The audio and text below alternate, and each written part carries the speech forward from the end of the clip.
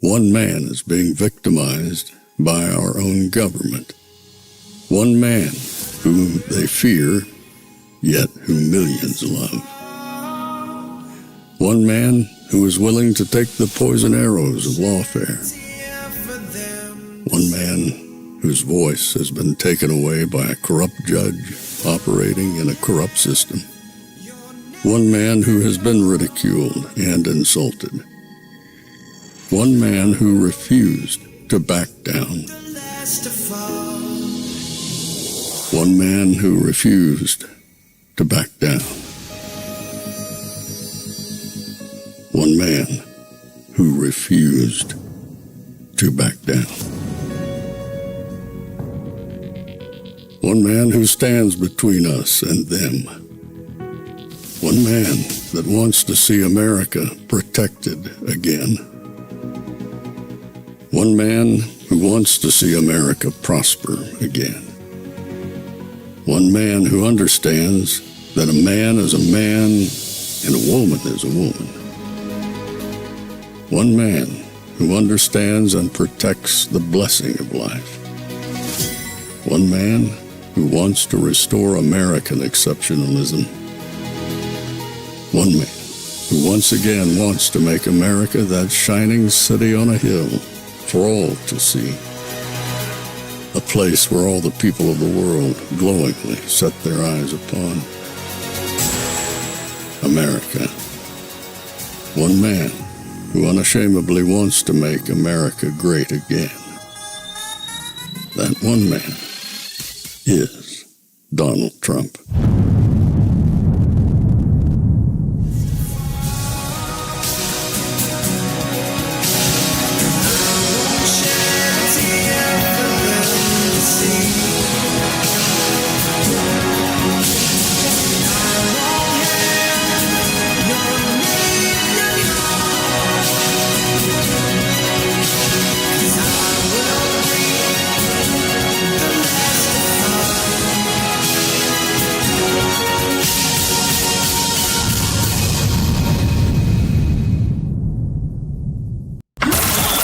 This is Fanfare with Barry Cunningham.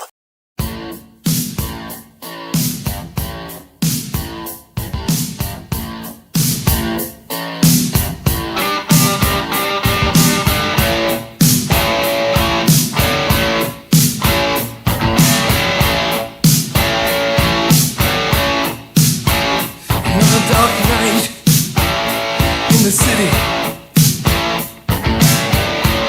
My prospects looking thin. The survival of the fittest. It's a law in the world I live in. I was not born to be a fighter, but now's the time I have to learn to keep my head above the water.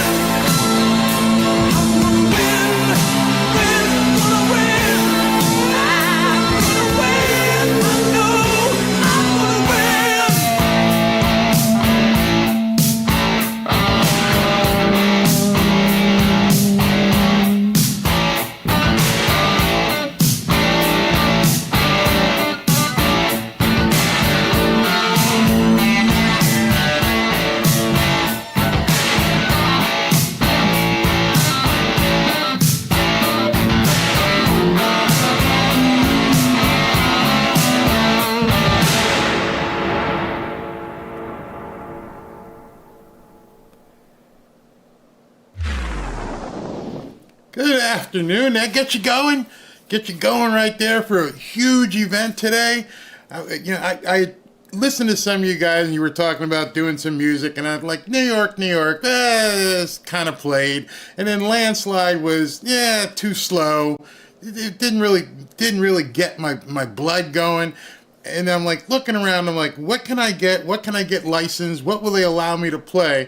And I'm scrolling through the different things that I can get the rights to, and I'm like, that's it. That's it. We're going to rock out at 3 p.m. We're going to bring the fire with Foreigner. In case you guys didn't know who that was the magnificent Lou Gramm belting out, we're going to win.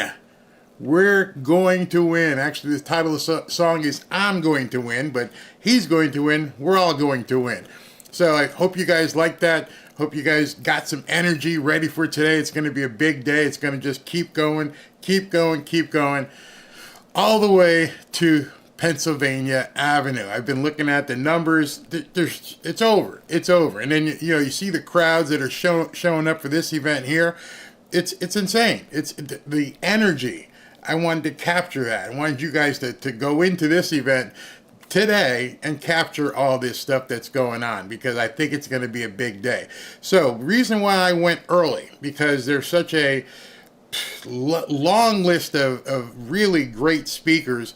I've got the camera going on in Madison Square Garden, which it looks like the Knicks in the 70s. It's absolutely packed. It's packed inside. It's packed outside. They should have gone ahead and just redone Times Square and let it be like the ball drop, because it's flipping insane.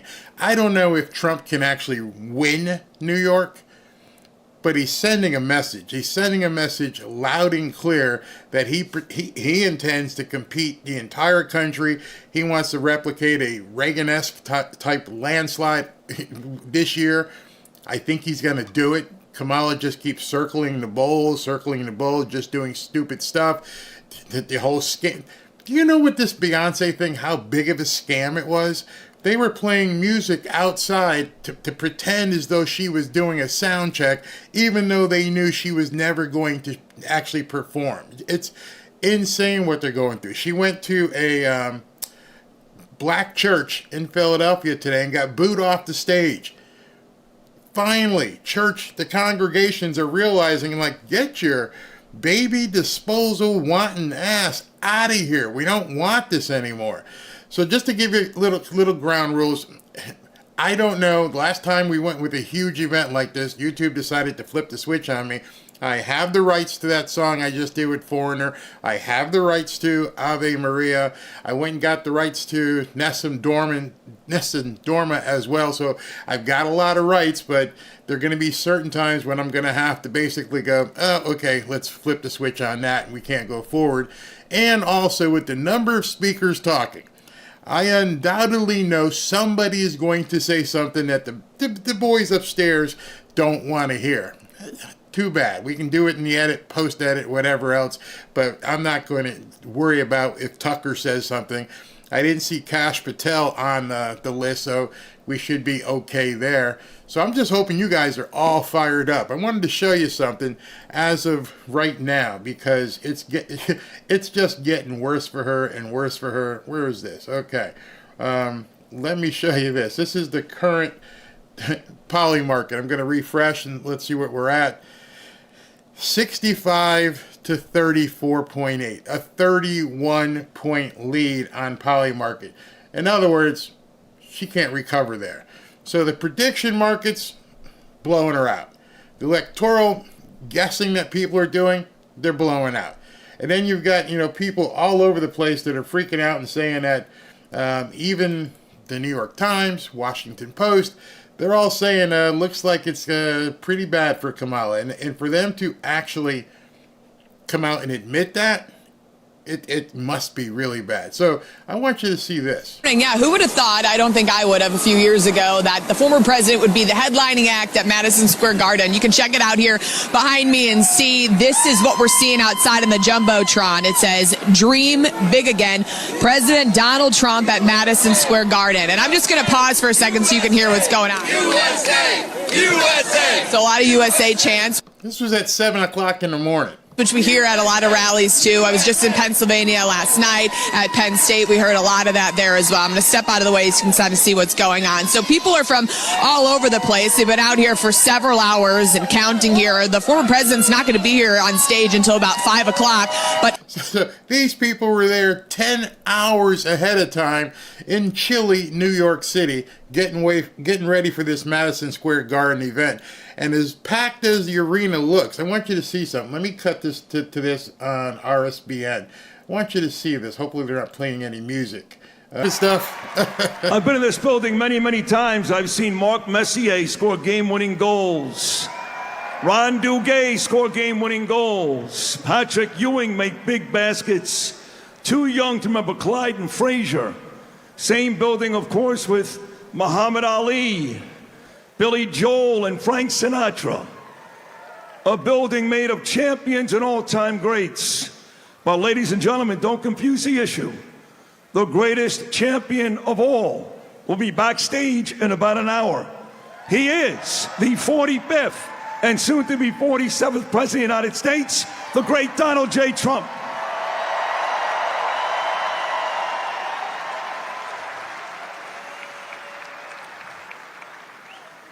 So, I just got back from Israel about 2 weeks ago.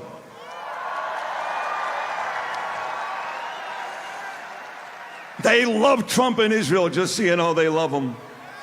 They love him and Bibi, they love them both.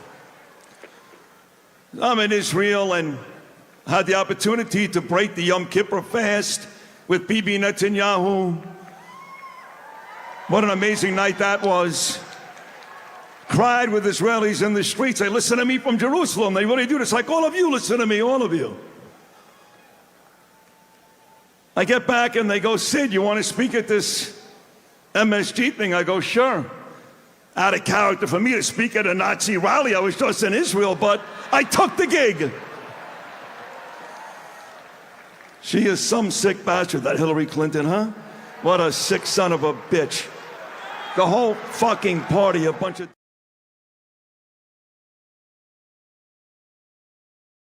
This guy's got a little bit of a New York potty mouth, so we're going to skip him, all right? Because, whew, wow. Whoa.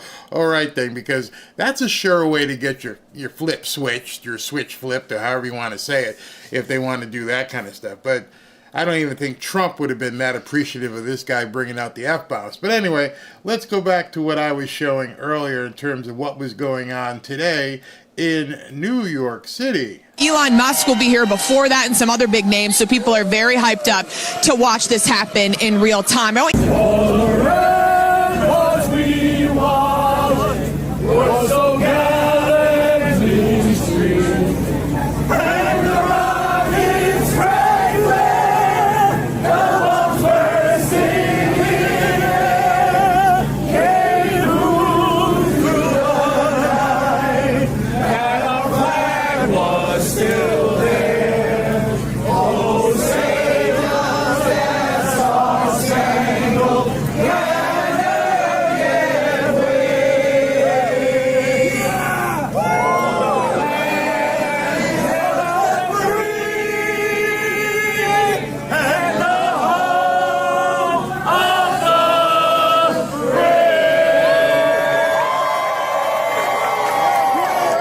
Right now, Trump...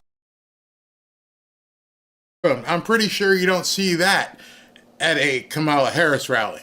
In fact, I don't know if they've even sang the Star-Spangled Banner at any of her rallies. It's absolutely disgusting. Disgusting. All this baby removal. Fans here in New York City already lining up for hours before President Trump takes the stage for a historic blowout rally at Madison Square Garden. Wow. And our own Carly Shimkus is live outside of Madison Square Garden as preparations are underway. Carly, good morning. It's so good to see you. Good morning. Yeah, it's so great to be on. I'm so glad that I'm here with all these people. The energy, the enthusiasm is second to none. What is your name? Danielle. And why are you here? Why are you here so early? Oh my goodness, where else to be? And we're in New York City, Donald Trump, and we got to make New York red again. Is this your first Trump rally? No, it's not. I went to the one in the Bronx as well. It was amazing. Okay. It's nothing like it, honestly. Look at this. Yeah.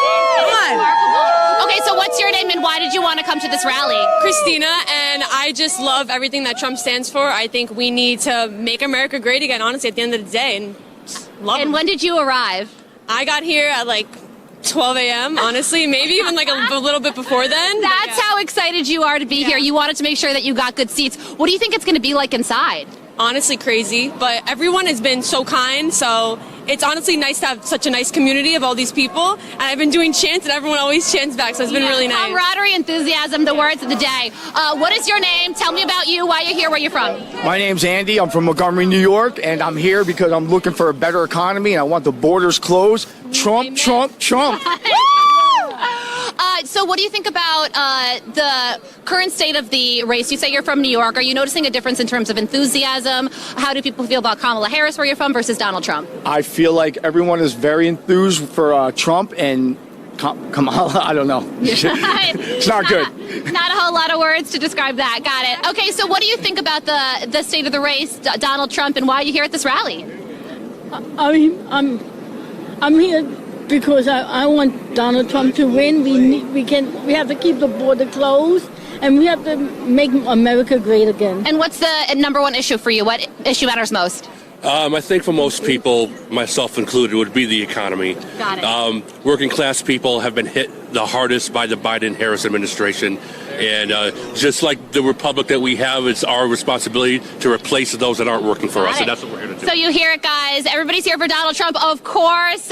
Many hours before the rally begins, they're very excited to see the former president speak and hoping he'll be the next president as well. Guys. By now, most Americans are aware that big media is corrupt and dishonest. Like magicians, they use the art of redirection. You got to see this. I posted a video earlier about Elon Musk and how I think this election is going to be the end of the media as we know it. And so I think it was Nicole Shanahan from Robert F. Kennedy Jr.'s team that put together this absolutely stunning, amazing video. If you haven't seen this, you're in for a treat. To lure your attention, then deceive you. As a case study, let's replay this infamous clip from 2017. But you also had people that were very fine people on both sides. To this day, Democrats insist that former President Trump has failed to disavow the racist elements within that crowd. And what did the president then at the time say? There were fine people on each side. There are very fine people on both sides. My God. That's what he said. Would it shock you to learn that exactly 50 seconds after Mr. Trump made that initial comment, very fine people on both sides, he then said this? And I'm not talking about the neo-Nazis and the white nationalists, because they should be condemned totally. The fact-checking sites finally debunking Democrats' claims that then-President Trump called neo-Nazis and white nationalists, quote, very fine people. Ask yourself, how did they hide this for 7 years? Then ask yourself, what else are they hiding? That Donald Trump would invoke Adolf Hitler. Described American fallen soldiers as suckers and losers. He's determined to convince you there is a crisis at the border. Quote, it doesn't cost $60,000 to bury an effing Mexican. Warning of a, quote, bloodbath if he loses the election. Admitting that he will, in fact, be a dictator. Called for the suspension of the Constitution. And is a sexist and a sexual harasser. They're playing the public. You. If we are ever going to heal as a nation, we must demand integrity from those entrusted as the broadcasters of critical information. Together, we will pull back the curtain to expose and hold accountable every network of deception. Without truth, there is no trust. Without trust, there is no unity. Without unity, there is no United States. Yeah, that was simply amazing right there. Let me see who's coming up to the stage here. Somebody may want to take. It looks like this is Alina Habba. She's a firebrand. So I'll come back to the rest of this video and talk to you about that in 1 second. Let's take a listen to Alina.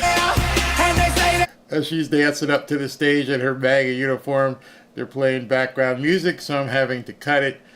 But look at that outfit. Oh my God, it's a sequin-laced MAGA jacket. And she's jamming, absolutely jamming. Oh, she's going to show it off too. Oh, that's a pricey looking jacket. I think everybody wants some of that. Oh man, that's a cool jacket. All right, here we go. Oh, she's still dancing. Oh, they're gonna kill me with this music.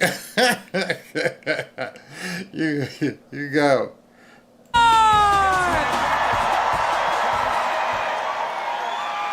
You see, I put my MAGA jacket to trigger Hillary Clinton. There you go, Hill. Are you ready to make history tonight and make some liberals cry?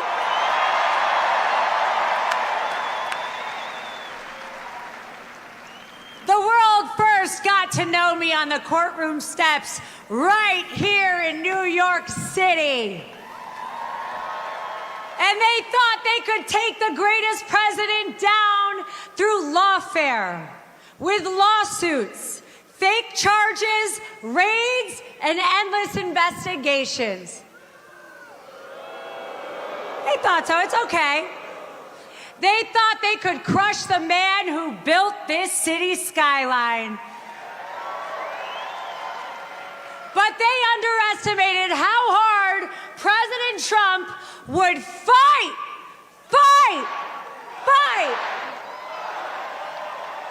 This rally has rattled some of my favorite swamp creatures. Hey guys.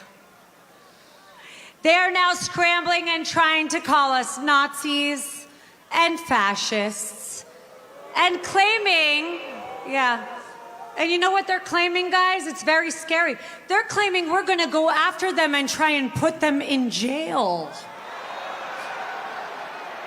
Well, ain't that rich? Kamala, you want to talk about a fascist? No one has ever voted for you to become the Democrat nominee.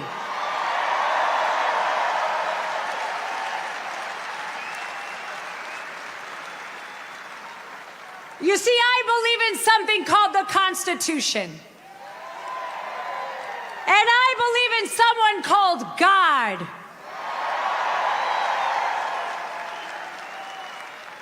And they tried to keep President Trump and his campaign in courtrooms being persecuted. But do you know what he did while he was in those New York courtrooms? He won the hearts and minds of the American people, all from this city.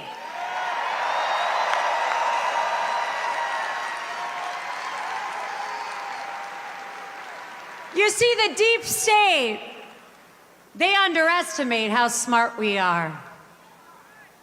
And they want the American people to fall in line like a bunch of sheep. You know what they don't realize, New York? We're gonna be the ones herding sheep out of the White House on November 5th. Because Kamala Harris, you are getting evicted from my president's house.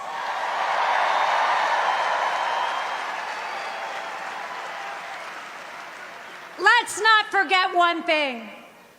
Kamala said she wouldn't change a damn thing. And look, it's okay. She must be proud of her records. She's got a lot of them. Record inflation, record crime, and record boarding crossings, with over 325,000 children who are being sex trafficked, murdered, and missing. Those are the records you hold, Kamala.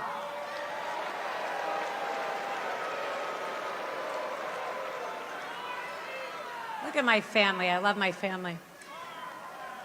And that's my family right there. By the way, where's my Trump Bedminster people? Let's go, Trump. Don't get me started on my boy, Tampon Tim. You know, Timmy,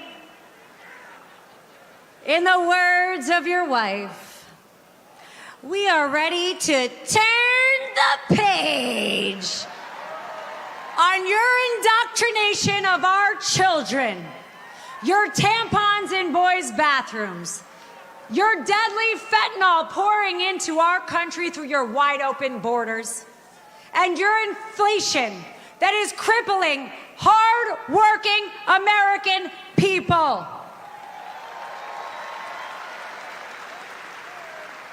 He claims to champion women, yet he pushes policies that under women, every single woman here. By the way, they can't even define what the hell a woman is. Get the hell out of here.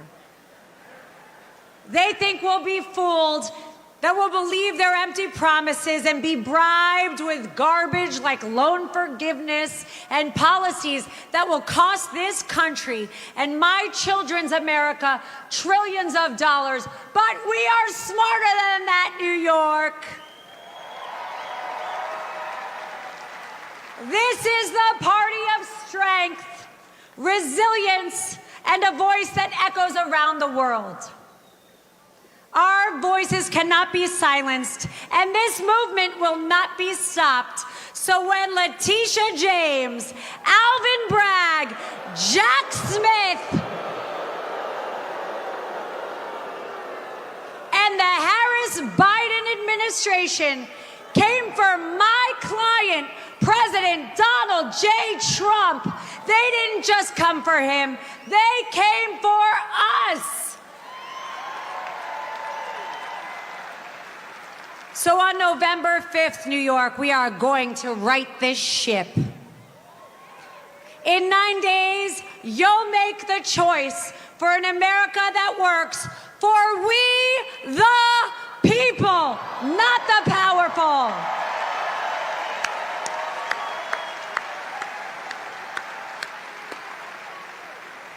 So, Nancy, it's time to sell your stocks.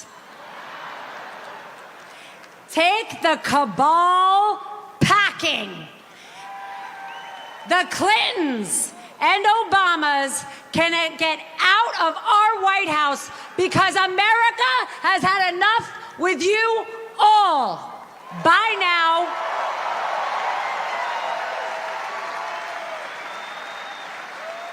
In 9 days, it's your turn to cast a vote for the man who's been in the trenches with you, the man who gets back up every time they try and knock him down. They thought they could break us. They thought they could scare us. They thought they could jail us, and they thought they could kill him. But they don't know. What doesn't break you makes you stronger. New York, let's show them what we're made of. Let's take this all the way to the ballot box. Let's stand tall for our president, for our city, and for our nation, because New York, we don't just survive, we thrive.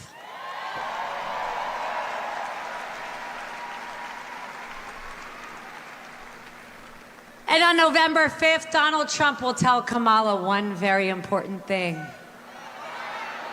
You are fired!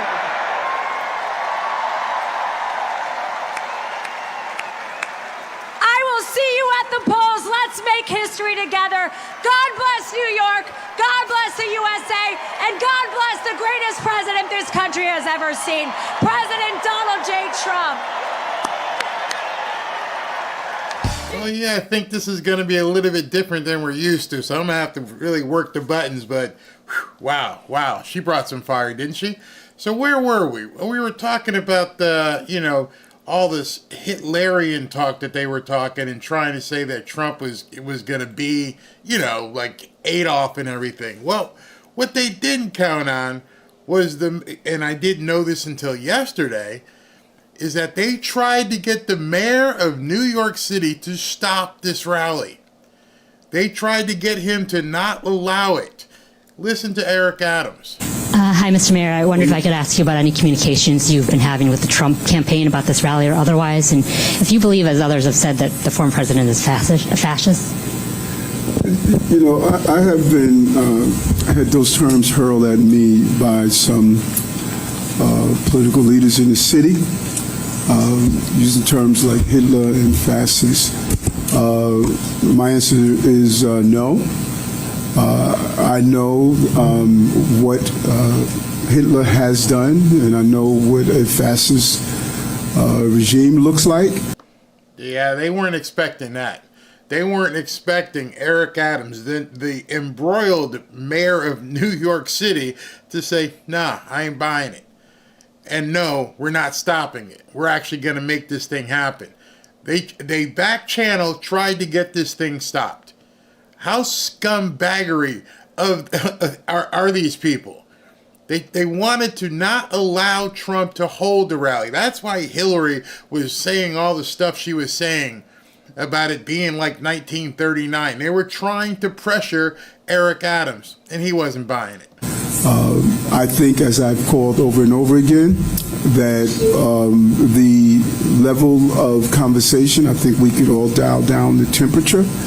And I've heard people say that the former president should not be able to have a rally in Madison Square Garden.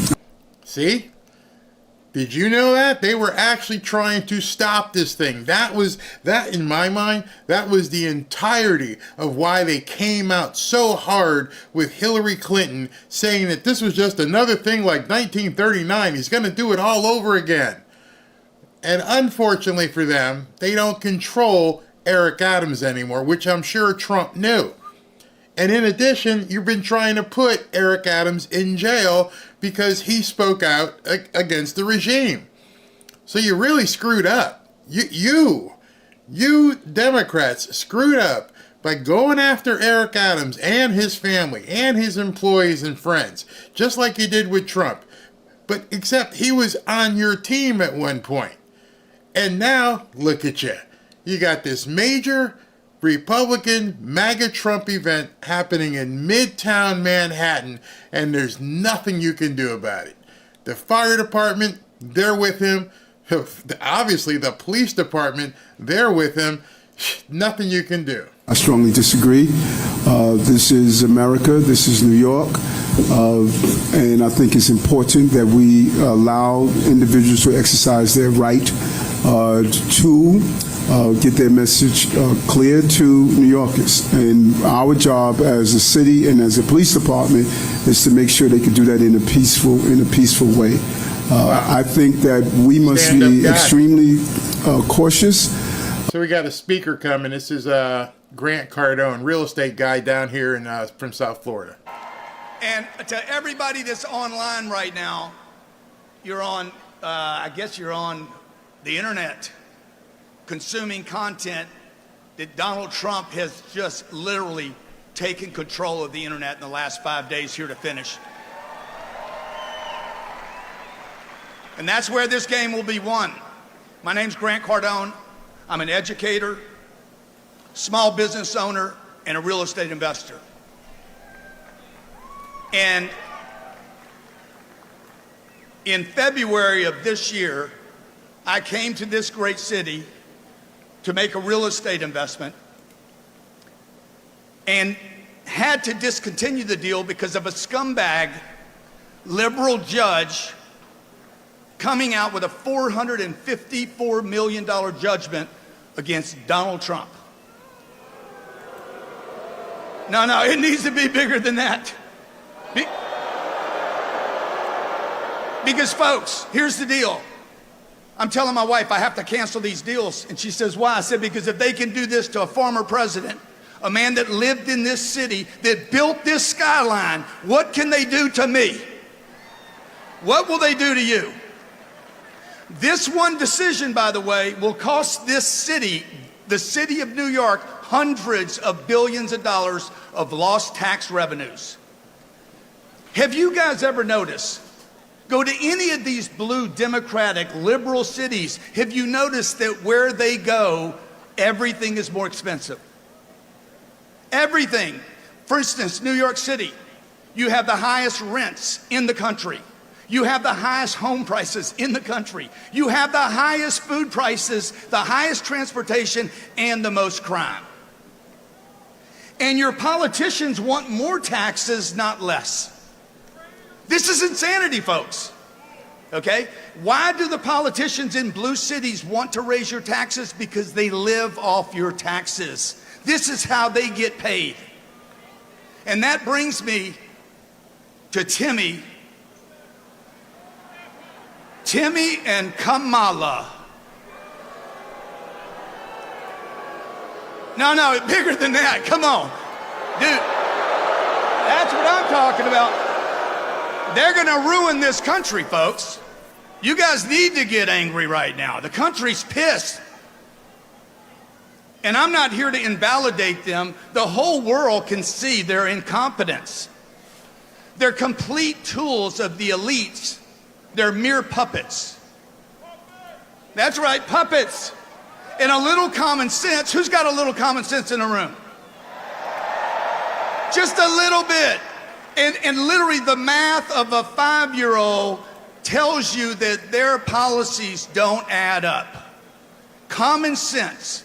For one, she wants to add 87,000 employees to the IRS.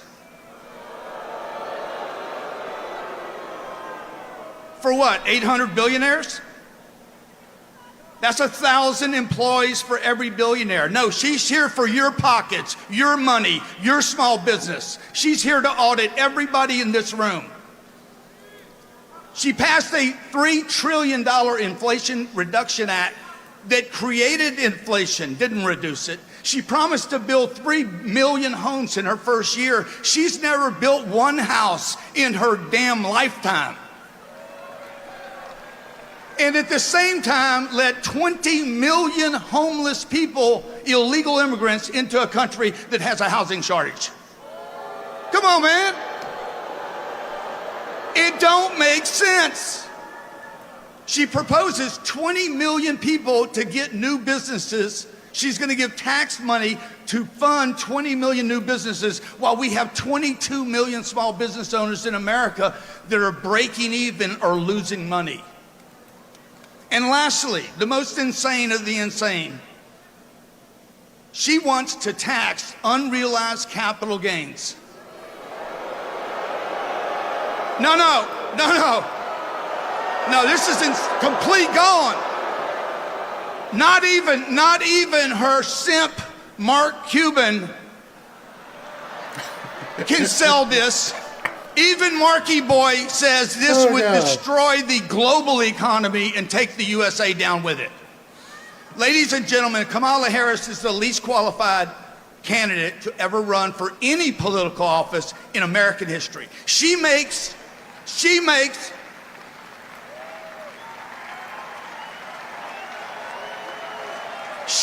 her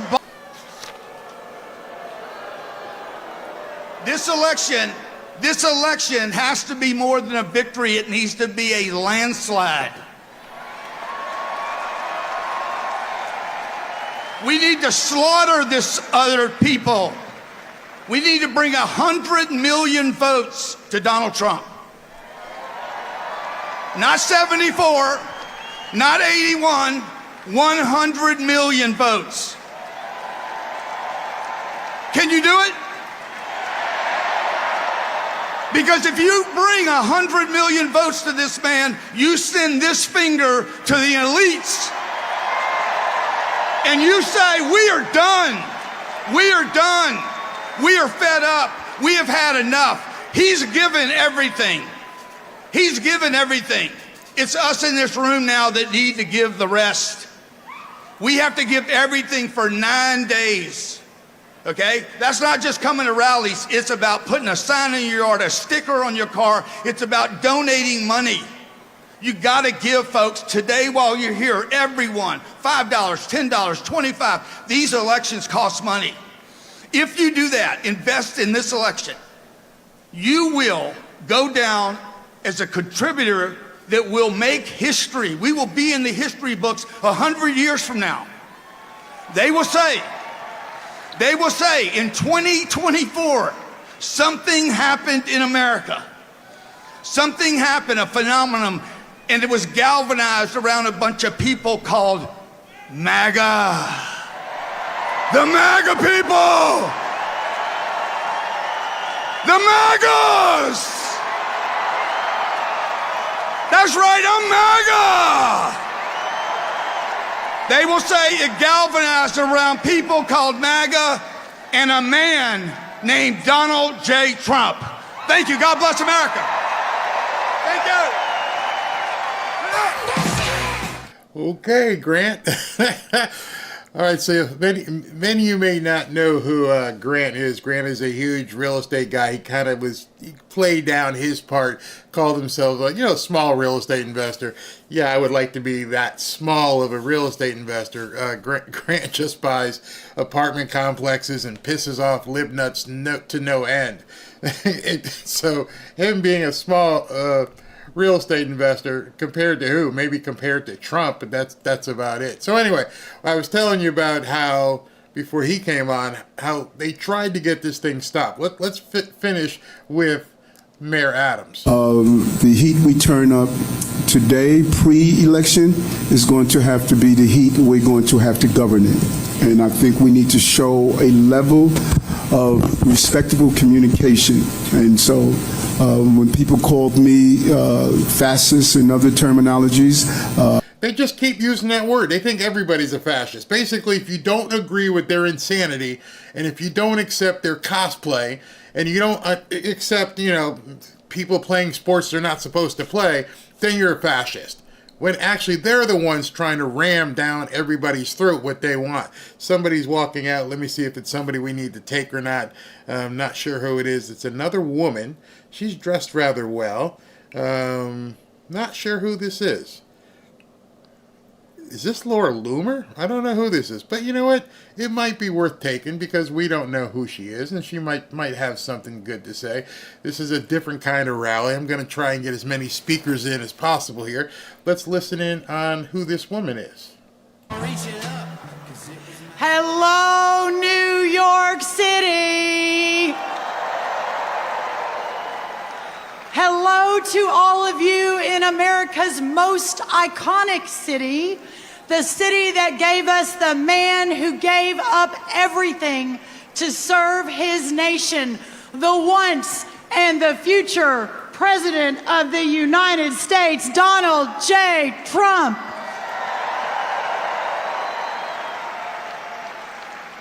Only in America would a little girl raised by a single mom from a tiny town called Glen Rose, Texas, ascend to work in the West Wing for the most consequential president of our lifetime. And only in America would that same small town Texas girl end up here in this incredible city with all of you at the world's most famous arena. Let's go. Tell me, who here loves President Donald Trump?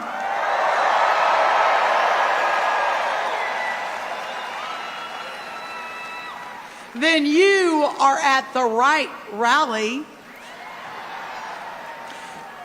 You know, a few days back, Kamala Harris heard someone at one of her rallies say, "Christ is Lord."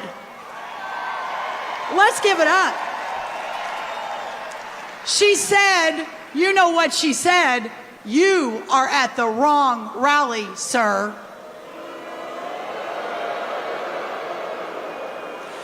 But maybe for once in her life, Kamala Harris was right. They were at the wrong rally, because the rally where people believe in faith, believe in America, and believe that we are one nation under God is right here, is right here.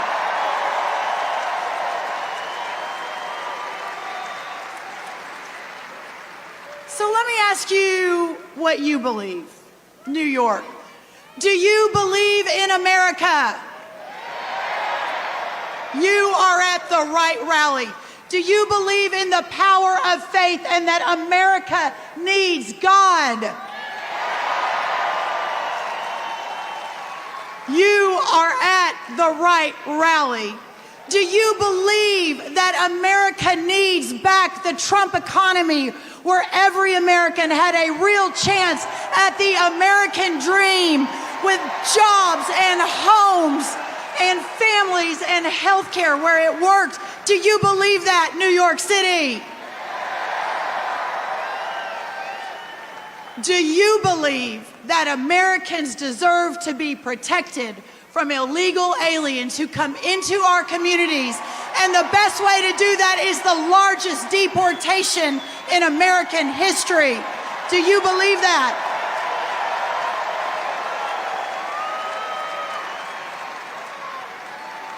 Then you are at the right rally. Our way of life, our history, and our inheritance are all at stake. We don't mind standing on the line for Donald Trump because he is the one who taught us that one man plus the truth really is a majority, and we also understand what that means. It means everything. Everything we have been, everything that was meant depends upon what happens right now. With just 9 days left, on behalf of an overcapacity, 6 times oversold Madison Square Garden Arena, tens of millions of grateful, patriotic Americans across this country, hundreds of millions of people across the world, I close today with this message to my friend, my mentor, my former boss. Mr. President, you put everything on the line for us, even your life, and you have always had our backs, and now it's our turn, and we will deliver for you, Donald Trump.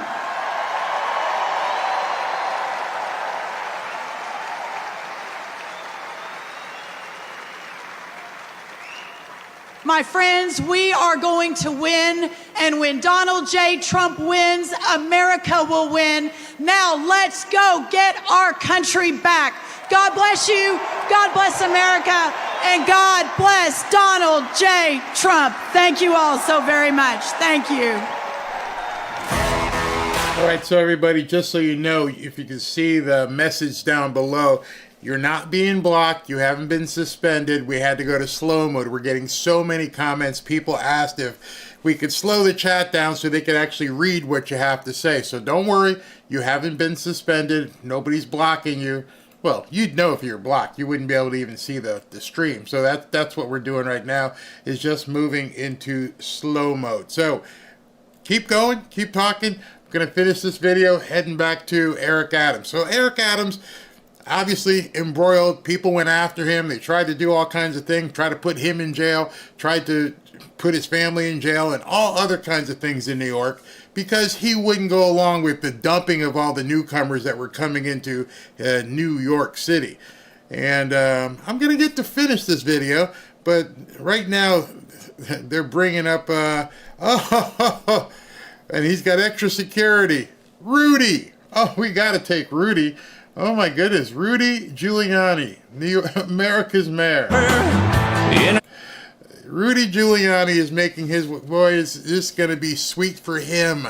It's got to be absolutely sweet for him that this guy is still so loved in New York. Hated in Washington, loved in New York. Let's go, Rudy. Bring it. I'm sure he will.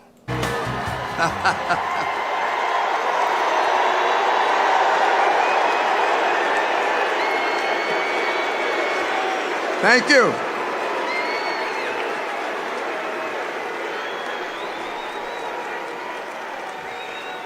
Thank you very, very much. And welcome to the capital of the world.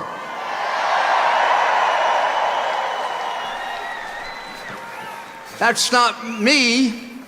That comes from Pope John Paul when he came to New York and said, "This is the capital of the world." No one could dispute it after that. New York City, this is the city I was the mayor of for 8 years. Sitting over there is my police commissioner, Bernard Carrick. who saved my life on September 11. And when I was mayor, I need to remind people the Yankees won 4 world championships. You think they need my help now? What the heck does Adams know about baseball? And de Blasio's so stupid, he doesn't know about anything. Oh, for the good old days when I used to be able to sit at Yankee games with Donald Trump.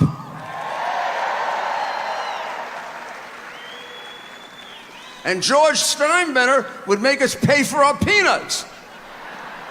No, he was a great friend of both of ours.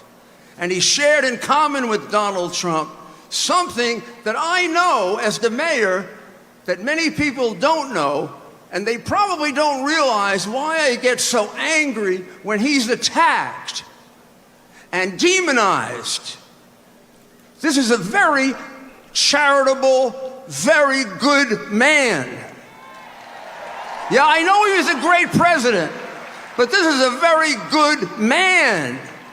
He and George Steinbrenner would step up anonymously every time a police officer not just killed but hurt, every time a firefighter not just killed but hurt, every time something horrible happened in the city, they would call, they would offer services, money, help, a hotel room. And when I wanted to make it public, they would say no, because they said that you got to save that. The credit you get for that, you get from God. If you make too much of it here, it gets used up.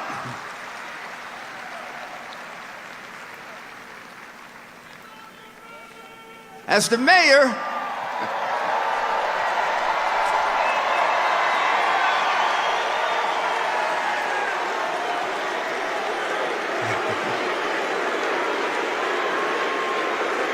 thank you. As the mayor, you know that I reduced crime more than any mayor in history. I improved the quality of life in the 5 boroughs. I lowered taxes. It was the biggest tax reduction in New York history. Not like Donald Trump's tax reduction, not as big. You know why it was the biggest? It was the only one. I mean, I was only the 3rd Republican mayor in 100 years. And we carried out the biggest welfare to work program in the world.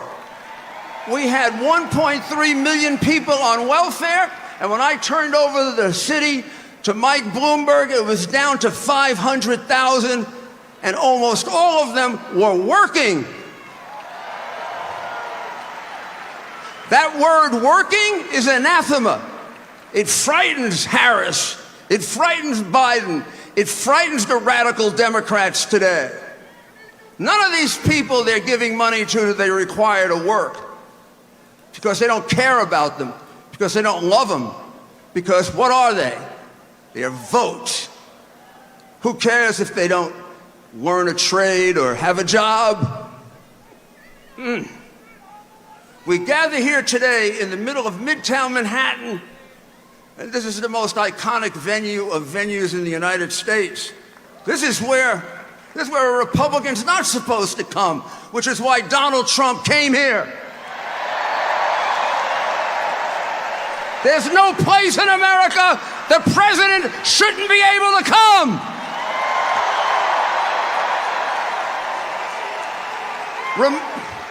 Remember New Palestine? Remember New Palestine? When they had the subway derailment? Place was horrible. People are still dying.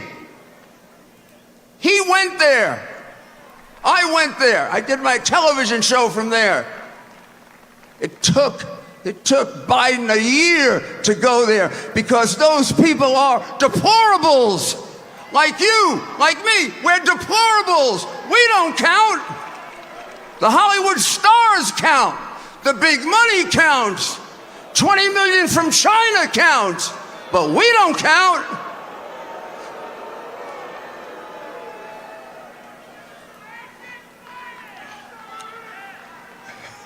Just 4 miles from here,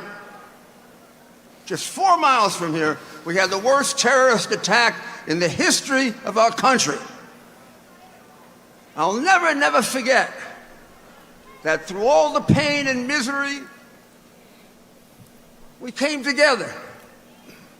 Places of worship, hundreds of funerals, praying to God. What's happened to God? We don't pray to him anymore. We're not allowed to. We don't bring God back. We don't come back.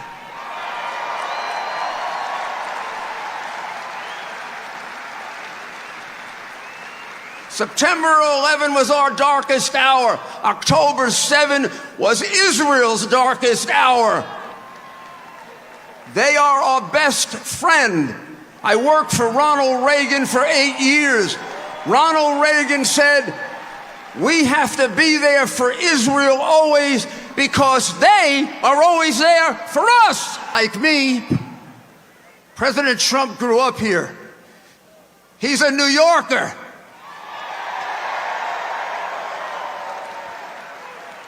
That's why some people get a little annoyed at him. He speaks his mind. But wouldn't you rather have a president that communicates with you than one who sits in a basement babbling? Or another one who, when asked, why do you want to be president? She says,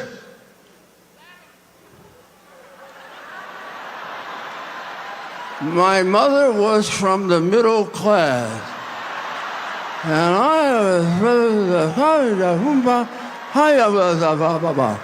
then CBS puts in something done by a Harvard PhD. I want to be president. Even that was stupid, the one they put in, but at least it was in English. In any case, maybe you don't like what Donald Trump says sometimes. Maybe you don't agree with it. But I'll tell you what, you always know what he's thinking. And we need that from a president. He built a great empire here. He built a great real estate empire. He built some of the most iconic buildings in New York. That skyline wouldn't be as beautiful without him. That's enough for a man's lifetime. That's enough. He's built some of the greatest golf courses in the world. He's had and created for himself a privileged life. And here he is fighting 24 hours a day, twice almost murdered. Twice! And why is he doing it? For you, for me, to save our country.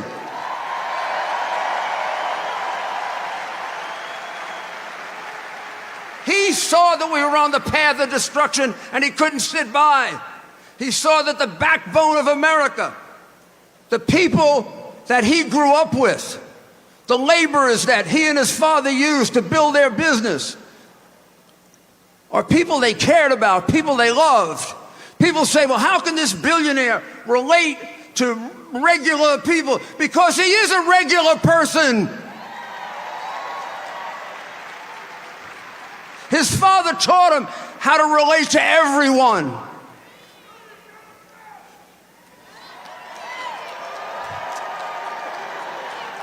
I owe him $10. Now, they tried everything, right? Russian collusion, wrong conversation with the Ukrainian president. Oh my God, everything possible. Phony cases with perjury, and they committed so many crimes trying to get rid of him. Using a false story to unseat a lawfully elected president. And then they indicted him 4 times, and they had to stop. If they indicted him one more time, he'd have been elected by acclamation. And now, I don't know. I'm not going to do conspiracy, and I'm not going to do conspiracy. But it's kind of funny that they tried everything else, and now they're trying to kill him. They better not. Try again.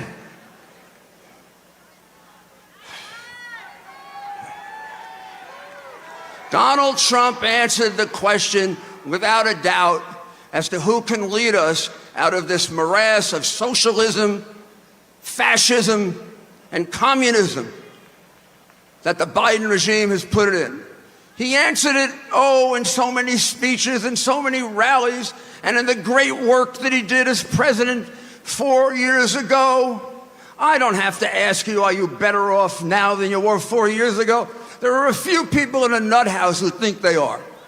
Otherwise, we all know things cost more. Donald Trump gave them a world at peace. They're giving us a world at war.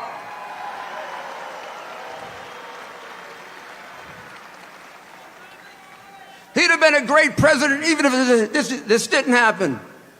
But on July 13th of this year, after he came this close to death, when he was down on the ground, he couldn't possibly have any idea how bad it was. Within seconds, he got up. Did he run away? Did he hide? Did he crawl? Did he appease the people who might have been attacking him? He stood up and he thought about you and me. I was really worried about him. And then when we saw him say, fight, fight, fight, fight, fight, that's the man to lead us back to the America we love.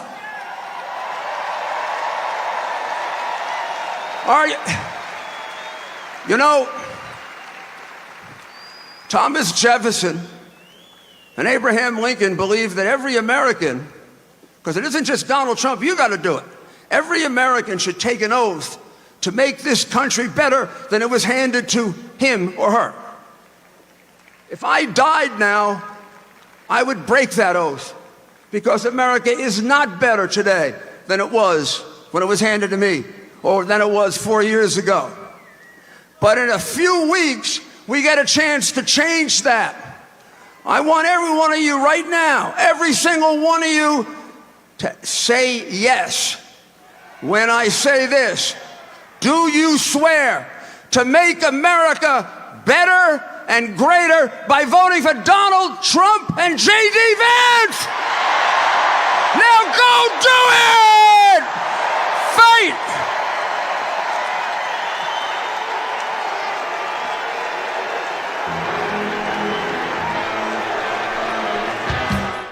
Ooh, Rudy was a little fired up there. I don't think, Rudy's probably 80 plus at this point. He's still got the fire, and he's still the mayor of New York as far as I'm concerned. I grew up in Connecticut, and Rudy was the mayor. And man, did he just bring complete fire right then and there. Unbelievable. So I'm not sure who is next. We'll go ahead and take them as they come, see who, a lot of speakers come. That's why I came in 2 hours early today, is because I wanted to make sure that we covered as much stuff as possible and get it to you guys. In between, I do have some videos and stuff to continue rolling with. I just talked to you about Eric Adams and how they tried to shut this rally down, which was probably why Hillary Clinton was making up all that stuff about 1939 and bitching about this being some sort of Adolf type thing. And I'm looking at Americans. I'm looking at young, white, black, Spanish, young, old Americans. And she had the audacity, the absolute audacity to call these people 1939 red shirts or brown shirts or whatever. I'm not really sure who this is. Looks like it might be a pastor. So we'll take him. Maybe you guys can, if you recognize him, put his name in the chat. Thank you.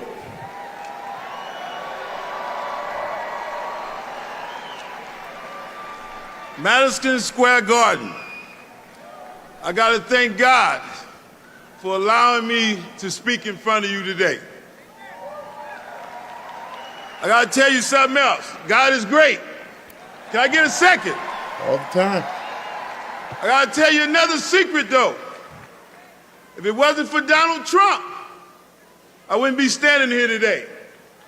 So I want to thank President Donald Trump for allowing me to stand in front of you here today. It's a bigger story. Gotta let you know about it. God spoke to his heart, and Donald Trump signed with his heart my release after 33 years. God spoke to his heart. So I don't have but a few minutes, so I want to say what I got to say.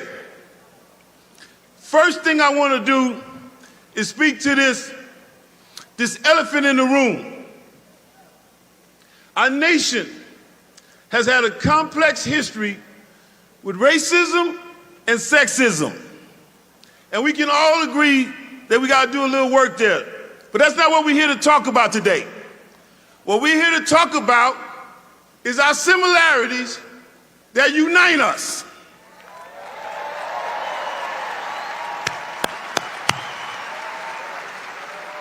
We want to talk about family security.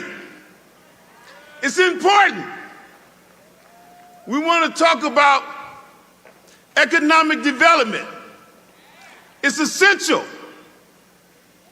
We want to talk about education for our children. It matters. It matters. For example, Kamala Harris talks about an opportunity agenda for black men, but there is no opportunity unless you have the foundation that starts with a strong education. And we cannot allow our children's zip code to dictate the opportunities for our children's future.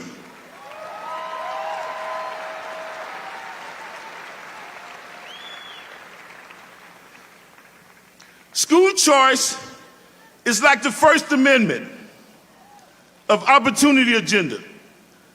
The rest of the Constitution can't work if you don't have the right enshrined in the First Amendment.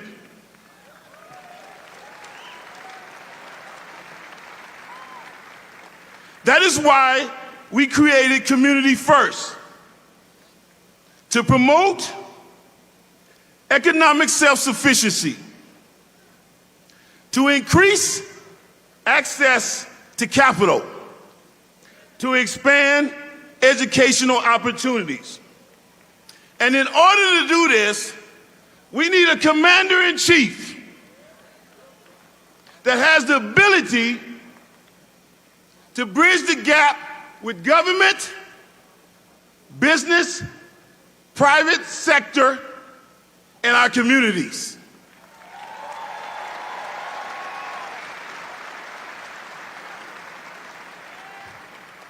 Maybe I didn't mention, I'm the founder of Community First.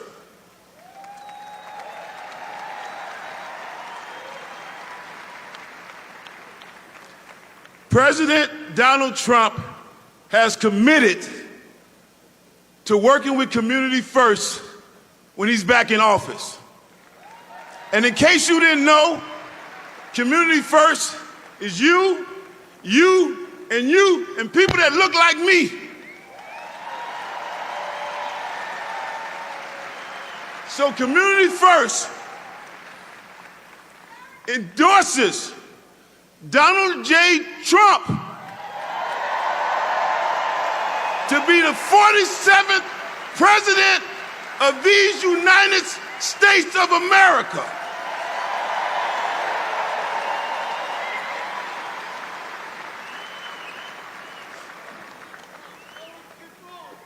Opportunity and dignity for all. That's what we get with Donald Trump. The President of the United States We know that's where you're going to be. So I don't act like, I'm not the only one that know that, right? I think the world needs to hear us say, we want a real commander-in-chief in office to represent all of our communities.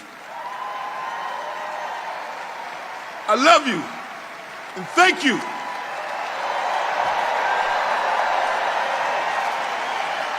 Let freedom. All right, so that was the CEO of Community First. I also think he was involved with Death Row Records as well. I'm trying to look up some information on him. But I wish they were putting up who the names of these people were so I could also tell you. So if you guys recognize who these people are, please tell me, because for some reason there's no way to tell unless you recognize them. Like I obviously recognize Rudy Giuliani, but the other people, sometimes I have to look at that and see, oh yeah, that's Alina Habba, she's walking out. So there's no announcement being given over the PA at the arena. So someone has asked a couple times, look at all the empty seats. Those are reserved seats. There's people in the overflow, but there's also reserved seats here for, I don't know who they are, but they'll definitely got some reserved seats. So we got another speaker. Not really sure who this guy is. Maybe you guys can figure it out. Hello, New York! Are you ready to make history in 9 days? I said, are you ready to make history in 9 days? Are you ready to send Donald J. Trump back to the White House? Only one man is fighting for America's prosperity. Only one man is fighting for America's security. Only one man is fighting for you. Will you join the fight? Fight! Fight! With only 9 days left, it is so important for you to vote. It is so important that you drag every like-minded family and friend. Grab your grandma, grab your brother, grab your sister, your neighbor, and drag them to the polls. You are part of the greatest comeback story in history, because one man has refused to back down. In the last 4 years, we have witnessed the destruction of this once great nation. We have seen countless criminals cross our borders. We have seen our economy crippled. Prices are out of control. Ask yourself, are you better off today than you were 4 years ago? Ask yourself, can you afford 4 more years of Kamala Harris? America, we have a solution for you. We must send Donald Trump back to the White House. President Trump has reshaped our party into the party of the working class, a party which values prosperity and security, a party which doesn't want new wars in faraway lands. Kamala Harris today is crisscrossing the country with Liz Cheney. Well, we have a message for you. You can keep Liz Cheney, and for that matter, Dick Cheney too.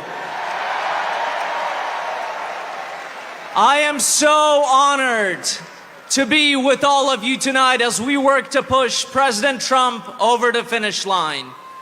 You and I are witnessing the greatest movement in American history. A movement that will be remembered for generations. A movement that will be remembered long after we are gone. Nothing will stop Donald Trump. He's been indicted more than Al Capone. They have tried to imprison him, bankrupt him, and even kill him. Well, it didn't work because he will never stop fighting for you. There is nothing that can stop the America First movement or the man who started it all, the 45th and soon 47th president, my friend Donald J. Trump.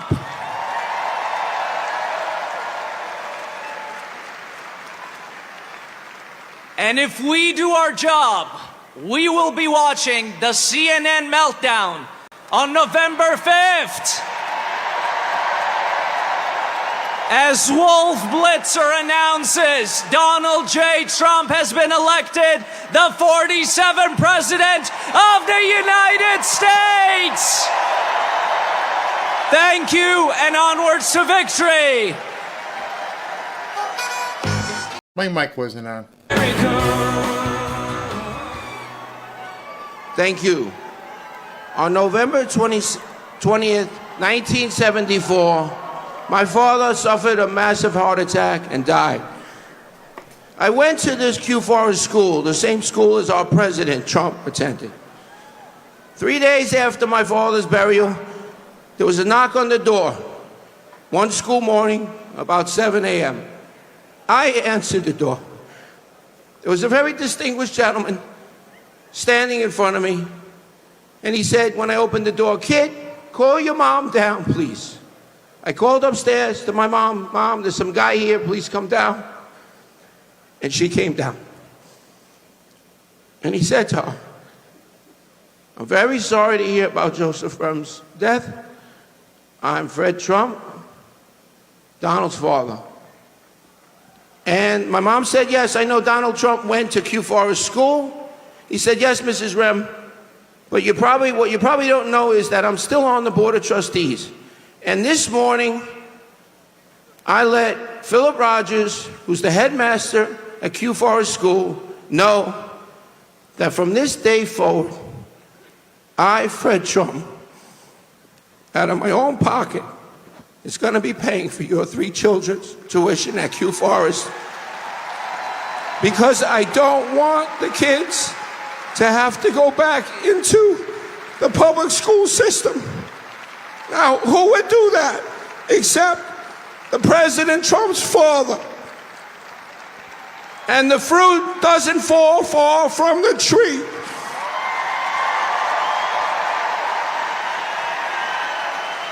Can you imagine Kamala Harris performing a random, kind, generous act like that? Never, never, ever. In fact, she is the devil, whoever screamed that out. She is the Antichrist. At her rally last week, she said that Jesus Christ followers are not welcome at my rally. You should go down the block to President Trump's rally. Let me say this, and maybe I'm speaking for the president and I shouldn't, but I think that President Trump loves Jesus followers at his rally.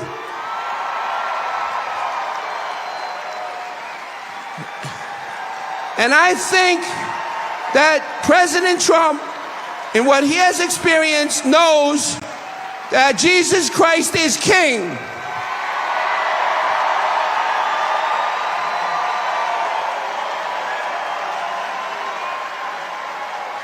I was the victim of a violent, armed with a gun, carjacking. And I'm lucky to be standing here. If it wasn't for this man, Jesus Christ, I wouldn't be standing here.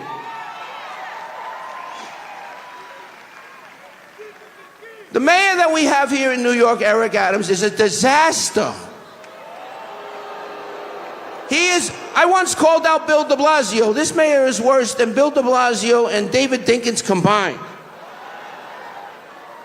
I just want to say this. The cross that I'm holding is the cross that my mother, Beatrice Rem, used to hold in the air when she prayed at night, every night, for Donald Trump and his family. Because we knew 3 years ago that his life was going to be killed. Because they don't want to face Donald Trump at the ballot box.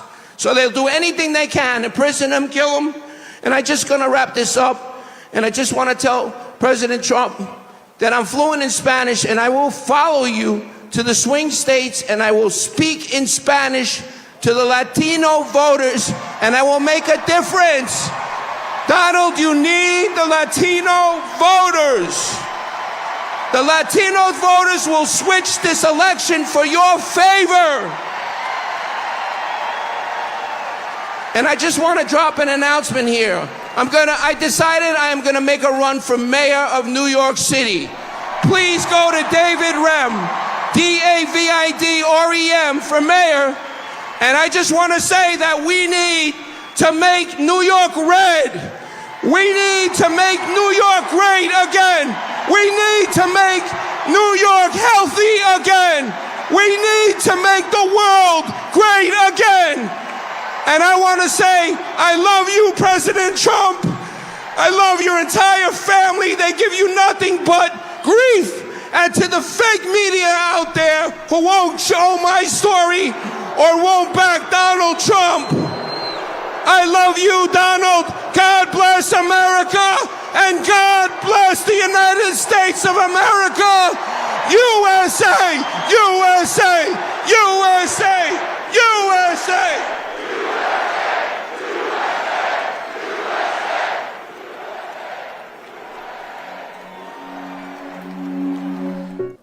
Ooh, yeah, okay. So I apologize, I had my mute button up. Everybody says, don't touch your mute button. But I have to, because I've got a little chihuahua out there who thinks he's a pit bull. So if he hears something coming up the driveway or in the door, he starts barking. My fault. I apologize. And the other thing, people said, hey, don't switch it, go back and forth because you might miss the introduction. Unfortunately, I can see the meter level of what's being spoken or played inside the arena, and it's most likely music.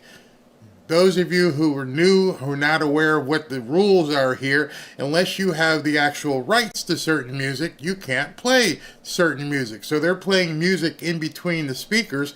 I can see when they cut to a new speaker, but I can't play the music in between the speakers. So that's why, this is different. We're 2 hours ahead of Trump, and now we're only a half hour ahead of Trump, so I have to make sure I time things out. So there's a method to the madness, and sometimes I hit the wrong button. I'm all by myself. There's no producers here. It's just me. That guy was, he moved a lot of people to tears. I mean, he brought it.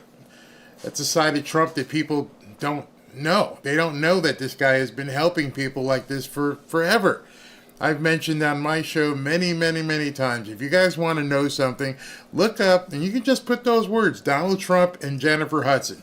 Jennifer Hudson, who now has her own television show. She has been a singer. She was on American Idol. And she came home one day and somebody had killed her entire family. And the story goes, and he put her in a hotel and just let her stay there in one of his hotels, never charged her.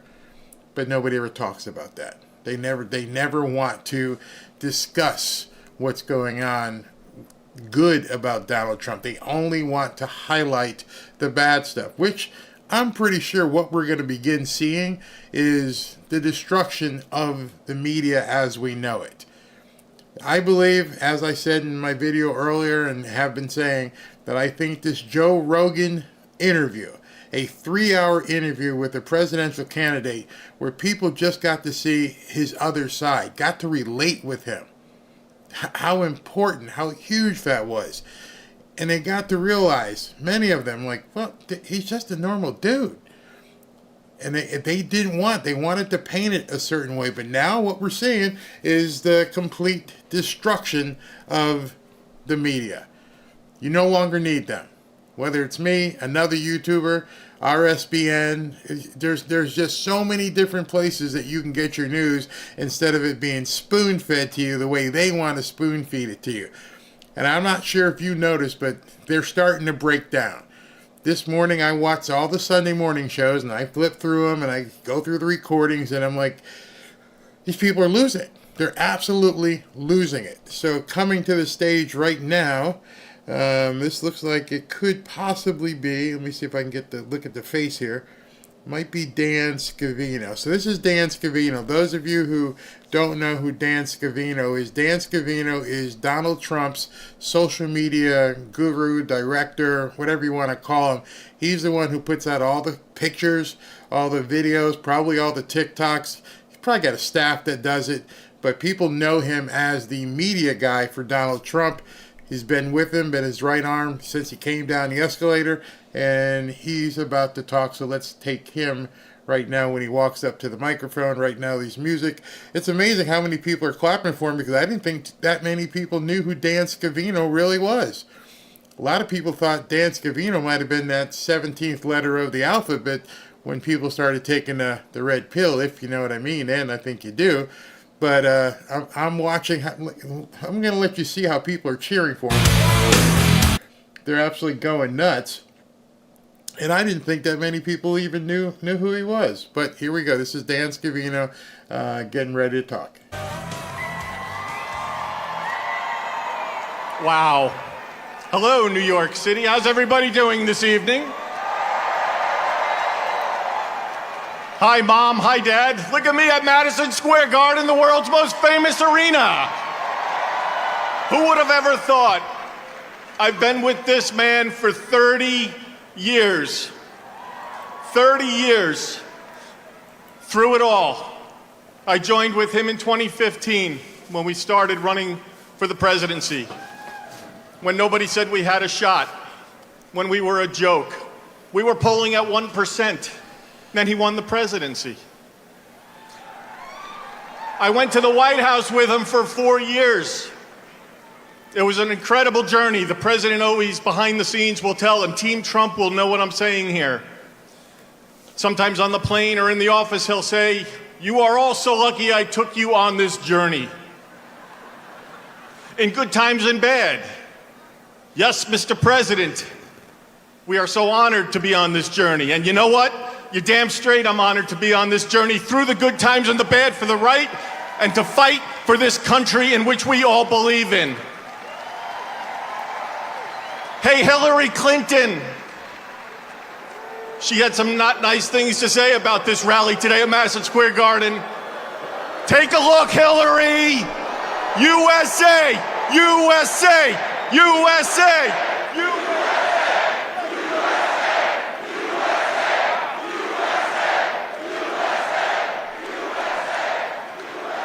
This has been the journey of a lifetime. The last 9 years have absolutely been incredible. But guess what? We've got 9 days. 9 days till we go to the polls and we vote for Donald J. Trump to be the 47th president of the United States of America. And it's going to happen, but you all need to get out and vote, vote, vote, and fight, fight, fight. Just stay strong. The president loves each and everybody in this arena. Quick story, Butler, Pennsylvania. An attempted assassination. We went to the hospital. I'm going to give you a behind the scenes with the president. We go to the hospital, shot in the air, the entire world is watching on TV. He's in his hospital room, asking how things are going.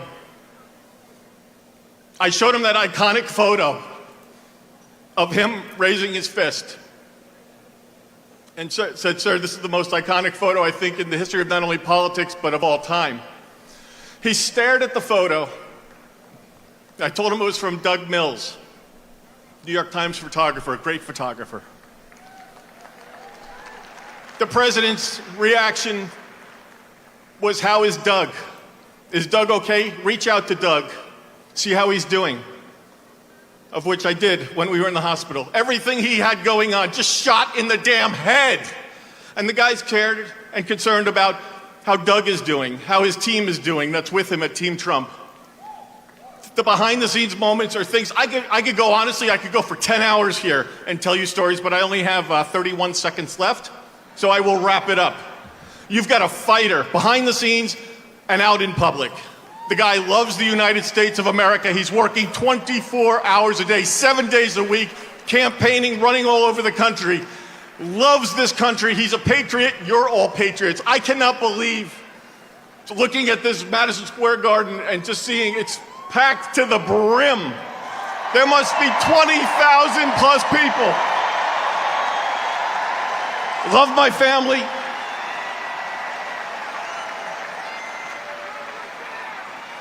Just do me a favor, go to TrumpForce47.com, check it out, okay? Get on there.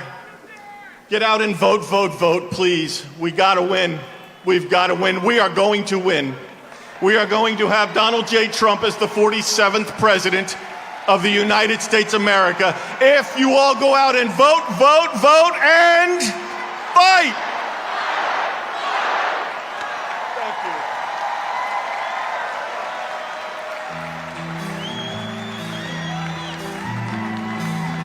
All right, so that was Dan Scavino, and Doug Scavino. I had no idea he had been involved with Trump for that long. I just know that he's been involved with him for quite some time and does all his social media. Fantastic. It was interesting hearing him talk and hearing him, get welled up, little verklempt there. It's been a long 9 years that they've been pushing this giant boulder to try and get things to the finish line. And even Trump, he'll probably, no doubt, he's in his own hometown right now. He's going to get probably emotional because this is probably going to be, well, not the last rally. We have one every day next week. But the thing is like he knows he's coming to the end of his rally. Still got the four years of presidency, but we're not going to see these types of rallies anymore. Next up, it looks like who's walking. It's that flamethrower, Stephen Miller. Real quick, I want to just let you guys know something. I spoke to the people at RSBN. They were kind enough to say, hey, listen, just use our feed. Let us make sure you keep the logo up when you're doing things. But they're letting me use the feed, so I'm going to use it. All right, here, I'll tell you more about that in a second. And hello to the United States of America, people watching in all 50 states. We are here tonight with a message for you. In 9 days, your rescue is coming. In 9 days, your salvation is at hand. In 9 days, Donald J. Trump is going to go back to the White House. We stand here today at a crossroads in the history of this nation, in the history of our civilization. This is a choice between betrayal and renewal, between self-destruction and salvation, between the failure of America or the triumph of America. I want you to think for a minute about the decades of abuse that has been heaped upon the good people of this nation. Their jobs looted and stolen from them and shipped to Mexico, Asia, and foreign countries. The lives of their loved ones ripped away from them by illegal aliens, criminal gangs, and thugs who don't belong in this country. A political system that punishes hardworking citizens, oppresses them at every turn, takes away their right to free speech, the right to political expression, the right to fundamental safety in their own country. One man dared to step forward 9 years ago and say, enough, no more, America gets its future back. And what happened next? What happened after he stepped down that escalator 9 years ago? The system he was fighting tried to do everything in its power to stop him, to take away your voice, to take away your vote, to take away your right to have your own country. They lied, they defamed, they smeared, one witch hunt after another, one hoax after another, one betrayal after another, lie after lie, slander after slander, libel after libel, lawsuit after lawsuit.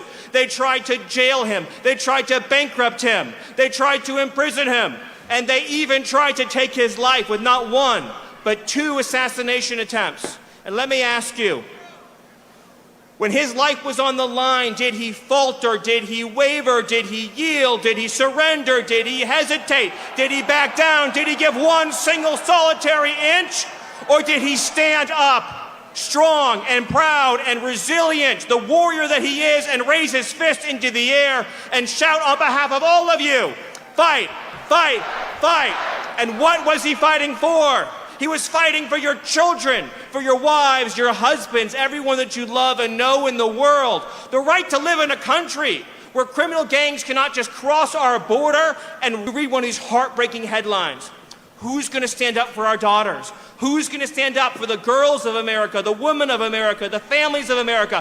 Who's going to stand up and say, the cartels are gone, the criminal migrants are gone, the gangs are gone, America is for Americans and Americans only? One man. And that man, ladies and gentlemen, that man took a bullet for you. He took a bullet for democracy. And all we are asking in return, is for 9 days, for 9 short, precious days.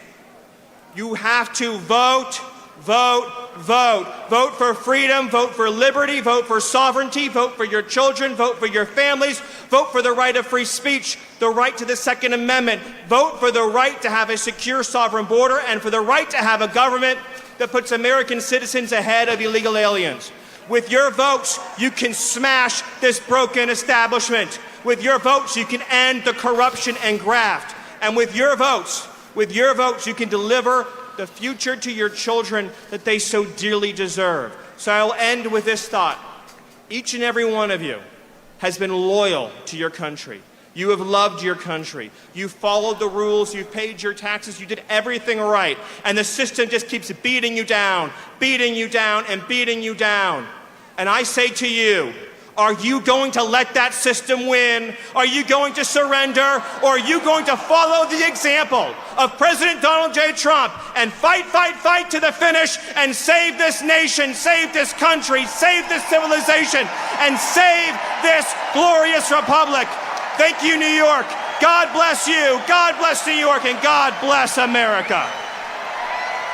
I can't wait till that guy's back working in the White House. I know that's just making people on the left just shiver with anger, shiver with fear. Good. There's something else that should make them shiver with fear. And some of you guys may have been following, some of you may not have. But it looks like on Tuesday or Wednesday, Steve Bannon will get out of jail, which means he'll probably be at some of the rallies towards the end of next week. Now, Steve Bannon also has a flamethrower. He's got the war room, so he'll be obviously be talking about everything. It's going to be glorious. They think they put him away. They didn't put him away. They just pissed him off. Next up, I think this is Steve Witkoff, who is Trump's golfing buddy, who was with him on the course when that guy in Palm Beach tried to basically shoot through the hedges. Steve Witkoff from Palm Beach. Here we go. How good of a song is that? Reminds me of the president. His truth is marching on. Good evening, New York, and good evening to a special 6-year-old. Hi, Finley. It's a privilege to be here with all of you tonight, right in the heart of the city that means so much to me. This city shaped who I am, helped me to build my business, and gave me my roots. But I'll tell you, this is not the New York I grew up in. Our city has drifted away from what it once was, but if there's one man who can restore it to its greatness, it is my dear friend, President Donald J. Trump.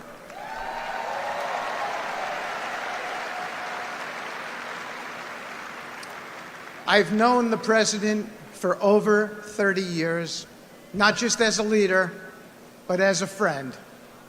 When I talk about him, I talk about someone with incredible compassion and humility.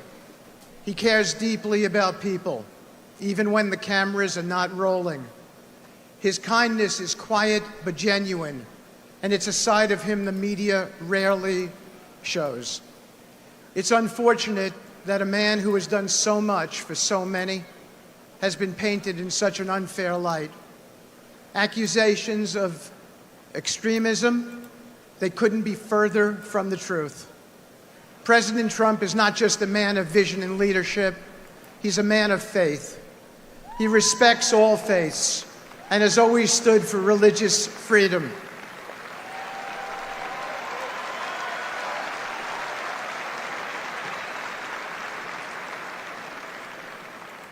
His unabiding belief in the value of every individual is grounded in his respect for God and country. President Trump embraces freedom and fights for the rights of all Americans. Despite facing constant opposition, he has persevered. He's been targeted with lawsuits and accusations, yet he's never wavered in his commitment to the American people. I know he'll fight for each and every one of you, as he's always fought for me. That's the kind of leader we need. Someone who never backs down when things get tough, but keeps pushing forward for what's right. In a world, thank you, in a world that often feels uncertain, President Trump offers each of us clarity. His policies are rooted in common sense. He understands the importance of strength, both at home and abroad, and leads with courage. New York deserves someone who's ready to fight for it, as the country does. We need President Trump's leadership to bring back the city we all love. Now let me leave you with a quote from one of my favorite presidents, Ronald Reagan, who said, "Freedom is never more than one generation away from extinction. We didn't pass it to our children in the bloodstream. It must be fought for, it must be protected, and handed on for them to do the same."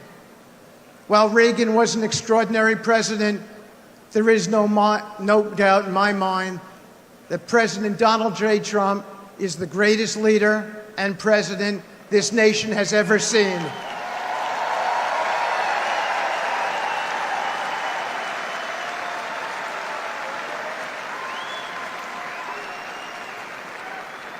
President Trump understands that the fight for freedom is never over.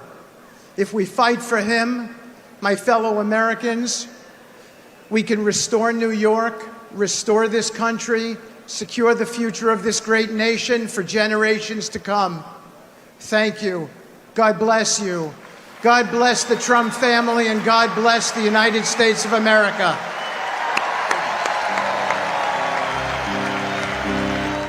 Yeah, that guy has been at his right side the entire time, well before he became president. They've worked together, all kinds of things. Art of the Deal, I believe he's mentioned in there a few times, if I can remember. I read that book.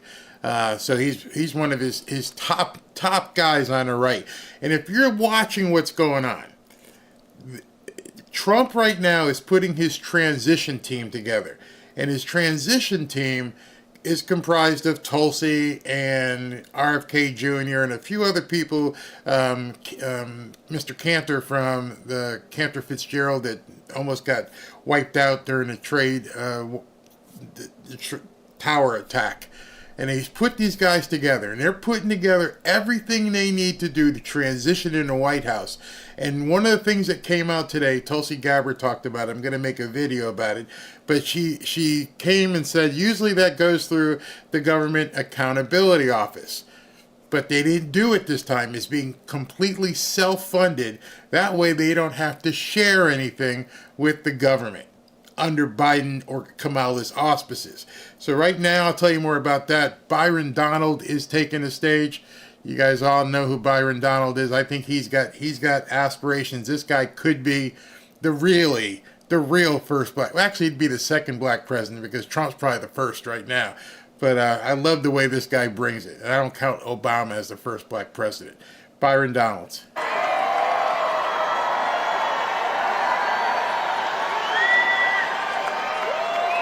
Man, is it good to be home in New York City.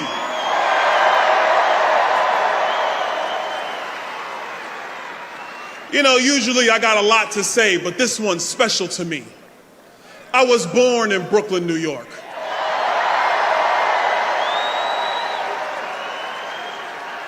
In New York, we refer to MSG as the Mecca.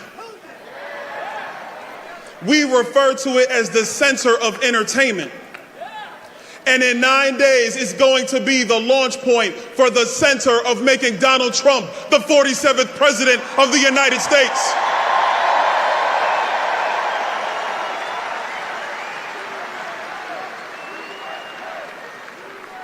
I don't even want to talk about Kamala. Why? Why would we waste our time? She doesn't even want to talk about herself. She tells us she grew up in a middle-class family. But I don't care. Because it's families today in New York, in Chicago, in Philadelphia, in Milwaukee, in Phoenix. They are struggling because of Kamala Harris, and they are saying the same thing we're saying. We had enough. We need Donald Trump back.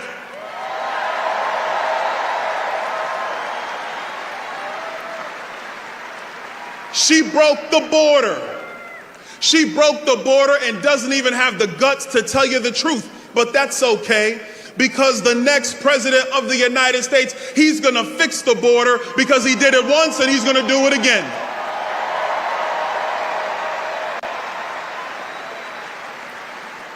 She unleashed the massive inflation that has made it harder for every working family in our country. If she was around when I was a kid, it would have devastated my mom, who still lives in Brooklyn. Hi, Mom. How you doing? And you think she has an answer for the people who are trying to find ways to get ahead? No, she doesn't. Nothing but word salad. I kind of like salad. Everybody should have some. It's healthy. It's good for you. But this word salad mess is demented. It is meant to make you think that she's smart and you're somehow dumb. The truth of the matter is, the common sense of the American people is what is needed today, and that will be brought by Donald J. Trump.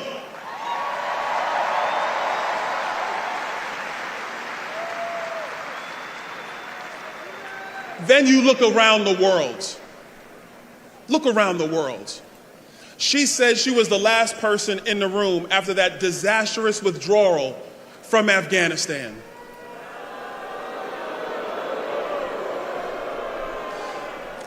You know, that withdrawal is seared into my mind.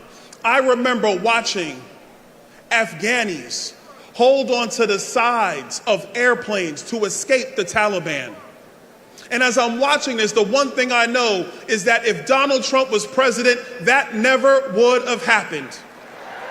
Never would have happened. But I have a special message to everybody around the world, especially those who want to find themselves getting into the business of other people or messing with our greatest ally in Israel. Donald Trump is going to stand by Israel 100% of the way. 100% of the way.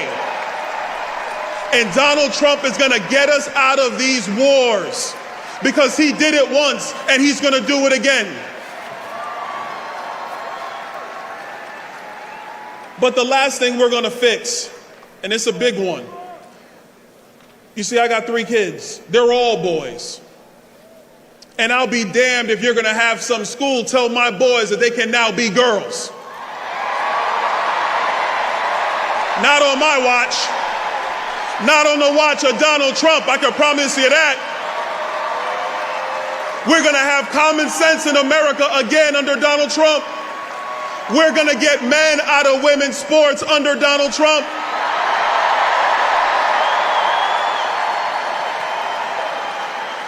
America will take its place again as the shining city on the hill, as the leader of the world, as the #1 nation, as the great experiment, because he's going to fix it once again. And together, New York and around America, we are going to make America great again. God bless you, New York. All right, so that's Byron Donalds. So let me just give you guys a status update here. I know Trump was supposed to speak at 5 o'clock.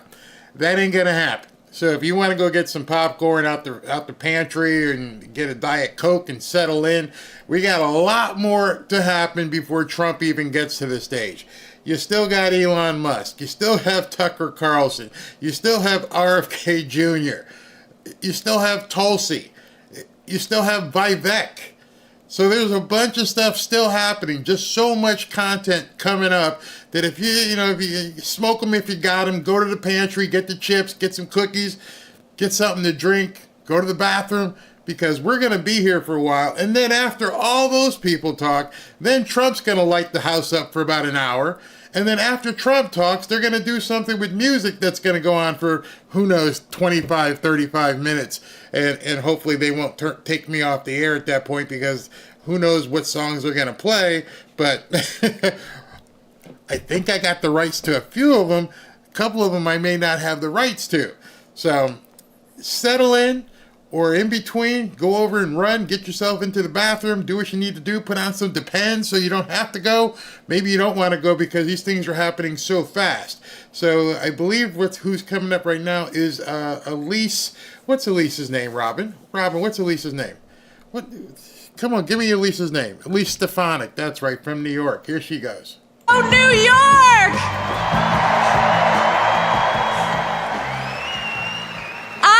Message for the mainstream media, and I can say this as a born and raised New Yorker.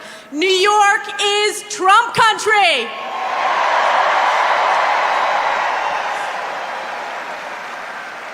Wow, it is incredible to be here in the iconic Madison Square Garden.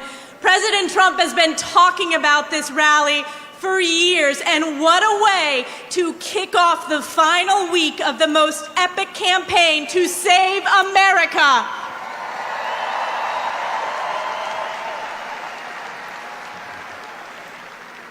Every election, we say, is the most important in our lifetime, but this one really is. No matter where you go, whether it's in New York City, upstate New York, or in any of the swing states, people understand there is so much at stake. And it is we the people, when we vote for President Donald J. Trump, we the people will save America.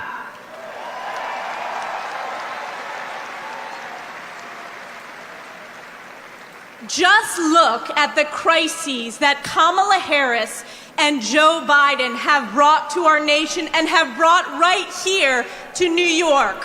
The border crisis, illegals swarming our streets, taking billions of our hard-earned taxpayer dollars, all because Kamala Harris is Joe Biden's open border czar. She owns this border crisis. She created it.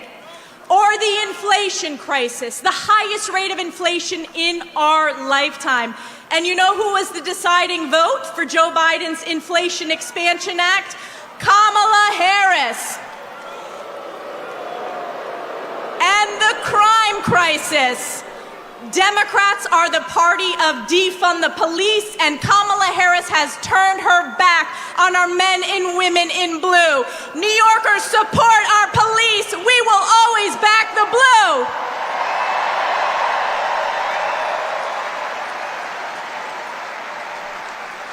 And then take a look around the world, what is happening. You had the catastrophic withdrawal from Afghanistan.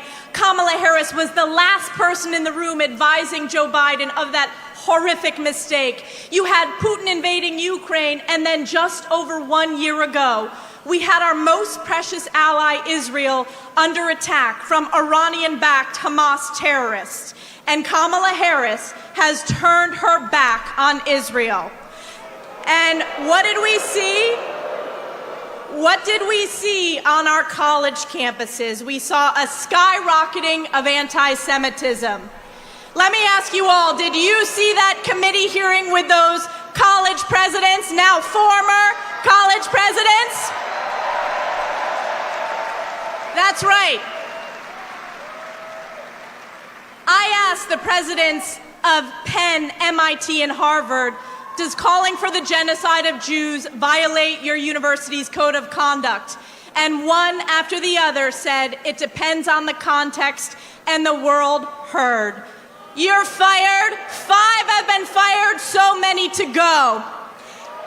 And you know, compare that with President Trump. He brought us the most secure border in our nation's history. He brought us the strongest economy.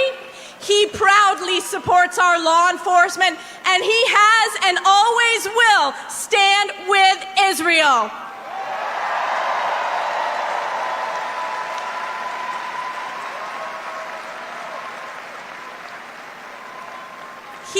Donald J. Trump has fought for us, the American people, whether it was fighting against the sham impeachment, which I was a proud member of President Trump's impeachment defense team, whether it was standing up for election integrity, or whether it was facing the witch hunts by New York's own Tish James, Alvin Bragg, and corrupt judges. You know, after we fire Joe Biden and Kamala Harris, we're gonna fire Kathy Hochul, Alvin Bragg, Tish James. You're fired.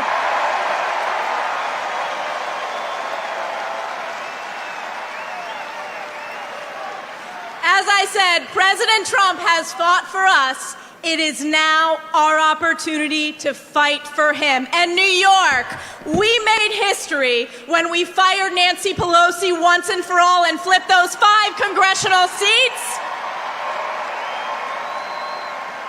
We need to make history again. So 9 days, flood the polls, vote for President Donald J. Trump to save New York and save America. God bless you.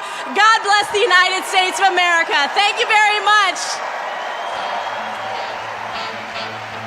So, just so you know, this amazing rally that we're seeing today, that cannot be matched by Kamala Harris. She's going to embarrass herself with her big closing rally, even though this isn't the closing rally. They are going to be doing a rally on the same place where January 6th took place, because they're going to try and do a reenactment and bring it all back to everybody's mind that Donald Trump is an insurrectionist and that we should never let him back in, never sit back behind the desk of the Oval Office ever again.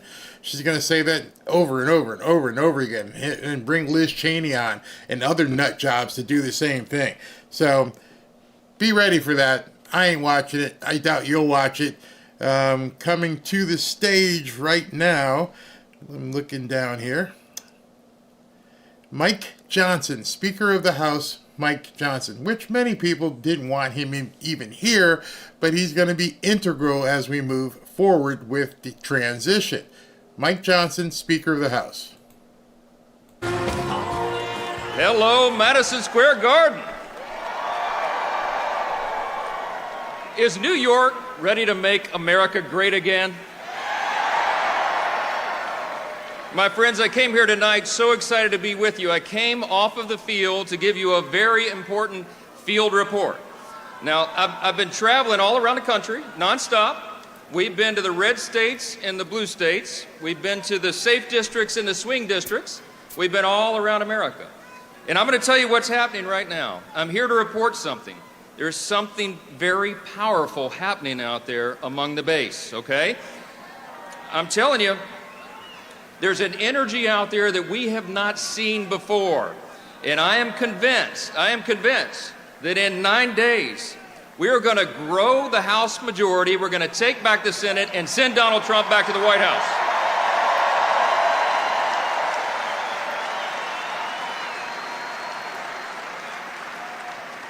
Let me tell you why that is. Because everywhere around the country, no matter where you live, everybody is fed up and they are fired up. They're fed up. It doesn't matter what demographic they're in. It doesn't matter what walk of life. They know that we cannot afford 4 more years of Kamala Harris in the White House. And we can't possibly afford turning the House or the Senate over to the Democrats. Let me ask you a question. Let me ask you what I ask these groups all around the country. Do you want 4 more years of open borders? I don't think you do. No. You want 4 more years of high cost and inflation? You want 4 more years of rising crime in every community? No.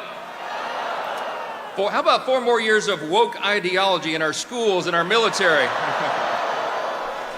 You want 4 more years of wars and weakness on the world stage? Nobody does. American voters are sick of it, and they want to change. And listen, for the last 2 years, we've had a bit of a dilemma, right? The House has been the only firewall in Washington standing between Chuck Schumer and the Democrats in the Senate, Kamala Harris and Joe Biden, and the American people. Now, we played defense. We blocked their woke America Last agenda, and we passed solutions to all the great challenges facing the country. But here's the problem. They got stopped in the Senate. We also had the smallest Republican majority in U.S. history. But you know what the good news is? We're about to grow that majority. That's what's going to happen on November 5th. New York is going to make that happen. You're going to elect your incumbents here and our challengers, and you're going to make the big difference. And we need a Republican Senate so we can retire Chuck Schumer for good.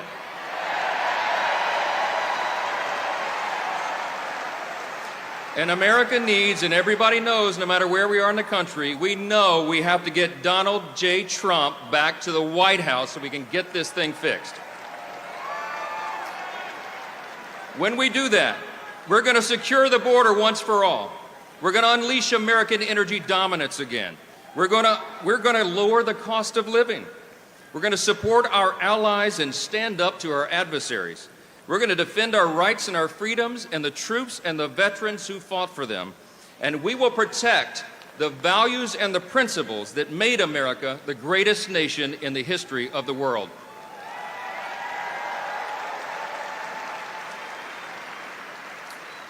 I'll just leave you with this thought. We're not in a battle this time just between two different political parties. It's much deeper than that. There's something much more fundamental going on. We're in a battle between two completely different visions for who we are as a nation and who we're going to be. We revere the founding principles. We revere our Judeo-Christian foundations. We revere individual freedom and limited government and the rule of law and peace through strength and fiscal responsibility, free markets, human dignity, secure borders. But the other team doesn't anymore, my friends. This is not your father's Democratic Party. They are now full on to Marxism and socialism. They don't envision for us to save the founding principles and the greatest nation in the history of the world. Instead, what they envision for us is that we would be some sort of European-style Marxist borderless utopia. We all know that's a dangerous fool's errand. You know what's going to happen in 9 days? The American people are going to let their voices be heard. We are going to take this country back.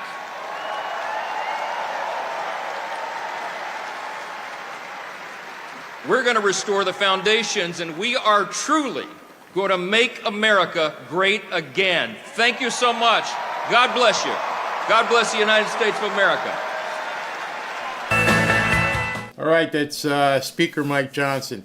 You know, one of the things I want to see people begin stressing, and I'm going to be stressing with you guys, is we need to make sure that people understand that even if, or even when, Trump wins, I don't care if it's a landslide or not, the big problem, because the big job is going to be after November 5th, when they do all the crazy stuff that they're going to try and do. That's when you guys are all going to have to rally. You're going to have to push. You think just voting is going to end this stuff? No, no, no, no. Not with what these people have planned. They are going to just basically be absolutely crazy. This man doesn't need much of an introduction because it's Vivek. Vivek Ramaswamy is making his way to the podium right now. Love to hear this man talk because he brings fire. Absolutely. So as soon as the music stops, he's heading up there. People love him. Absolutely love him. Let's go. This how legends. All right. So I wanted to put him on screen so you could see him. As soon as he begins speaking, we're going to take it. I don't follow the polls. I don't follow the pundits. But I follow the energy. And this does not feel like second place energy in here tonight. I had a friend of mine, smart guy, he's a billionaire, texted me this morning. And he said, why the hell are you guys wasting your time in New York City instead of going to a swing state? You want to know what I told him? I said, welcome to 2024. New York is a swing state.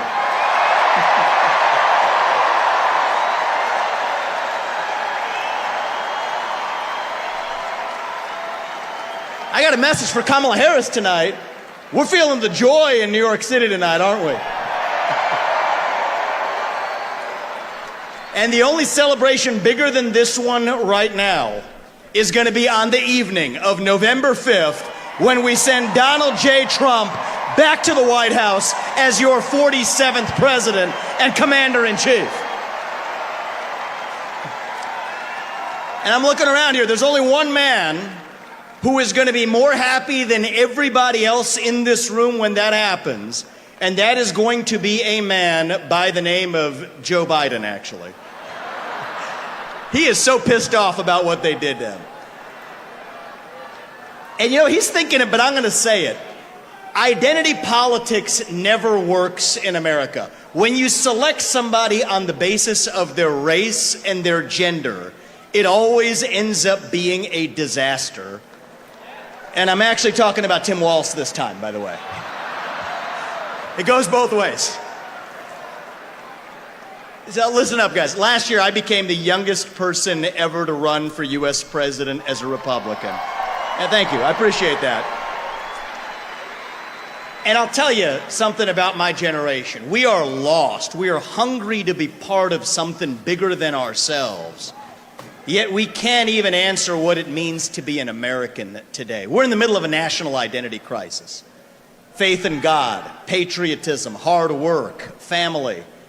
These things have disappeared only to be replaced by wokeism and transgenderism, climatism, COVIDism, depression, anxiety, fentanyl, suicide. These are symptoms of a deeper void of purpose and meaning in our country. And right now, we need to step up and fill that void with our own vision. Answer, what does it mean to be an American in the year 2024? It means we believe in the ideals of 1776. It means we believe in merit, that the best person gets the job regardless of their skin color, that you get ahead in this country, not on the color of your skin, but on the content of your character and your contributions. That's why we're done with the woke DEI agenda, bringing in meritocracy to America. It means we believe in the rule of law, and I say this as the kid of legal immigrants to this country. That means your first act of entering this country cannot break the law. And that is why if we've had the largest influx of illegals into this country in American history, we will have the largest mass deportation in American history. That is not racist or xenophobic. That is what it means to stand for the rule of law in the United States of America. It means we believe in self-governance, that the people we elect to run the government, for God's sake, ought to be the ones who actually run the government, not unelected bureaucrats in the deep state that are running the show today. So you want another mass deportation? Let's get 3 million federal bureaucrats out of the DC bureaucracy. That's the mass deportation that saves the country.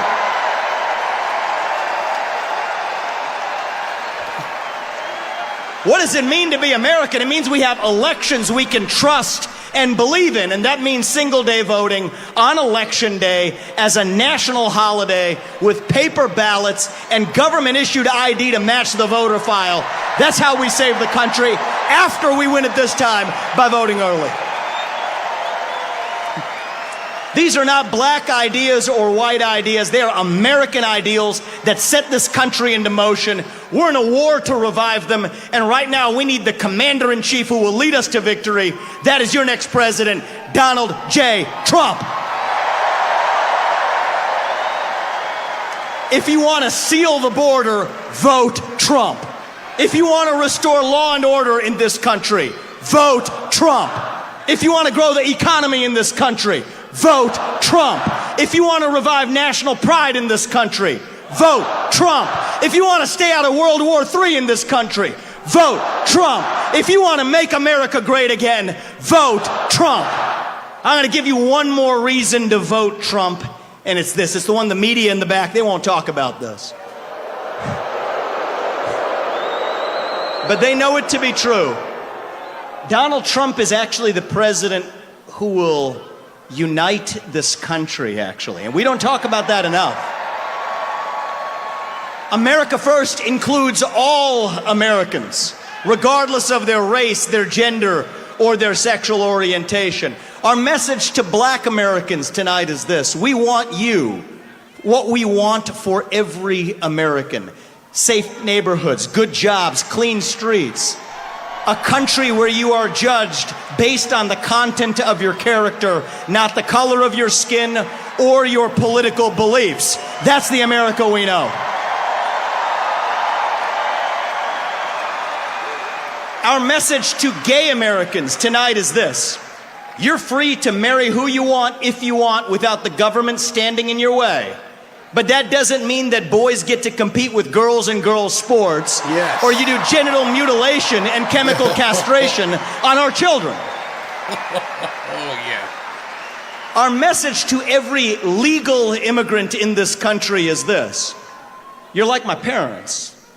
But our message to every illegal immigrant, if you came legally, you get the same American dream that everybody else does. Work hard, get ahead, make contributions to this country, love the nation, and that's our message to legal immigrants. But our message to every illegal immigrant is also this. We will return you to your country of origin. Not because you're all bad people, but because you broke the law. And the United States of America is founded on the rule of law. Our message to my generation, the millennials, is this. You were sold a false bill of goods. You were told you become a gender studies major in California. Somehow that gets you a head start on the American dream when it hasn't worked out that way. Dead on your shoulders. The Iraq and Afghanistan wars. Yes, it's true you were lied to. But we can't just be cynical about our country because this is still the last best hope that we have in the free world. And our message to Gen Z is this. You're going to be the generation that saves the country. You want to be a rebel? 18 years old, stand up on your college campus and call yourself a conservative. Be proud of it. Say you want to get married, have kids, raise a family, and have a good job. That's how we win in America. We don't have to be this nation in decline. We are still on our way up. We're still that country where we will look our children in the eye and mean it when we tell them, you get ahead in the United States with your own hard work, your own commitment, your own dedication, and that you know what? You are free to speak your mind at every step of the way. That is the American dream. That is what we are running to. And that is what we get when we send Donald Trump back to the White House this November. Thank you. God bless you and the great state of New York, and may God bless our United States of America. Thank you. God bless. Thank you, guys. I'm going to have to get me like a MAGA football helmet because I'm ready to run through a wall. Put me in, coach. I'm ready. Tell me what you need me to do. Daddy's coming home and he's pissed as hell. It seems like the rest of these guys are pissed as hell as well, which I am fine with. Absolutely fine with. As I've said to you, and he said something there, I just want to give a small clarification. Vivek just said that, you know, we don't care who you sleep with, just basically keep boys out of girls' sports and blah, blah, blah. And it's not about the gays. I want to make sure people understand. I know a lot of really, really good gay people. They're not into this insanity, not whatsoever. So here comes Tulsi. She's going to get ready to fire up next. Man, this is just one amazing rally. Just amazing. There's no way they can top this. They're going to bring out lame Obama and you know, his wife. Tulsi's gonna slay Kamala. I think she's gonna slay her right here. Oh boy, let's hear it. Start.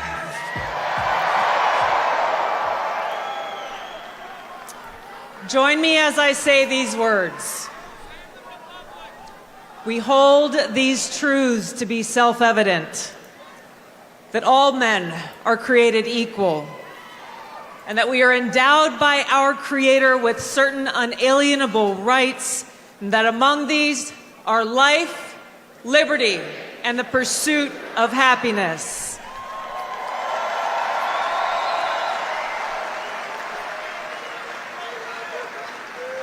As we gather here today on this historic occasion, we stand together as proud Americans in understanding that these very rights are under attack. So we face this historic crossroads where our freedom and our future is in our hands. There's never been a more clear choice in any election in my life, and our ability to live in a truly peaceful and free and prosperous country is on the line. I love you too.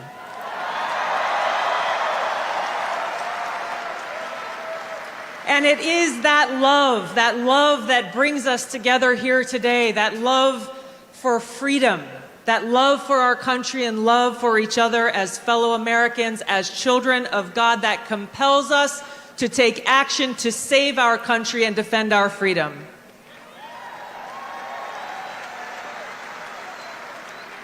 Now, this choice that we have before us is very personal to me. I'm a lieutenant colonel in the Army Reserve. I've served now for over 21 years.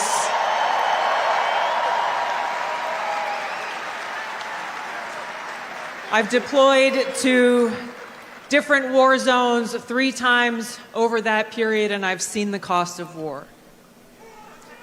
For my brothers and sisters who paid the ultimate price, I carry their memories and their sacrifice in my heart every day. So this choice that we have before us as Americans is critical. It's important to us. It's important to those of us who serve, who have volunteered to put our lives on the line for the safety, security, and freedom of our country and our people, and it's critical to all of us. Here is the choice that we have. A vote for Kamala Harris is a vote for Dick Cheney, and it's a vote for war, more war, likely World War III and nuclear war. A vote for Donald Trump is a vote for a man who wants to end wars, not start them, and who has demonstrated already that he has the courage and strength to stand up and fight for peace. A vote for Kamala Harris is a vote for open borders, where known violent criminals and Islamist terrorists are streaming across our borders, placing us at risk. A vote for Donald Trump is a vote for secure borders and safe communities, and a confidence that he will seek out those who seek to do us harm and get them out. A vote for Kamala Harris is a vote for economic hardship, high cost of living, poverty, and homelessness, and a vote for Donald Trump is a vote for economic prosperity and opportunity for every single one of us as Americans. A vote for Kamala Harris is a vote for censorship and a complete erosion of our fundamental and constitutional rights and freedoms. A vote for Donald Trump is a vote for someone who will defend freedom and every one of our God-given rights that are enshrined in the Constitution and Bill of Rights.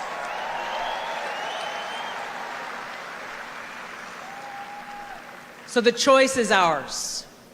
History will look back on us at this moment for the choice that we make. Did we choose war or peace?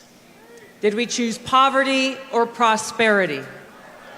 Did we choose censorship or freedom? Our freedom and our future is in our hands. We have just a few days left to complete this no-fail mission that we have before us to save our country. Nothing short of our future is on the line. So now, just as we've gathered here today in this historic place and this historic time, we will gather together all across this country, people of every race, ethnicity, religion, and creed, to stand together and defend our freedom and ensure our right to life, liberty, and the pursuit of happiness.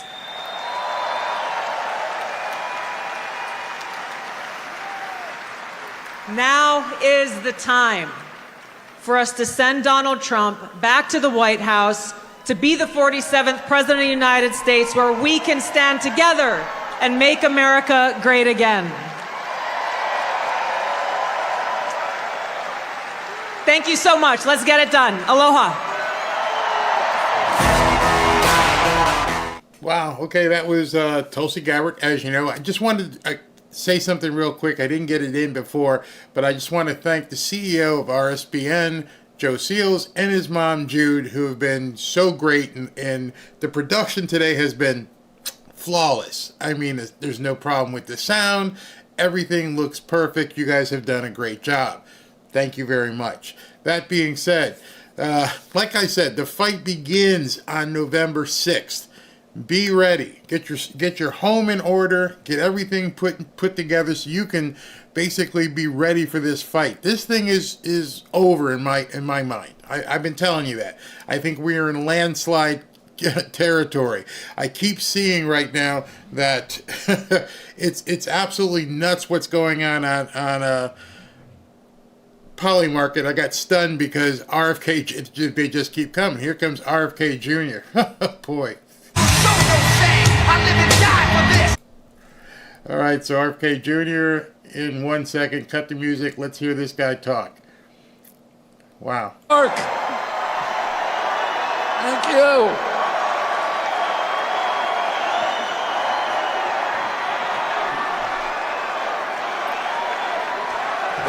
Thank you.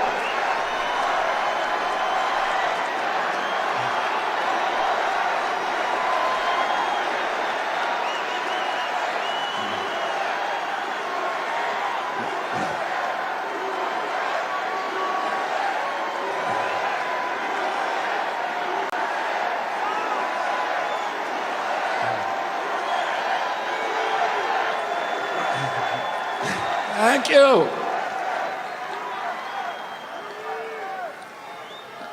A lot of people ask me why I left the Democratic Party.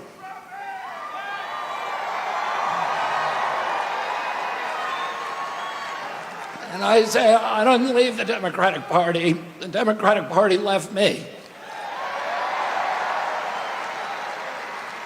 This is not the party anymore of Martin Luther King, of Robert Kennedy, of John Kennedy.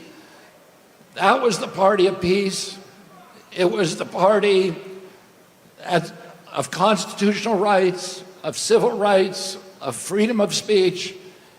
It was the party that wanted to protect and nurture the middle class.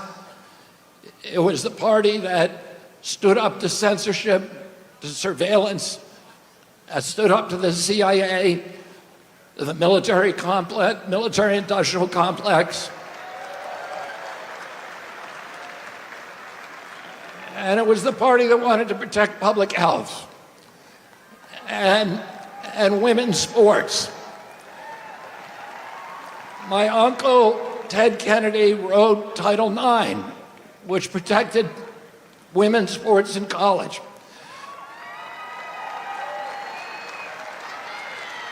It was the party that believed in voting rights and fought for the right of every American to vote for the person of their choice.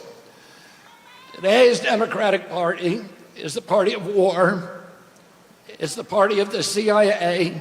You had Kamala Harris giving a speech at the Democratic Convention that was written by neocons. It was belligerent, pugnacious. It talked about the domination of the world by the United States through our weapons of war. It's the party today that wants to divide Americans.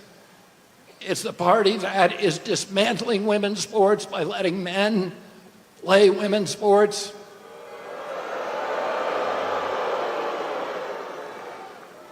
It's the party of Wall Street. It's the party of Bill Gates, who just gave $50 million to Kamala Harris. It's the party, and the Harris campaign is very proud that it received the endorsement of 50 former CIA agents and officers, and of John Bolton, and of Dick Cheney. These are the people that gave us the war in Iraq, the worst foreign policy catastrophe that's ever happened to this country. These are the people that gave us the Patriot Act, that launched the surveillance state. These are the people that are trying to undermine voting rights in this country by weaponizing the federal agencies against political candidates, including me and Donald Trump and all other political candidates that can't win an election. And instead of bringing in a candidate who wins the primaries, abolish the primaries. and then picked two candidates, anointed them without receiving votes. We don't even know how Kamala Harris received the nomination.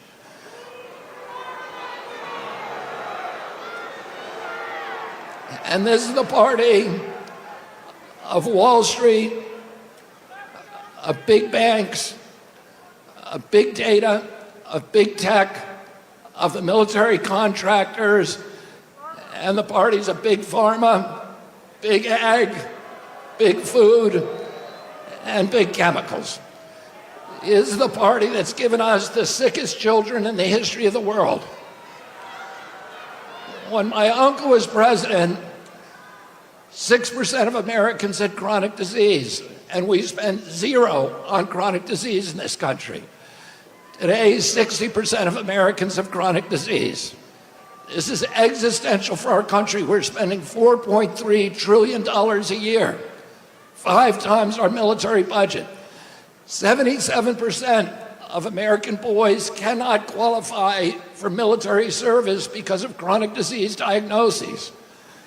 This is existential for our country. President Trump called me 3 hours after his shooting.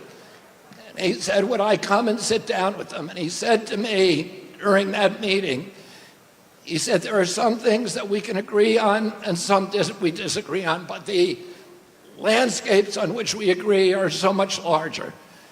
He said, I want to end the wars.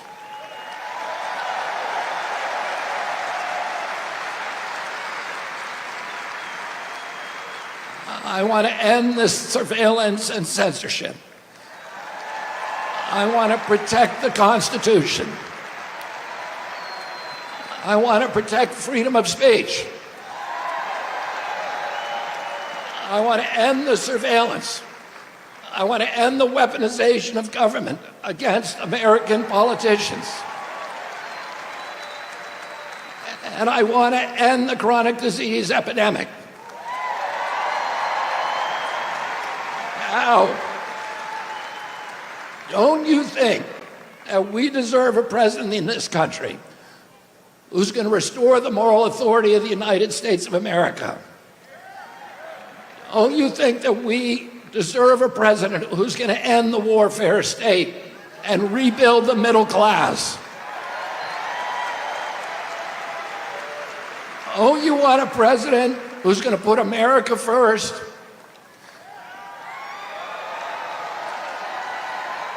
And don't you want a president who's going to protect our children? And who's going to protect women's sports? And who's going to stop dividing this country along racial lines? And don't you want a president who's going to end the corruption at the federal agencies, at FDA, at NIH, at CDC, and at the CIA? And don't you want a president who's going to make America healthy again?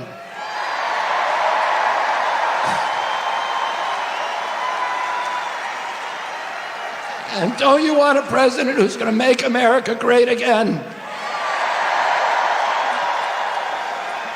And we need to go to the polls on November 5th and vote for Donald Trump. God bless you and God bless America. All right, so that was RFK Jr. Man, you know the so-called deep state is freaking out with just the idea that this guy is going to be in the administration. Never mind just Trump.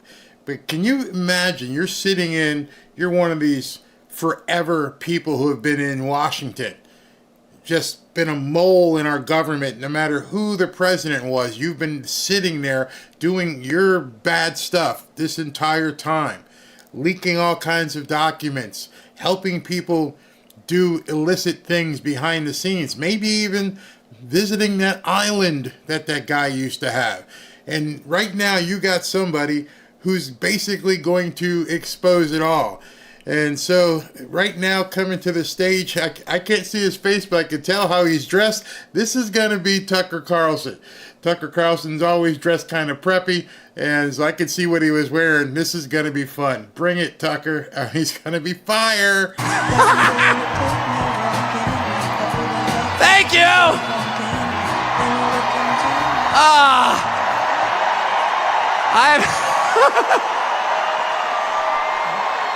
I saw the Grateful Dead in this arena in 1987. I was seated right there. How weird. It's such an honor to be here, and it's wild. Just another day following Bobby Kennedy Jr. at a Donald Trump rally in Madison Square Garden. I mean, what? That's totally normal. Liz Cheney's out there with Kamala Harris.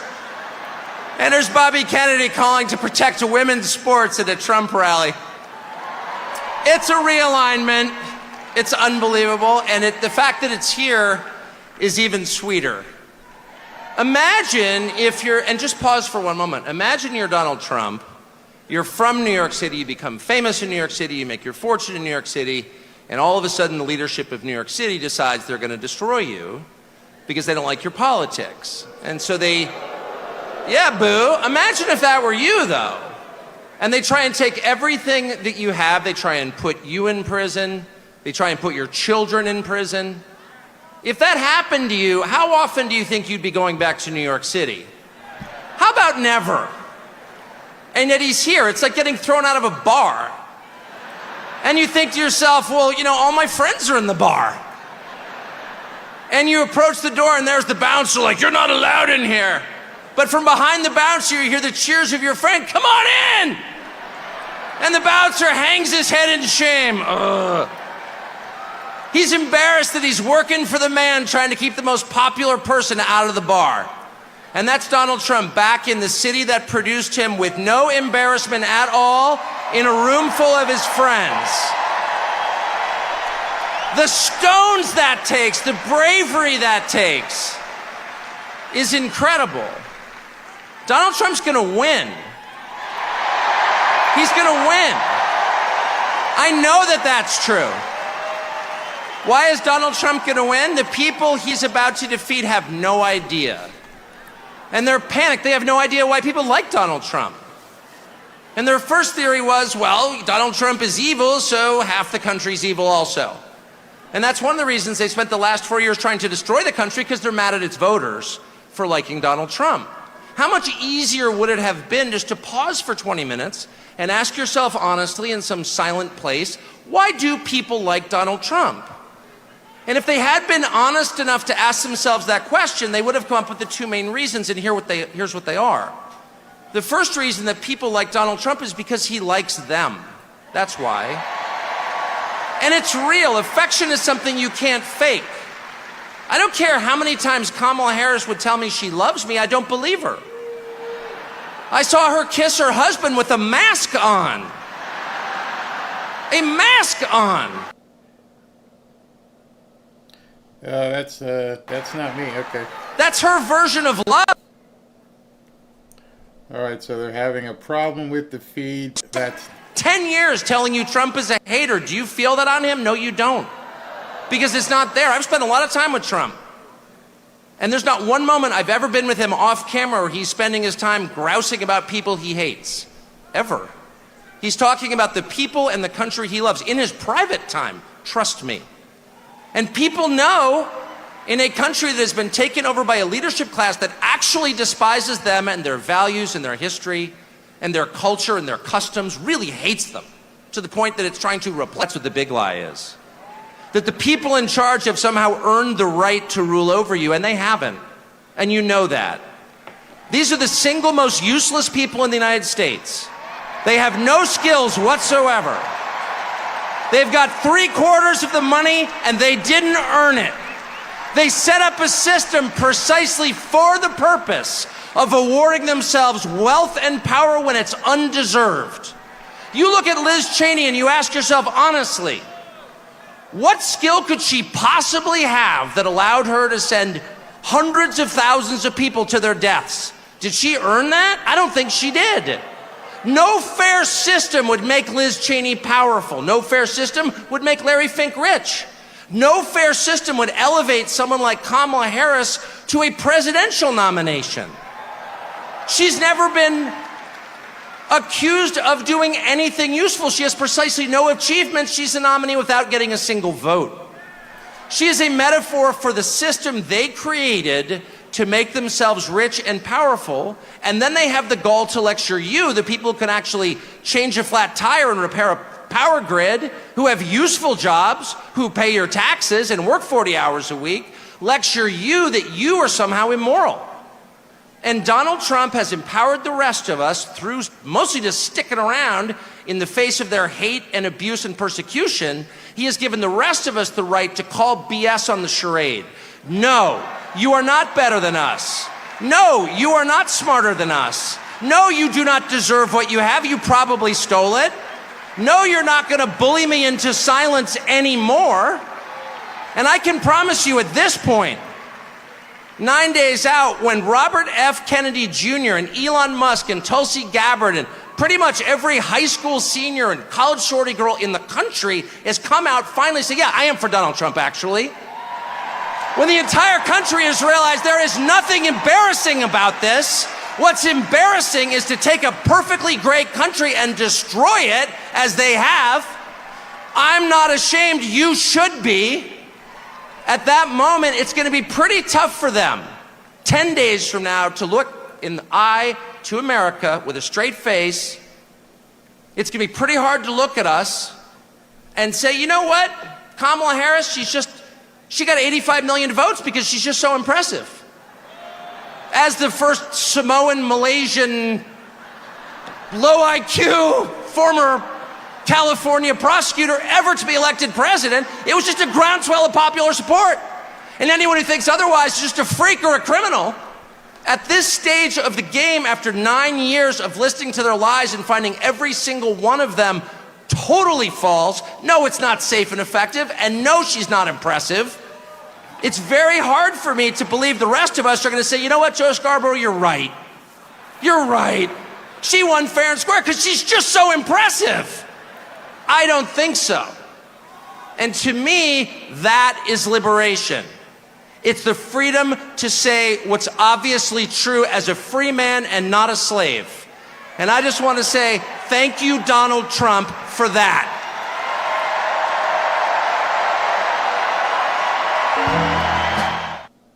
Ooh, I was watching him because he was getting really close to that third rail of, where YouTube doesn't want you to go.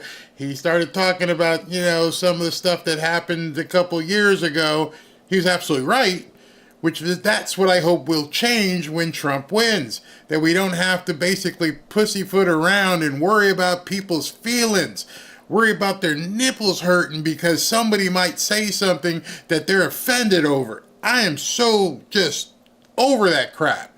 If I want to talk about baby removal and use the actual words, thank God the next guy that's probably coming up is going to make it available for all of us. When I say that next guy, it's probably going to be that trillionaire. Let's see if it's him or not. Or who else could it be? Oh, it might be the guy with the 25-inch pythons. Oh, that's who it is. Oh my goodness, this is what we're looking at. Oh, are you a Hulkamaniac? Hulkamaniac? Because you're about to see the Hulkster. Oh my God, I can't believe they brought the Hulkster out. We're going to be here for a while, folks. We still have Elon.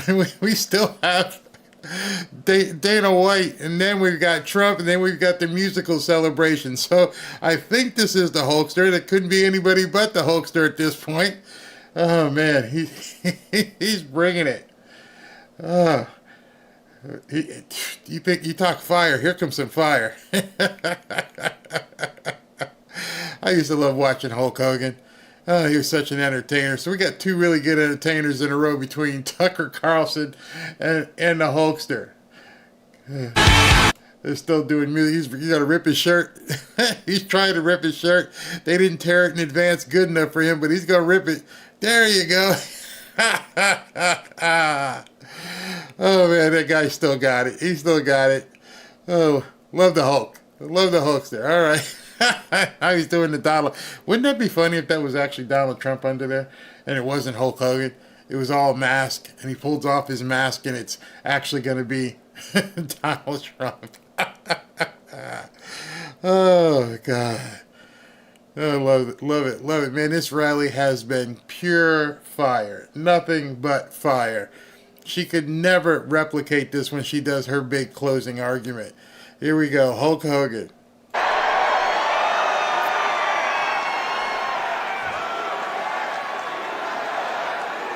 Come on, brother.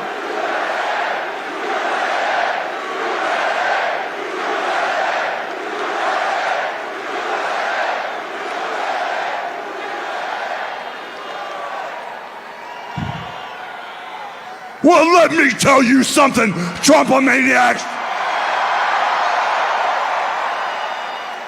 Welcome to the house that Hulkamania built.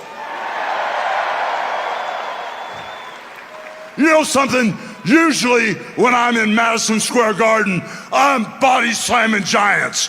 I'm winning world heavyweight titles, and I'm cracking people over the heads with steel chairs.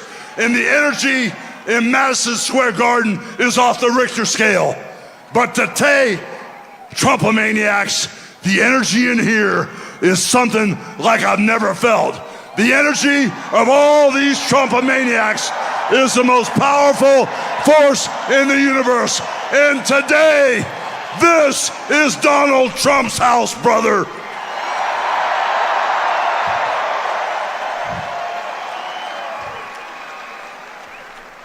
You know something, Trump maniacs?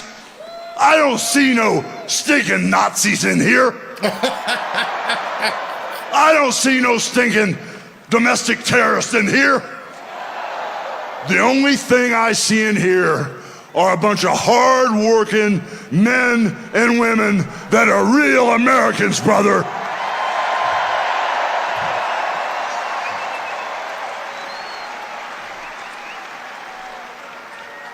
You know, when I hear my president and our president, Donald Trump, speak, he sounds for real, brother. He sounds like he has a heart of gold that's all for the USA.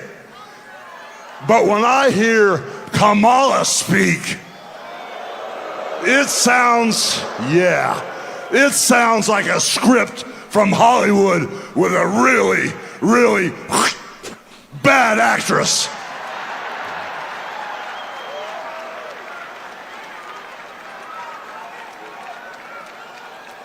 You know, Kamala is responsible for the border crisis, and Kamala is also responsible for inflation.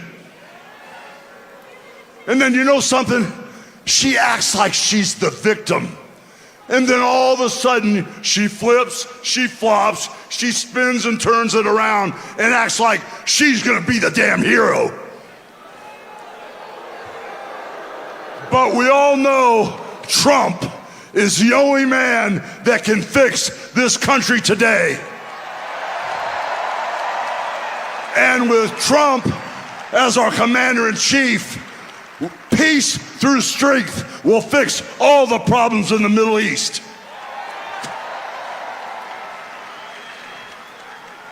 You know, I've been coming to this building month after month after month, and I've seen sold-out crowds over and over again for over 40 years. And for 40 years, I've always asked the question, what you gonna do? Over and over and over again, what you gonna do? Well, today, after feeling the energy in this building, I finally got the answer. And the answer is, vote for Trump.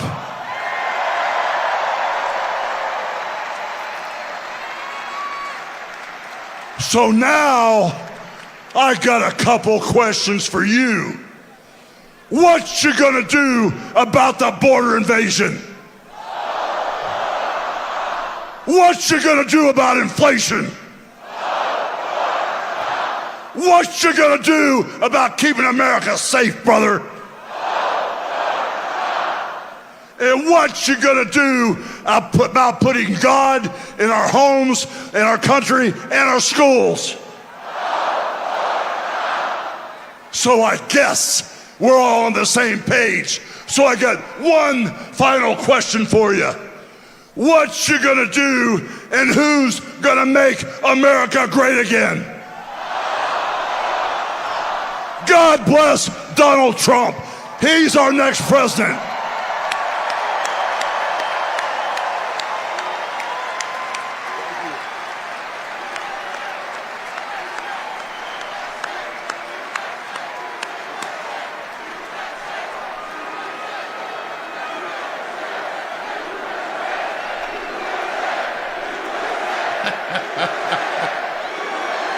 He's doing the Trump dance.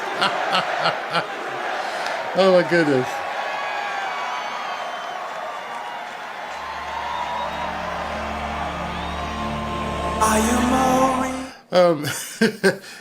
Is it my imagination, or did Hulk Hogan do a hot tour on stage about Kamala? Oh, wait a minute. He's still wandering around like he's going to say something else. He's getting the crowd all riled up. He's showing the guns. Oh, my goodness. The 80s called, and we're loving it. Talking about getting the crowd going. Boom! Show them the guns. 25-inch pythons. Oh, my goodness. What an entertainer, still to this day. And he's in decent shape for a man his age. Can't say them. Those guns still there. He's got the gun show going. We're at the gun show tonight. Oh man, the Hulkster. Wow. The people love it. People absolutely love it. He's not getting out. Are they playing music or just yelling? Hold on. Oh, they're playing music, so I can't play it. But yeah, he's getting the crowd all revved up. I can't cut. You guys got to see this. You got to see the Hulkster in action up there. He calls them Trumpomaniacs. That's what we all are right now. Oh man, this is too fun. Too much fun. Too much fun at this rally today. Incredible. You guys know there's no way she could match this. There's no possible way. What's she gonna do? Maybe The Rock will come out for hers. She might have to pay him like $10 million or something. Like she put, if that's true, that is just horrendous. If she paid Beyonce $10 million for amount to about a 4-minute speech, and that's it. If she paid her that much, there's no way you could put her in charge of this country. That alone should be another thing that should show you she has no idea what to do with your money because she can't even spend her own correctly. What a dumb crap. I can't even say it on here. So coming up, I've got on my checklist here, we've got Elon and Dana and then Trump. So probably next might be Elon. Dana, I think, is going to bring Trump on. Let's see. The next person. No, this is, Robin, who is this, honey? You're kind of late. This is Dr. Phil. Dr. Phil wasn't even on the list. I told you, go get some popcorn. Get a Diet Coke, do what you need to do. We're going to be here for a while, folks. We're probably at least 2 hours away from ending this thing. If that, maybe 2.5 hours. So right now, Dr. Phil has taken the stage. I didn't see him coming. Didn't know he was even on the list for today. But yeah, okay, let's listen to how he's going to motivate people.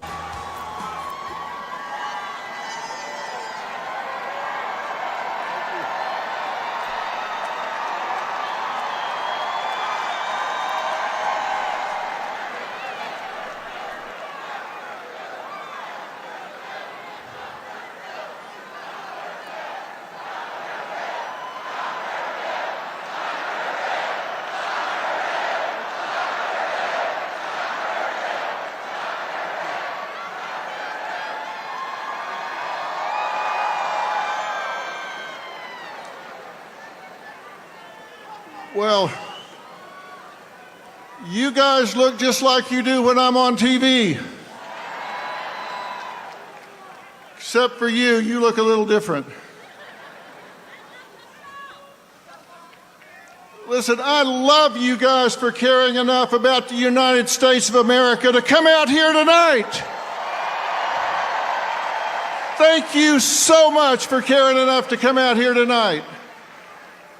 I have to tell you, I love this country.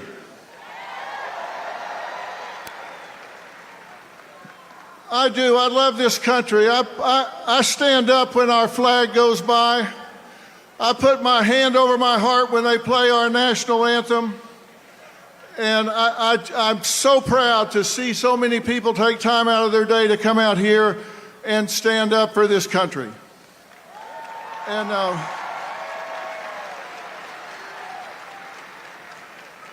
And strangely enough, I'm not here just to stand up for Donald J. Trump. Lord knows he doesn't need me to stand up for him. He's tough as an old army boot. He's got lots of enemies, different groups that are scared, and between them, they have impeached him, indicted him, raided him, railroaded him, shot him, and sued him. And where is he? He is still standing.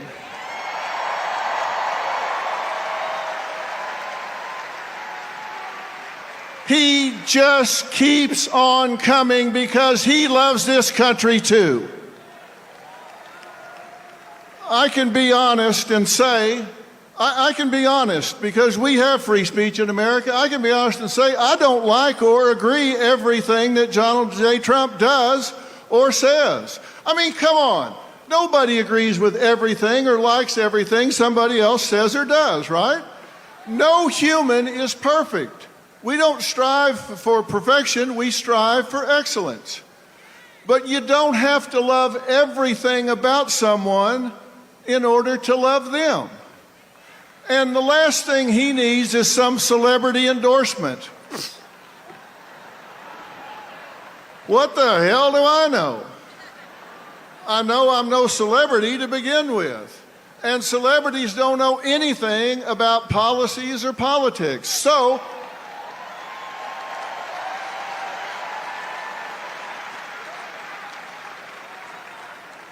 only difference between me and them is I'm willing to admit it. So, why am I here? Well, I'll tell you why I'm here.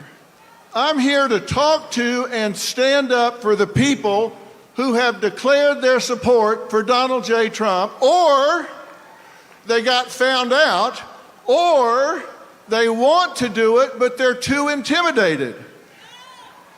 Because you know what happens when somebody in this country says, hey, I'm going to vote Republican, I'm going to vote Donald J. Trump? They get canceled, intimidated, marginalized, excluded, or even fired or boycotted.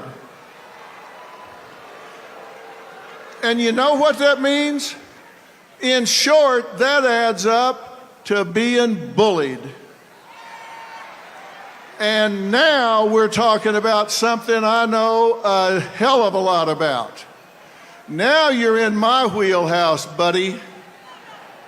I may not be an expert in politics, but I am an expert about bullying. And bullying is when you seek to harm somebody, you seek to intimidate, coerce, cause distress, fear, risk to their well-being. And it can be physical, verbal, relational, or cyberbullying. And it's always wrong. You said it, my friend. It is always wrong when you bully somebody. And that's what's going on. Now, let me tell you what the critics are going to say when they hear me talking about this. They're going to say, well, now, wait a minute. Come on. Isn't Trump a bully? And let me tell you why the answer to that question is no. Because to be a bully, there has to be an imbalance of power. And when there's not, it's just called a debate. And he's just better at it than anybody else.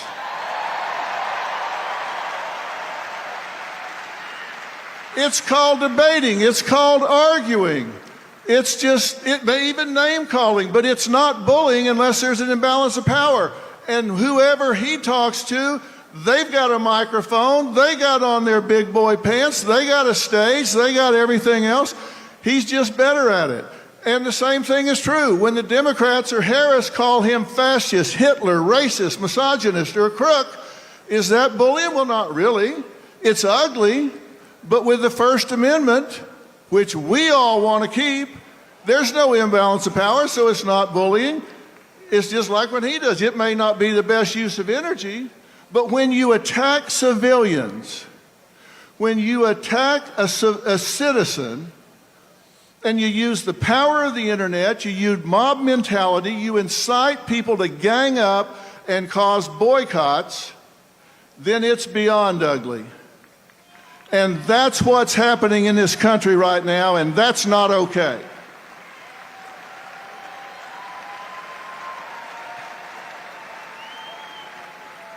There is an imbalance of power there, and it's time that every one of us close ranks. We have to stop this now. It's time that we push back against cancel culture. It's time that we push back against intimidation tactics. And that is exactly the reason that I launched Merit Street Media, which, by the way, we didn't choose the name for that by random. Merit Street Media. This country was built on hard work, added value, and talent, not on equal outcome, not on DEI. This country was built on hard work, and it needs to continue to be built on hard work. And the legacy media has sold out. The legacy media has sold out. And I'll tell you, one night I was sitting at dinner with my wife, Robin, and I was complaining as we were flipping around and listening to the spin on what supposedly news. And I said, damn, I'm tired of listening to all this media spin and everything. And without even looking up, she said, well, you are the media. Why don't you do something about it? She said, you got bigger ratings than the four of them combined. Why don't you do something about it? Well, as usual, she was right. And that's why I launched the new network, because we want people to think for themselves. You guys aren't dumb. You don't need to be told what to think. You just need the facts. And you're here because you have the facts, right? You're here because you recognize when legacy media edits answers and gives you what they want you to hear instead of the truth. And when they start editing their candidates' answers, they've lost their moral compass. They've lost their way. And I would love to say it's equal on both sides, but I'll guarantee you, when Beyonce, George Clooney, De Niro, and Lizzo come out and say they're for Kamala Harris, when they all come out and say they're for Kamala Harris, did you read anything or hear anything in the media criticizing it? No. But you watch what happens tomorrow morning when people find out I came here to talk to you.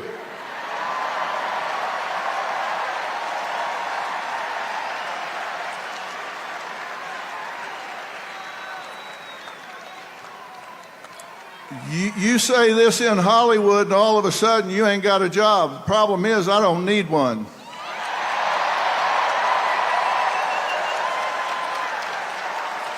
I don't need a job because I got you. And I've got a question for all of us. Have we lost our minds? We have the First Amendment in America where our government has said we will pass no laws to infringe on our freedoms for religion and speech. So that's the law, but we're muzzling each other. What is going on?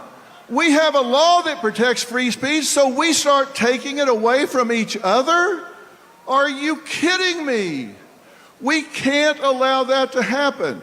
We cannot encourage it. And let me tell you something about bullying. Bullies are bad, right? Let me tell you what else is bad. Bystanders. If you are a bystander, if you are watching somebody get picked on, if you're watching somebody get bullied and you don't do anything about it, you're just as guilty as the bully that's doing the bullying. Am I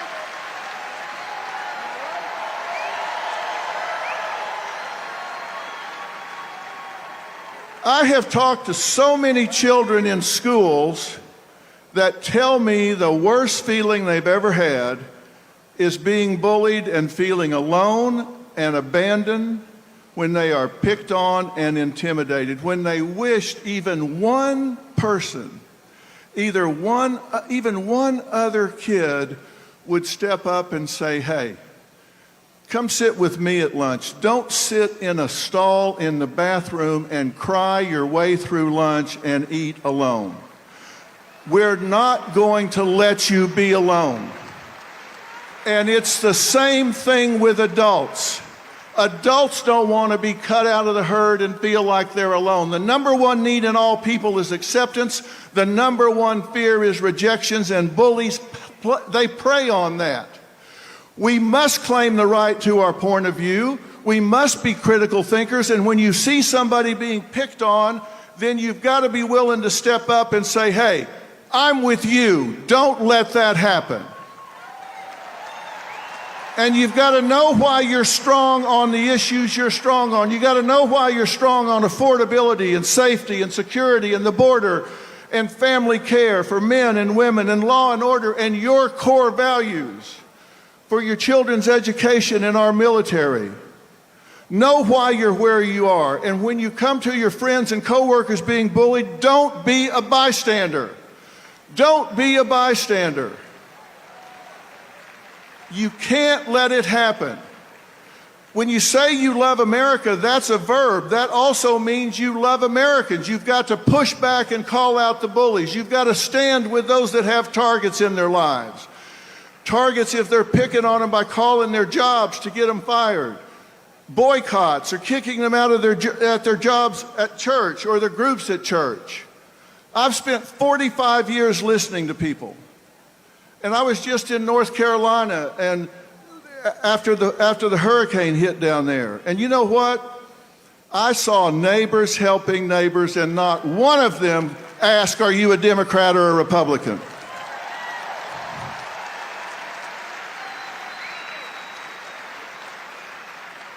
I saw neighbors helping neighbors, and we need to unify this country.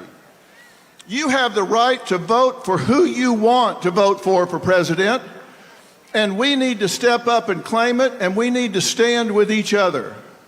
There are so many who want to, but they're bullied, so they're afraid to. And let me tell you something.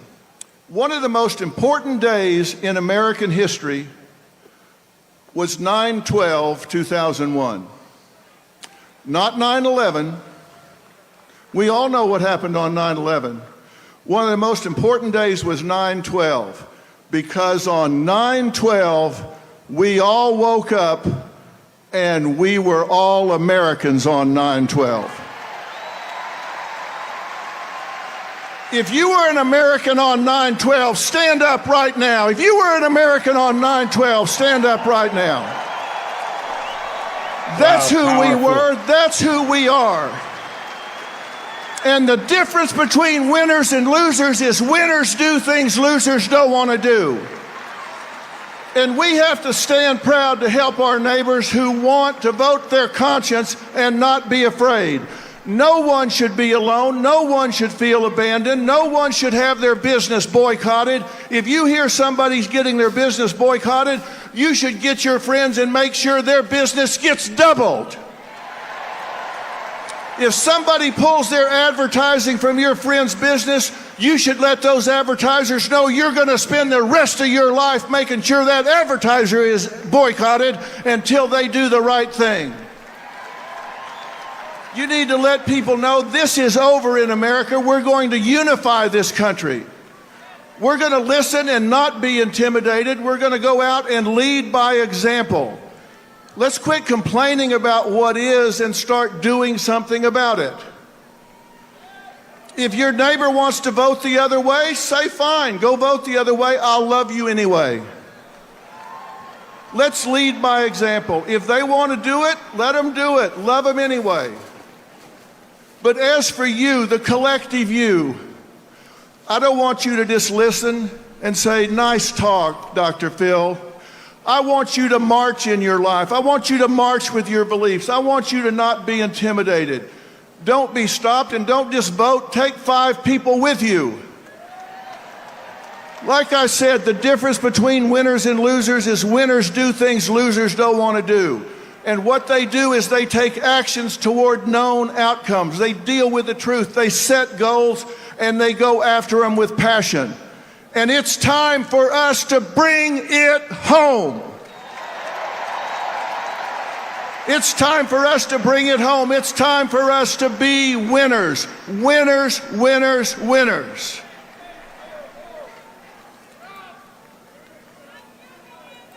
I started by telling you I love this country. I'll finish by telling you I love this country, and I love you for loving this country. God bless you, and God bless the United States of America.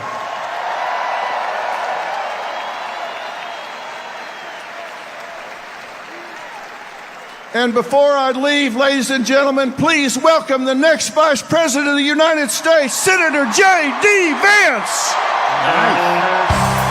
All right, so J.D. Vance is up next. Well, that was a quick segue. Those of you guys who have followed me know I've talked about 9/12 for quite some time. 9/12 to me was probably one of the best days I've ever lived. I saw people who didn't even know each other reach across the aisle and not even across the aisle, across the restaurant. Hey, you need something to eat? You need something? They were there for each other the entire time. People just walked over and started hugging people that they didn't even know. It was completely awesome. All right, so JD is stepping to the stage, and my little chihuahua is making noise back here. But I didn't even know JD. Yeah, I didn't know JD would be here. He'd have to be here. Absolutely, he would have to be here. But yeah, 9/12. We should call things the 9/12 project. All right, let's listen to what JD's going to say.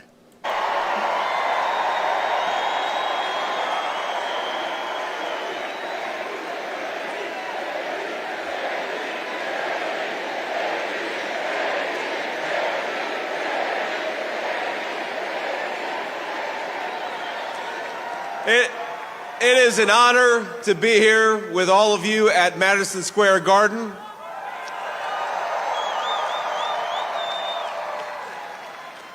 Now think about this, for more than a century, America's most celebrated heroes and legends have made history inside this iconic arena.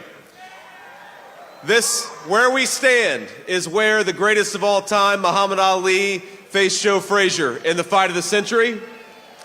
It's where the King, Elvis Presley, played for 80,000 screaming fans. 80,000 screaming fans.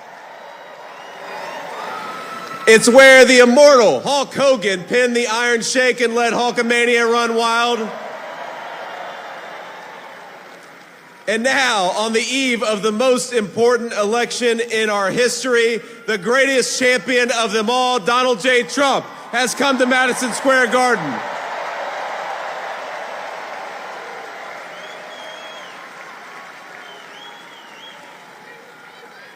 And I believe in just 8 short days, we are going to turn the United States of America red and make Donald J. Trump the President of the United States.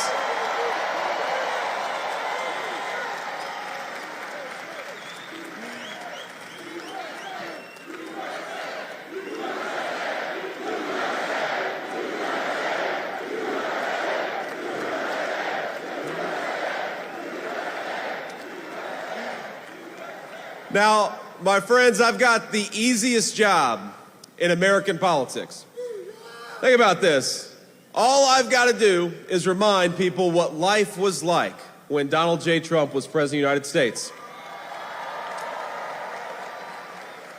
We had peace. We had prosperity. Take-home pay was rising the fastest that it had in 40 years. Inflation was at 1.5%, the lowest that it had been in a generation. gas and groceries were affordable. And when Donald Trump was president, we had the most secure border in the history of this country.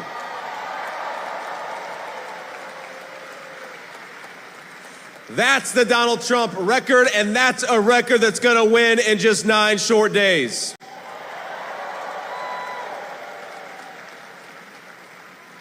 Now, I'm going to maybe surprise a little bit of the folks in this arena because I'm going to be a little bipartisan here. I'm going to talk about Governor Tim Walz, and I got to be honest with you, I feel bad for him. No. We ought to spare a prayer for Governor Tim Walz because he's got the hardest job in American politics. He's got to convince the American...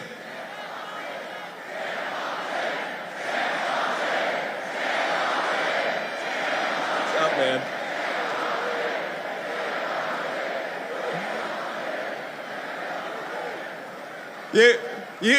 You all can say that. I probably shouldn't say that. But think about our friend Tim Walz has got to convince the American people that Kamala Harris is going to somehow fix the very problems she's been creating over the last 3.5 years. He's got to pretend that Kamala Harris didn't open up the southern border and let millions of illegal aliens in, even though we know she did. He's got to pretend that Kamala Harris didn't cast the deciding vote on trillions of dollars of new spending, which created the worst affordability crisis in 40 years in this country. And he's got to pretend that Kamala Harris actually has ideas in her head for how to govern the United States of America. Now, if you are the praying type, and I imagine a lot of us are, please say a prayer for Tim Walz because they're asking him to do the impossible. Kamala Harris acts like she's the candidate of change when she's been in office for 4 years. She says she can fix everything, but Kamala, day one was 1,400 days ago. What the hell have you been doing that whole time?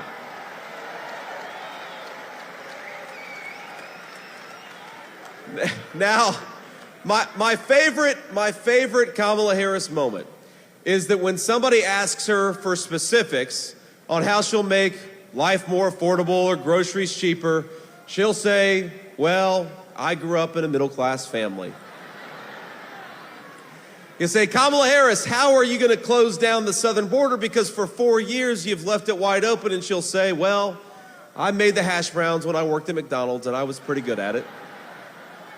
And anybody with a lick of common sense is saying, Kamala Harris, you didn't answer the question.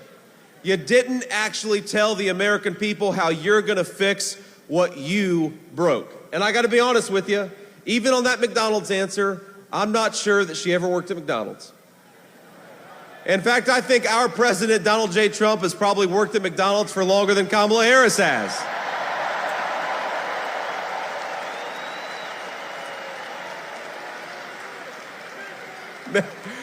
Now, I will say, I'm going to say one thing in Kamala Harris's defense. She does one thing very well. Look at this. You guys, you weren't expecting me to be so bipartisan, but I will say this for Kamala, that every time she does an interview, I think Donald Trump picks up about 100,000 votes.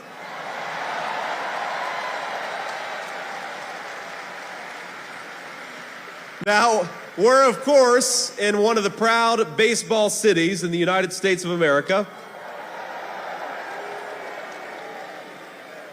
So you know the problem with a softball interview is that you've got to be able to hit a softball still. And that's the problem with Kamala Harris, is I don't think that she could hit a T-ball based on what we've seen over the last couple of weeks.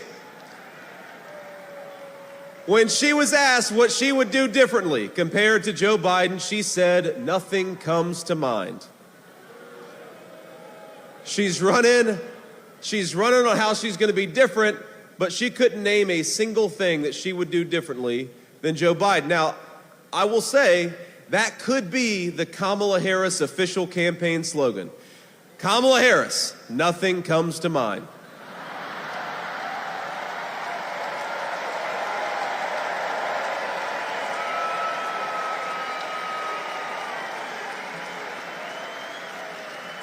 Now, the other day, CNN asked if she had made any mistakes as vice president. Now, here's what she actually said, and I am quoting word for word. She said, in my role as vice president, I've probably worked very hard at making sure that I am well versed on issues, and I think that is very important. It's a mistake not to be well versed on an issue and feel compelled to answer a question. Now, I have no idea what any of that means, and frankly, neither do any of you. None of us know what the hell she says.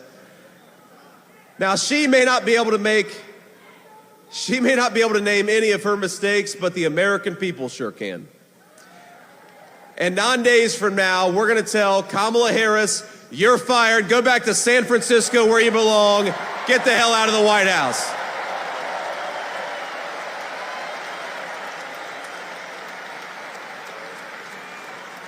Now, together,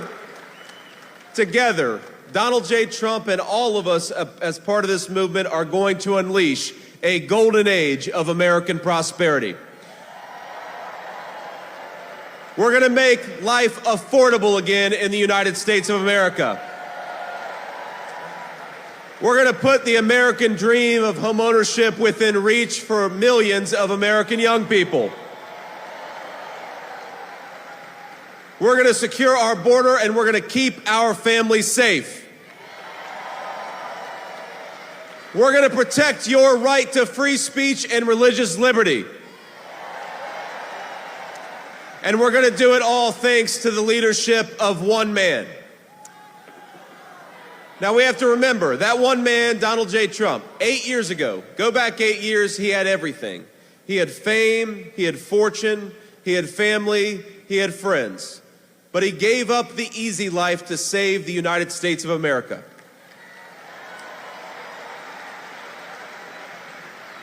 When they couldn't beat him, they tried to bankrupt him. When that didn't work, they tried to impeach him. When that didn't work, they tried to put him in federal prison, and when that didn't work, they even tried to kill him. But as sure as the American flag still waves, Donald Trump still stands, ready to fight, ready to win, and ready to make America great again. God bless you all. Thank you so much. Let's do it.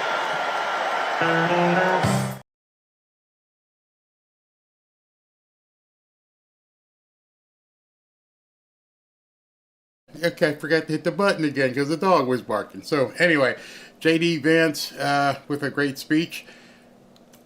Kind of didn't expect him there. I mean, he came after Hulk Hogan. Odd place to put him, but nonetheless, I guess that's where they wanted to have him show up. I would have probably brought him out just before Trump, but maybe because of security they couldn't do that. I'm going to go to a split screen right now so you guys can see both, and I don't have to worry about the music. So Vance is slaying you, somebody says. So I'm waiting to see who the next person is that comes up. It's funny because I've got two feeds working now. One where I can focus on the stage, and the other where I can basically focus on what they're doing. So looks like there's a little lull right here, or don't see the people really going crazy. But we know we have Elon still ready to come up. We have Dana White still ready to come up. And this one is going to be Lara Trump. Robin's doing a great job being producer in the other room. So this is going to be Lara and Eric Trump together. So they're going to be coming up the stage right now. Lara and Eric Trump coming up to the microphone. And right now, the reason why you don't see them in the shot is because they're just waving to everybody and taking their time walking up to the stage. I wonder where Ivanka has been, why she hasn't basically been a part of everything. But as you can see now, they're the two of them, Eric and Lara, coming to the stage right now. And so I'll get my big mug out the way so you guys can hear them talk. Let's see here. Boom, hit that button. Still music coming. She's done a great job heading up the RNC, and of course, New York City! The greatest president we have ever had is right behind us. Let's make some noise for him.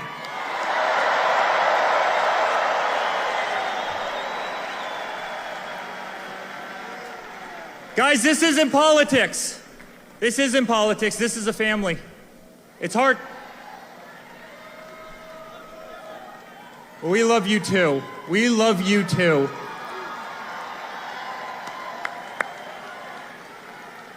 This is so much more than a political movement. This is the greatest family in the world. We are fighting for a country we love. We are fighting for the American flag. We are fighting for the Constitution. We are fighting for our liberty. And as a family, we've been out there every single day over the last 10 years. They've tried everything they could to destroy my father, to destroy us. Dirty dossiers, Russian hoaxes. They tried to impeach him twice. They went after his Supreme Court nominees. They threw him off of Facebook. They threw him off of Twitter. They threw him off of Instagram. They tried to take away his First Amendment right. Guys, they tried absolutely everything. They weaponized every DA and every AG in this country to try and take down my father. Here in New York, they did exactly that. Alvin Bragg, Letitia James.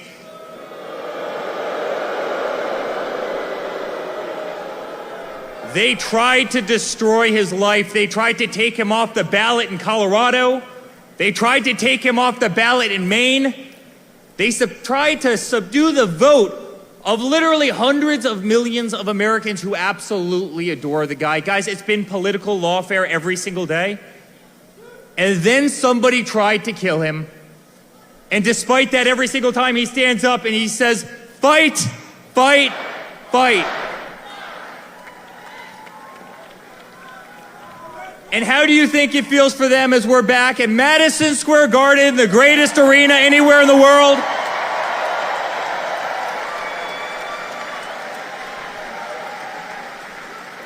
Guys, I saw the Rangers play here and win the Cup in '94.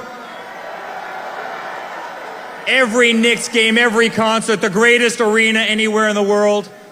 And you better believe the entire party who has failed at taking down Donald Trump, an entire party who has failed at taking down his family, they're sitting there on those cameras right now, watching all of us, watching all of you.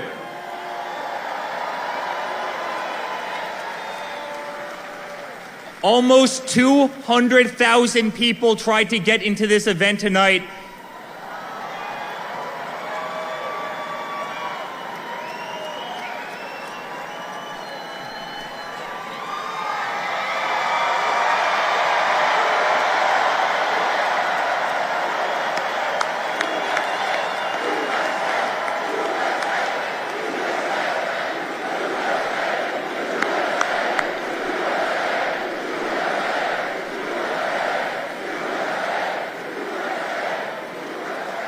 The streets, Fifth Avenue, all the way from Trump Tower, all the way down to Madison Square Garden, 10 people deep.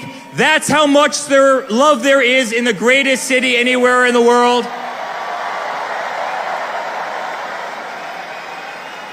Guys, in 9 days, we're gonna win. We're gonna win.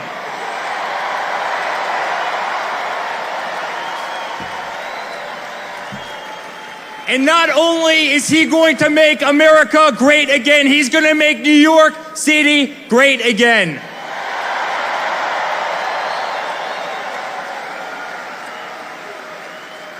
So on behalf of our entire family, thank you. Thank you for being on the greatest ride I could have ever possibly been a part of. Thank you for 10 incredible years. I want you to know, and I speak on behalf of my entire family, I want you to know that we will never stop fighting. My father will never stop fighting. Laura will never stop fighting. I'll never stop fighting. We live in the greatest country in the world. We are not going to allow that to slip away. And I promise you guys the best days of this nation are ahead of us. I love you very much. New York, it's an honor to be here.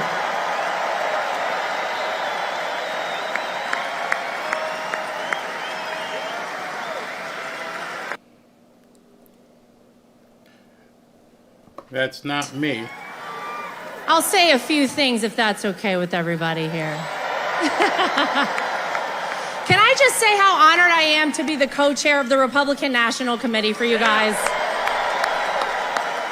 I'll tell you something, we're making sure that we have free, fair, and transparent elections and nobody's cheating in 2024.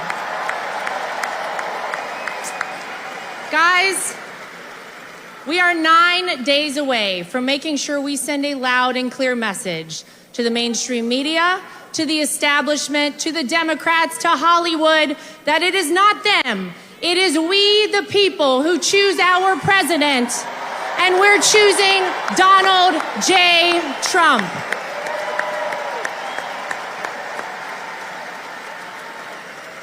And I gotta tell you, it is incredible to be here in Madison Square Garden, in New York City, the greatest city on earth, in the greatest country on earth, the United States of America, because if you think about it, New York City made Donald Trump, right? But Donald Trump also made New York City. Yeah. He changed the skyline of this city, rebuilt it. Remember whenever they couldn't get an ice skating rink, Woolman Rink in Central Park? Donald Trump rebuilt the ice skating rink for New York City. By the way, under budget and ahead of schedule, if I'm not mistaken, because that's how we like to do things in the Trump family. And when nobody else was doing it, Donald Trump put his heart and soul right here in New York City. It's true, and this is the city that made him a household name.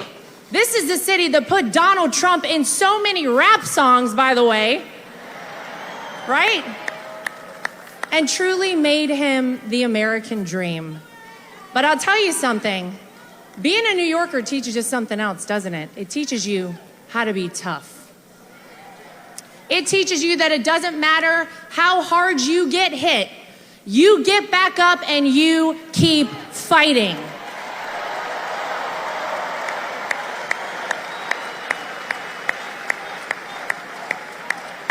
When they impeach you, you keep fighting. When they indict you, you keep fighting. When they take a mugshot of you, the greatest mugshot in the history of the world,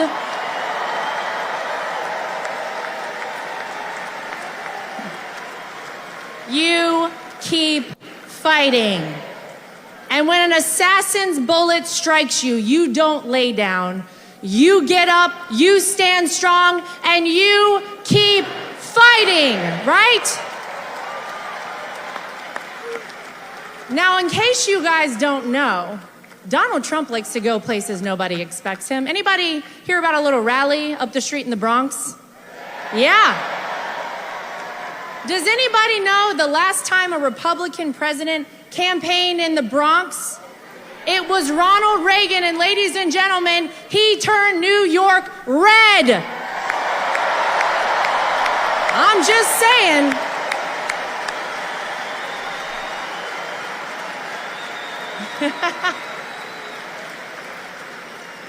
It is the honor of my life to be part of this movement, and Eric is right. This is not just about politics. We are all a big family, and we're a family who loves this country.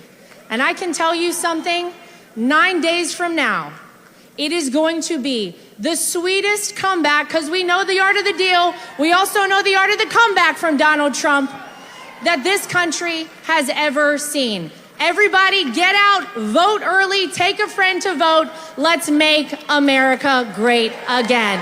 We love you, New York. In the words of LL Cool J, don't call it a comeback because I never went away. No, I don't want to call it a comeback. I want to call it the reemergence. I want to call it, a lot of people don't like the word. I'll say it. I want to call it revenge. I think retribution is due.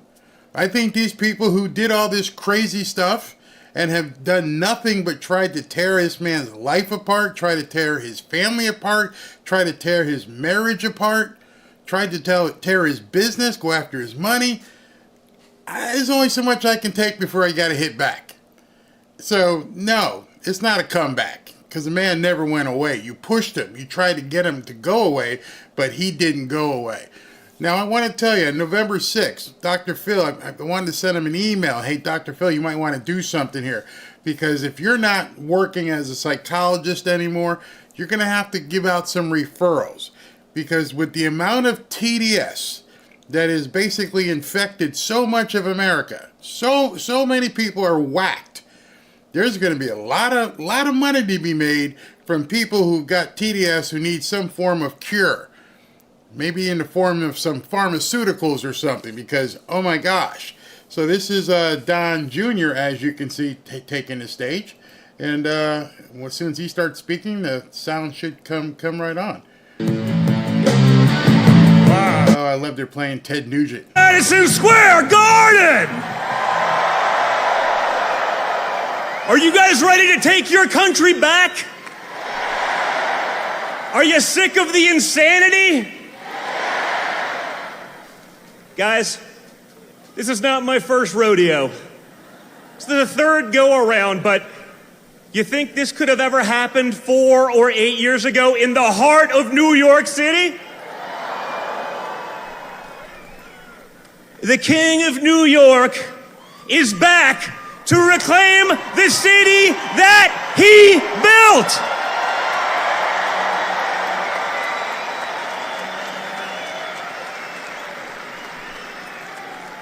My father changed the skyline of this city. He fixed the things that incompetent bureaucrats couldn't handle. He did that against all odds. He did it for our country too, and now everyone recognizes it. What's unique about this election, folks, you've had 4 years under both leaders. The media would like to pretend that Kamala Harris started her political career about a month ago in a coup, the most democratic process to ever not have a single vote. She's going to be a moderate, folks. She's going to be a moderate. A radical San Francisco liberal, the daughter of a Marxist professor, is now magically going to be a moderate.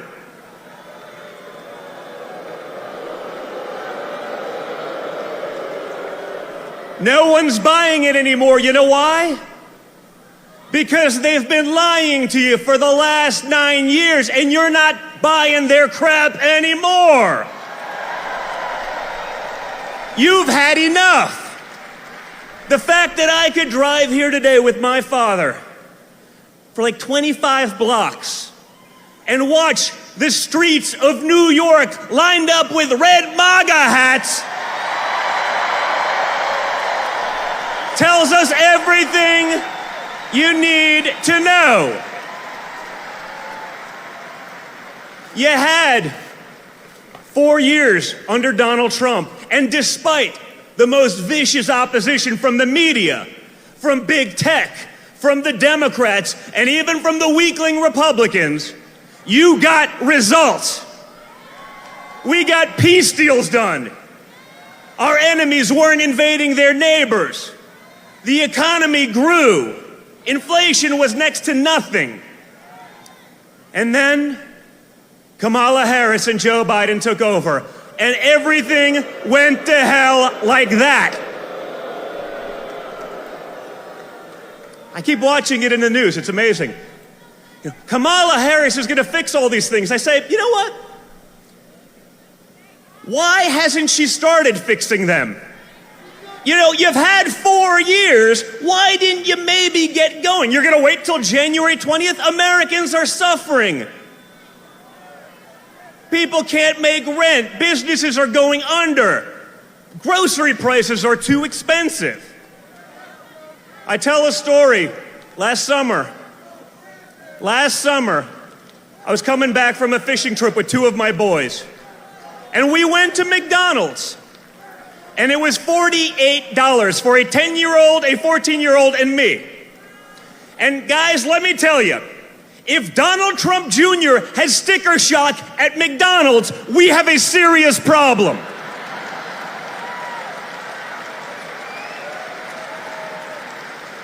It does not have to be this way, guys. We can change it, but it's going to take all of you.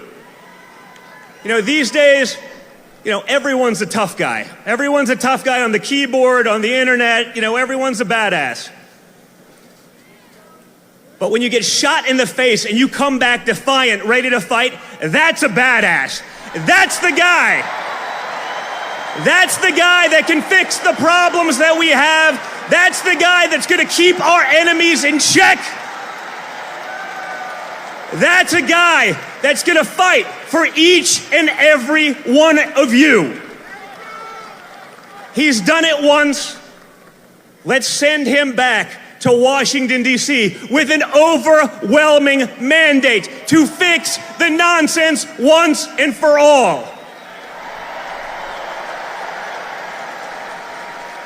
Guys, look at the people who have spoken here tonight, and look at some of the people who are still coming. When did you think you'd be able to get RFK Jr., Tulsi Gabbard, Elon Musk? People from all different walks of life, incredible skill sets, whether it be health, whether it be technology, everything. You have them on one unified ticket. Think about that. Compare that to Kamala Harris and Tampon Tim. It ain't the same, folks. Timmy ain't fixing anything, and neither is Kamala. We have a once-in-a-lifetime opportunity to change Washington, to put in common sense practices, to put Americans first, because they're not first right now. The Democrat Party has forgotten about Americans. Rather than cater to Americans, they decided, you know what? It would just be easier to replace them with people who will be reliable voters. The insanity has to stop, and the fact that we can pack Madison Square Garden in the heart of New York City shows me that the spirit of the American people is there. That same spirit my father showed on July 13th, that's the spirit of America. That's the spirit we need going into Election Day. So for the next 9 days, each and every one of you, you line up like you're the third monkey on line for the Ark and it's starting to rain. You vote early, and then you bring your friends so that we can take back our country once and for all. And when we do that, guys, we're not just gonna make America great again, we're gonna make the world great. We're gonna make the world safe. We're gonna fix it all. Get out there, guys, and just like you're gonna fight, get out there and vote, vote, vote. Thank you, New York City. Love you guys. Yeah. Gotta love that. Gotta love that. Brought the heat, brought the fire. Supporting his dad. They've been with him the entire time. Like I said, if you've never seen the movie, what's it called? Law Abiding Citizen. There's a line in that movie, when the criminal talks to the cops and he's like, you don't get it. This is some real von Clausewitz stuff happening here. I'm going to burn the entire diseased temple down. I'm going to bring it down on your head. That's what I want. I'm sorry. Call me a meanie. I maybe need to get Band-Aids for the nipples, whatever you want to do, because I think we need to go von Clausewitz. We need to just break it down. I think Trump's got the perfect team to do so. I think he's got the right guys in place who can just eviscerate this thing, this nasty thing that has music. But I just think we have to do that. I think it has to be just torn down. Coming to the stage is another fire breather, testosterone having guy. Dana White is up next. All right, waiting for your microphone to kick on. It's not me. They haven't. Okay. We are 9 days away from the most important election of my lifetime. Stakes have never been higher, and the choice has never been clearer. President Trump and I have been friends for 25 years. I've said this before, and I'm going to say it again. He is the most resilient, hardest working human being that I've ever met in my life. I know he's a great leader. This is not my opinion, not my hope. He's proven he can build the strongest economy in American history. He's proven he can secure our borders and keep our nation safe. He's proven to be the strong leader allies and adversaries alike must respect. He's proven he loves this country so much, he's literally put his life on the line for it. What has the other candidate proven? She can get your party's nomination without even facing voters. What else? What else can she offer the American people other than vague promises and no plan? She talks a lot about the need for change and her hope for the future. Hope and change. Does that sound familiar? She can use the old Obama playbook, but she's not Obama, and she is no agent of change. She is the sitting vice president of the United States right now. What she hopes is voters will focus on the future because she doesn't want us looking at the last 4 years to see what we really need to change. We need change from sky-high inflation. According to Yahoo Finance, the cost of groceries is up over 25% during the Biden-Harris administration. Food is unaffordable for most Americans. That has to change. We need change from wide open borders. BBC News reports illegal immigration reached record levels since they took office, with an estimated 10 million border crossings. That's a 300% increase compared to the Trump administration, and that's not including the unknown millions who cross undetected. That is the record of the other candidate, the border czar of the Biden administration. We need change from weak foreign policy. According to the Institute for Economics and Peace, a nonpartisan think tank, think about this, there are more active armed conflicts now than any time since World War II. Weakness from the Biden-Harris administration has invited aggression and conflicts around the globe. When President Trump was our commander-in-chief, the world was a much more peaceful place. J.D. Vance touched on this, but I want to hit it again. Vice President Harris was asked recently by the objective journalists of The View if there's anything she would have done differently than Biden over the past 4 years. And again, her answer was, there is not a thing that comes to mind. So, don't take my word for it, take hers. She will not change a thing. Hope is nice, but hope is not a plan. Change is needed, but change won't come from the status quo. And she is the status quo. If you want real change, you'll vote for proven leadership. If you want to return to economic prosperity, border security, and global stability, you'll vote for the one candidate who's proven he can deliver all of that. My fellow Americans, if you want what's best for your family and this country, you're going to vote Donald J. Trump as the 47th president of the United States. Thank you, New York. Have a good night.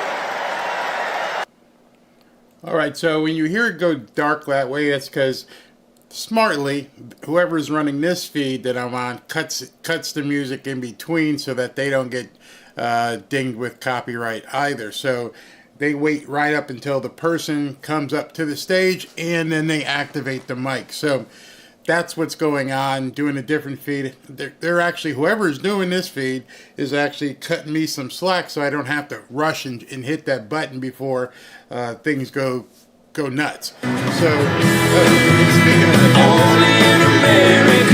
of okay, they're messing up. See, now they're going to get me in trouble because of that 2 seconds of, I just cut it completely. All right, so I see Trump's happy guy. Oh no, we've got Mr. Cantor. I forget his name. Cantor is coming up, and he is going to be speaking. He's going to be part of his transition team. It's not me. They just haven't turned on his mic yet. It'll happen like all at once. Turn on his mic, sound guy. They haven't turned on his mic. Madison Square Garden. This place rocks. Now they messed up the sound. All right, most of you in New York, maybe you know my story. My company is called Cantor Fitzgerald. And we were located 101st to the 105th floors of the World Trade Center. Floors of the World Trade Center. Just bouncing I get to be here today because I was taking my son Kyle to his first day of kindergarten that morning, 23 years ago. I lost 658 of my friends and colleagues. I had 960 who worked in New York that day, and we lost 658 people. And we rebuilt that company to take care of the families of those that I lost.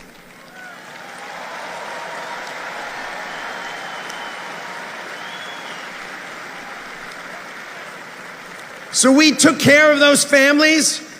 Each of my employees, they took 25% of their salaries and they gave it to the families of the people we lost, because that's what New Yorkers do.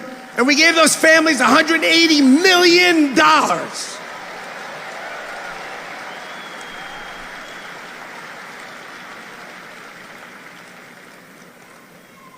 So, the first thing, we must elect Donald J. Trump president, because we must crush jihad. Oh, he went there.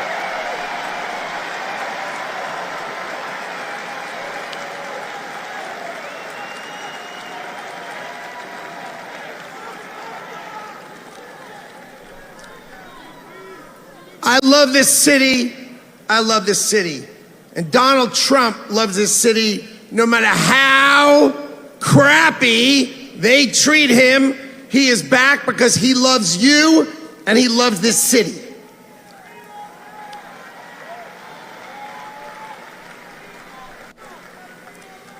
We all say, make America great again.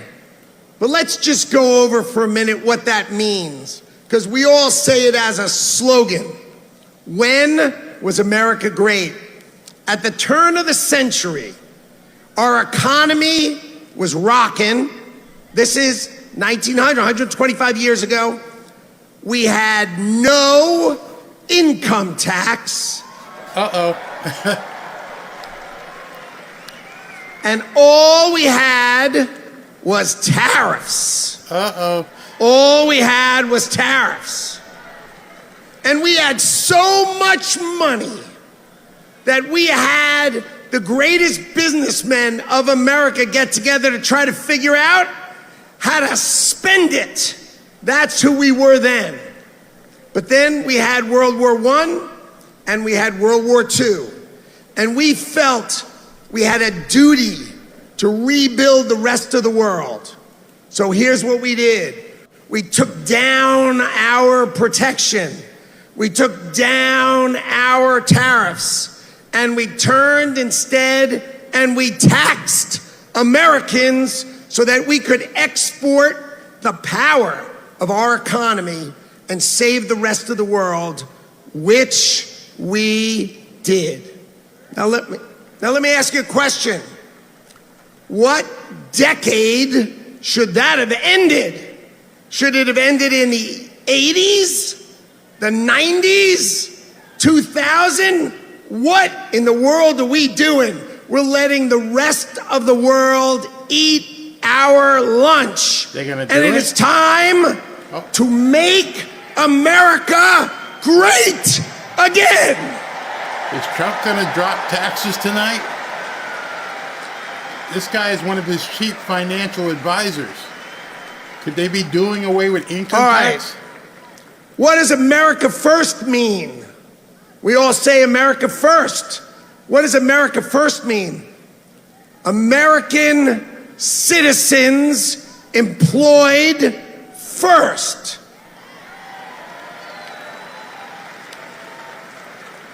NAFTA, Bill Clinton's favorite I hate Michigan move.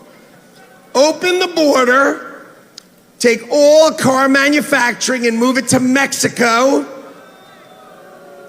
and screw over everyone in America who works in the auto industry. We don't make cars here.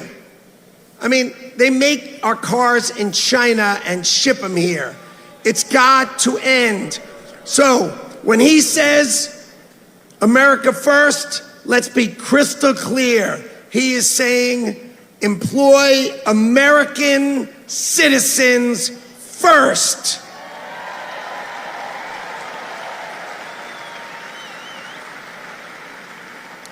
Okay. The Harris-Biden administration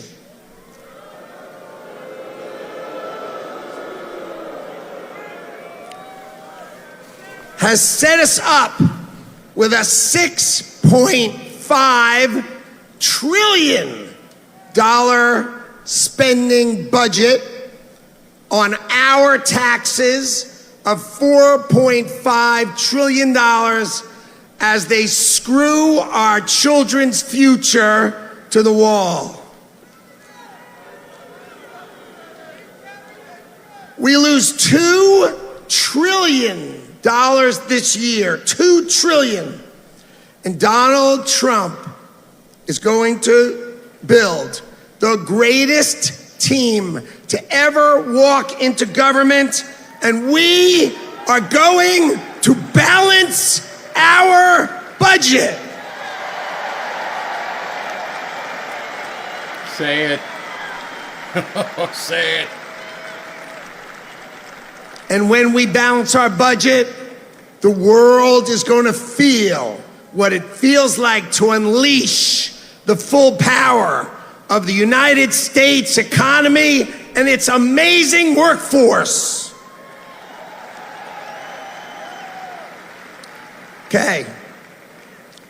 So, ladies and gentlemen, I have the honor to introduce the co-founder with me of the Department of Government Efficiency, Elon Doge, Madison Square Garden. Ladies and gentlemen, give it up for the greatest capitalist in the history of the United States of America, Elon Musk. They're really going to do it, aren't they? They're really going to cut income taxes, aren't they? If not tonight, that's their goal, obviously. OMG. Democrats are losing it right now. And he's got his dark MAGA uniform on. Oh, my goodness. Oh, this is going to be epic. Dark MAGA Elon. As you can see,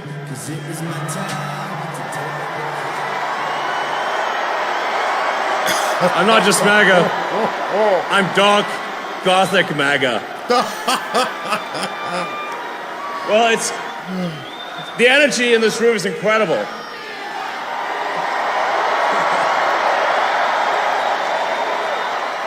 What a great group of people. All right, I've only got one question for you, and then I'm getting out of here because All this right. is your stage. but we set up Doge. Yes. How much do you think we can rip out of this wasted $6.5 trillion Harris-Biden budget? Well, I think we can do at least $2 trillion. Yeah! Yes. 2 trillion. I mean, at the end of the day, you're being taxed. You're being taxed. All government spending is taxation. So whether it's direct taxation or all government spending, it either becomes inflation or it's direct taxation. Your money is being wasted, and the Department of Government Efficiency is going to fix that. We're going to get the government off your back and out of your pocketbook.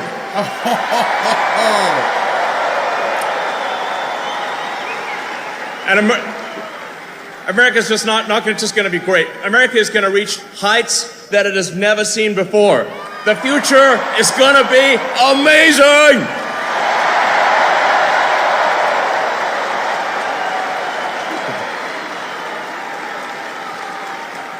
Now,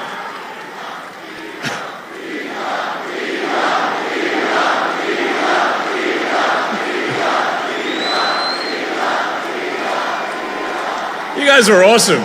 Honestly, this is like...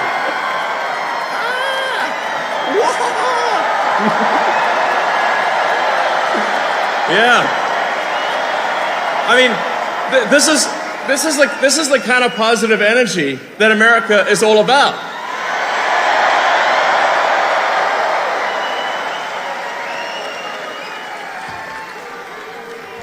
Yeah. USA, USA, USA, USA, USA. Wah! Yes.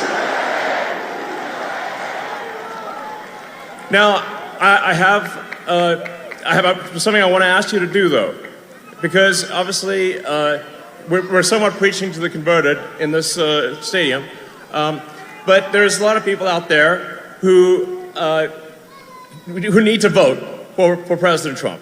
Okay, so this is a real battle. This is a real election battle. So you need to get friends and family to vote.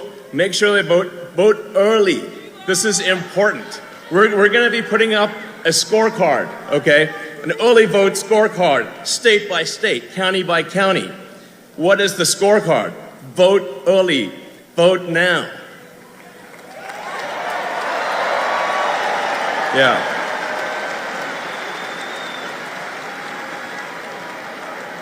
Make the margin of victory so big that you know what can happen.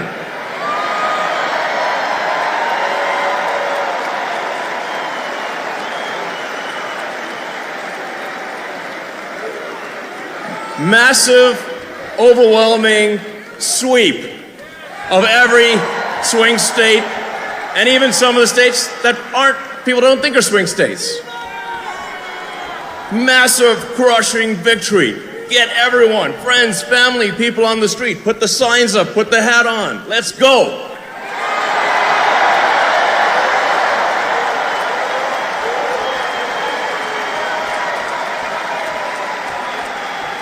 And with that, it is my honor to introduce the First Lady, Melania Trump.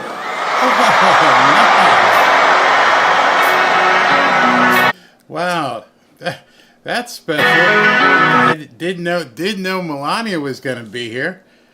That's incredible. Oh, right now there are Democrat heads exploding all over the place. So Melania's coming up. Probably after Melania will be Lee Greenwood. She may introduce Lee Greenwood. He's obviously going to sing God Bless the USA live. Of course, the powers that be won't let me play that, so you're going to have to watch on your TV. I can show him singing, I just can't put the audio there. So once he begins singing, I'll have to cut it just the way it is. But I cannot believe Melania, this is her first appearance at any of the rallies. Awesome. Absolutely awesome. They're going to cut taxes. They're going to really do it. They're serious about it. I wonder if Trump will announce it tonight. because if he announces it, all hell is going to break loose in Washington. The media is going to have conniptions. There may be some people who stroke out.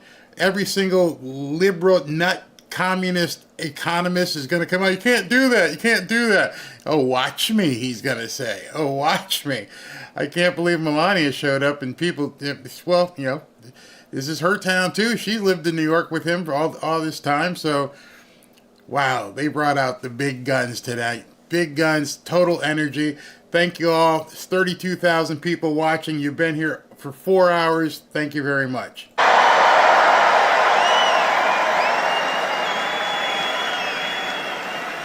Good evening, New York City.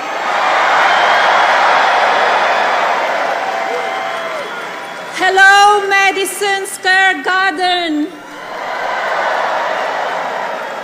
Our hometown, where architectural symbols of strength, courage, and unity create a canvas for the world's undisputed capital of industry.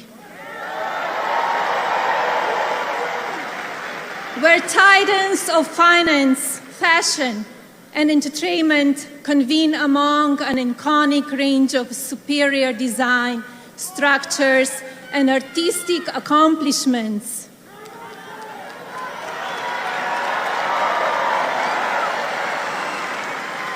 And American ingenuity blossoms among determined citizens who race across city streets and between offices, striving for success.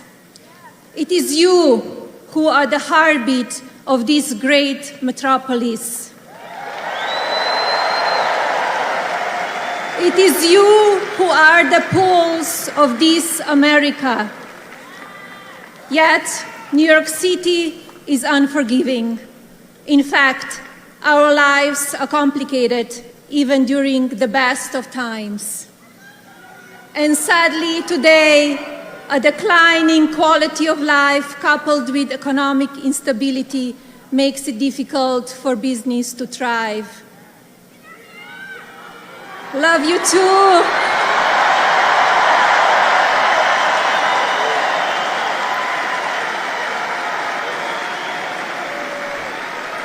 Crime is on the rise, while public safety diminishes, creating an environment where families with young children choose to relocate. And this story repeats itself from coast to coast across our nation. This is America.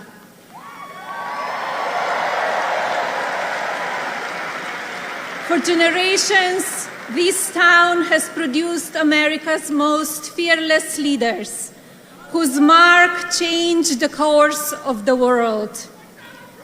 New York City and America needs their magic back.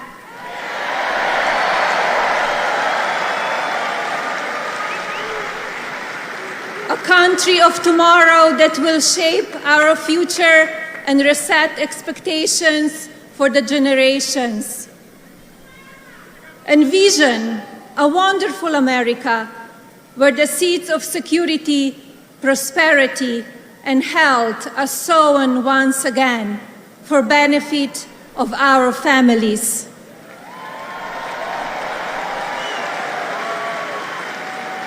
Let us charge together with a shared vision that builds on American greatness.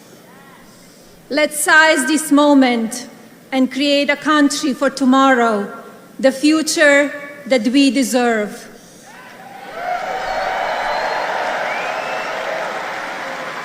And now,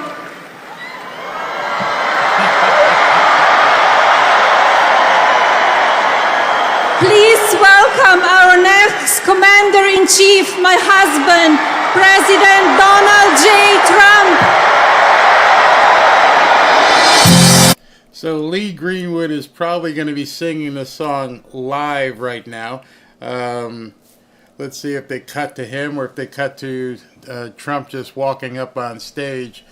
But this has been a rally thus far that is going to yeah, there's Lee Greenwood right there singing it live. Unfortunately, people, I cannot show that. That is a copyrighted song that I was not able to get the live rights to, but it is what it is. But you've heard it. You know what he's singing. You can probably click on your TV if you want to. But he's singing it live. Trump loves this song. He's coming out in his hometown in front of 20,000 people, 200,000 outside. They've probably got it on the big screens. This is going to cause complete meltdown in liberal circles. Don't know what they're going to do about it. He may take me, if he gets up on this stage, and says he's cutting income tax, he's going to take Manhattan. He's going to if he takes Manhattan, he takes New York, because Manhattan, the rest of New York is pretty much red as it is. It's Manhattan where the problem is. But if he gets up to this microphone sometime in the next 45 minutes to an hour as he's talking, and he actually comes out and says what Mr. Cantor and Elon Musk are going to do is work to eliminate income taxes, oh, it's basically rolling a hand grenade down Pennsylvania Avenue. It's going to go ballistic. They're going to go crazy. And then everyone on CNN and MSNBC and NBC and CBS and ABC for the next week are going to scream about how it can't happen, how there's no possible way you can do it. Love it. Love it. He's there with his wife. In the city he helped build. This is just phenomenal. Absolutely phenomenal. And there's he's dancing right there to the song. Wow. Chills. Absolute chills. I'm gonna have to get me a dark MAGA hat. I want to go dark MAGA. I'm gonna have to start dressing in black and putting on a black hat. Get ready for November 6th, because I think we all need to go dark MAGA on November 6th. November 6th is gonna be crazy. Absolutely crazy. Right now, it's already into landslide territory. This is called going for the throat. He's going for the jugular. If he announces, even if the fact that he says they're going to work on it would be enough. It's not going to be easy in one fell swoop. Hey, no income taxes. He's probably going to say Elon's going to cut $2 trillion from the budget as soon as possible, and we're going to work to a no income tax position. There's no way, and I'm sure they've had meetings, and I'm sure they've talked about what they're going to do. There's no way that man would have went up on stage and talked about basically eviscerating taxes if it weren't for the fact that that's where they were headed. And if that's where they're headed, it's not over it's already over. It's over for the Democrat Party. That party will be done. They will be exposed as communists. Absolutely. Oh, love it. He's kissing on Melania. I feel like running there and kissing Robin. Right? Look at that. Yeah, kiss the wifey. Awesome. Let's do it. Let's bring it on home, Donald.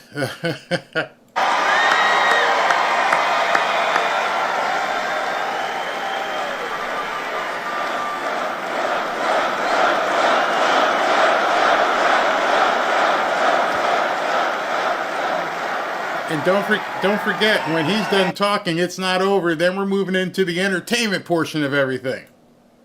All right, so let's...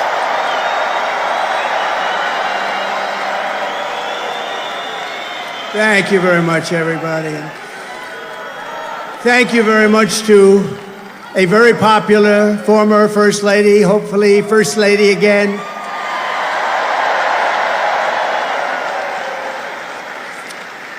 And I just want to say a very big hello to a special place, New York, and to an incredible arena, Madison Square Garden. Incredible. And then we have all of the people that could fill it up 10 times. You take a look at outside what's going on all the way down to the river, the beautiful, beautiful Hudson River. They're outside watching this now at levels that nobody's ever seen before. They've never had it. And I want to thank Jim Dolan. He's been incredible. He's been just incredible. The job they've done. Thank you. But I'm thrilled to be back in the city I love, and Thousands of proud, hardworking American patriots, you're with me. We're all together. We've always been together. And I'd like to begin by asking a very simple question. Are you better off now than you were 4 years ago? I'm here today with a message of hope for all Americans. With your vote in this election, I will end inflation. I will stop the invasion of criminals coming into our country. And I will bring back the American dream. We need the American dream to come back home. Our country will be bigger, better, bolder, richer, safer, and stronger than ever before.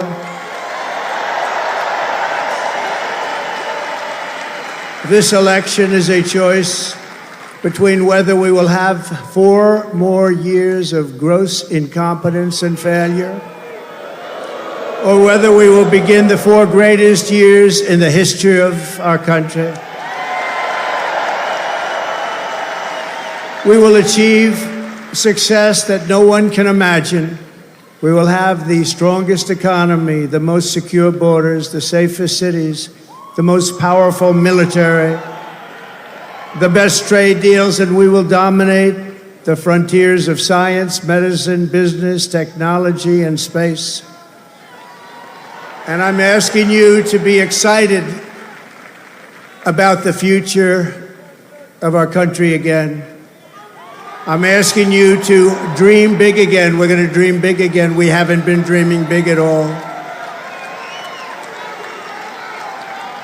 This will be America's new golden age. It's going to happen quickly, too, very quickly. Every problem facing us can be solved, but now the fate of our nation is in your hands. Next Tuesday, you have to stand up and you have to tell Kamala Harris that you've done a terrible job, that crooked Joe Biden has done a terrible job. You've destroyed our country. We're not going to take it anymore. Kamala, you're fired. Get out, get out. You're fired.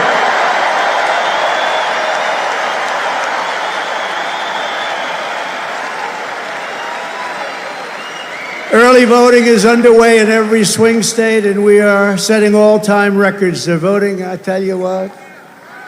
I don't want to talk about it. But we have to keep it going. You got to get out and vote. We just have to get out. And who would have thought this was going to happen? We're leading in every swing state.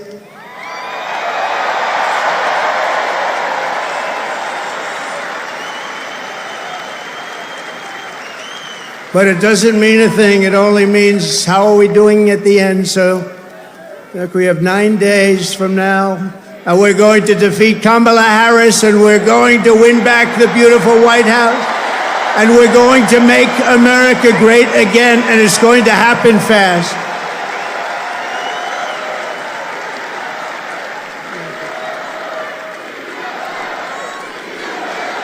Thank you.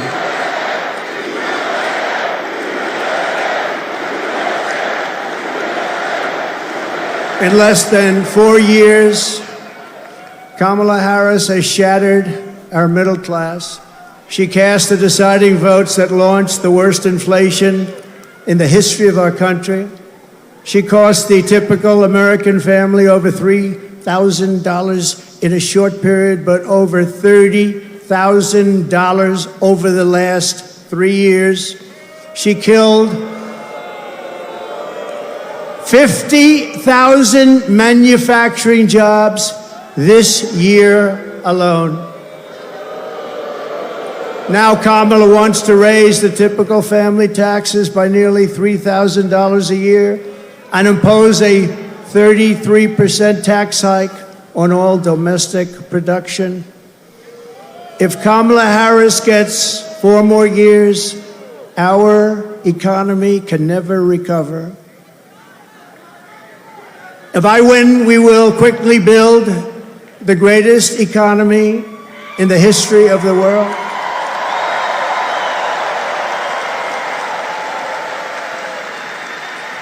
Which is what we had in our last term. We will rapidly defeat inflation, and we will very simply make America affordable again. We're going to make it affordable.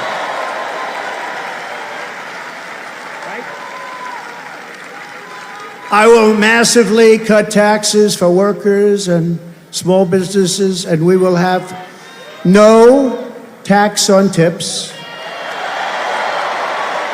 no tax on overtime, Keep going. and no tax on Social Security benefits for our seniors.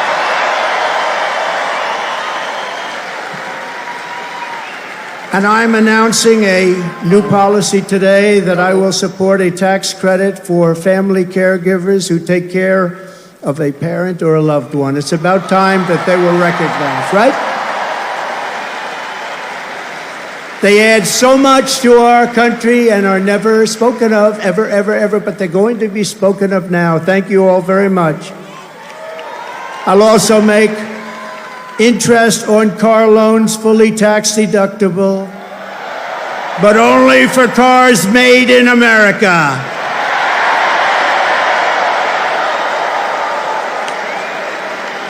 Have to be made in America. And we will achieve energy independence, and we will do something. We want it so badly. We're going to do something. You know what we're going to do? What? Front row Joes. You know, I got front row Joes here. I got the ladies from North Carolina, number 249. This is the 204, and you look so beautiful. We have a lot of people, they followed us, but we're going to do something. The ladies can tell you what we're going to do. We're going to drill a baby drill. And I will terminate the Green New Scam, and we'll cut your energy prices in half, 50%, within 1 year from January 20th. Is the fake news hearing that? Whoa! Look how much. Wow, that's a lot of fake news. That is a lot of fake news. Look at that. Wow. That's got to be a record, Mr. Speaker. I think that's a record. That is a lot of fakers back there.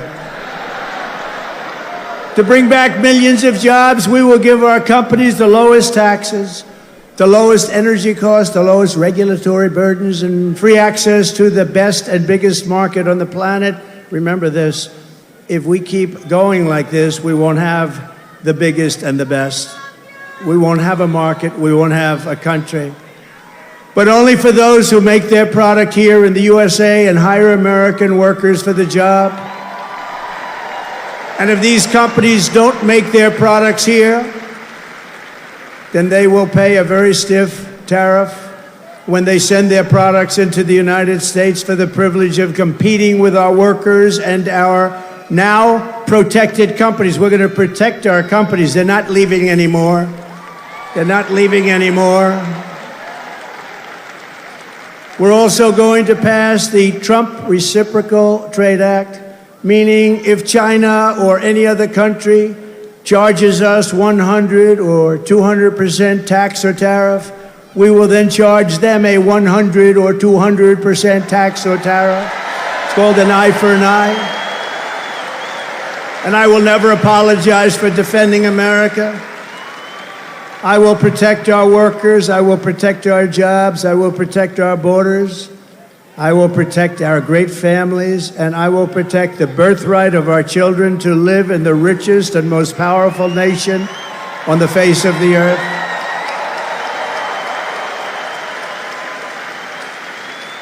As we rescue our economy, I will also restore our borders. There's never been anything like it.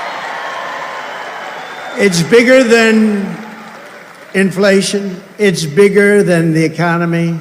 What they're doing to our country, They're allowing criminals from all over the world to enter our country. Over the past 4 years, Kamala Harris has orchestrated the most egregious betrayal that any leader in American history has ever inflicted upon our people. She has violated her oath, eradicated our sovereign border, and unleashed an army of migrant gangs who are waging a campaign of violence and terror against our citizens. There has never been anything like it anywhere in the world for any country. Kamala has imported criminal migrants from prisons and jails, insane asylums and mental institutions from all around the world, from Venezuela to the Congo. A lot of people are coming from the Congo prisons. They're coming from all over the world. Over the last month, 181 countries violated our laws. And she has resettled them into your communities to prey upon innocent American citizens. But the day I take the oath of office, the migrant invasion of our country ends and the restoration of our country begins.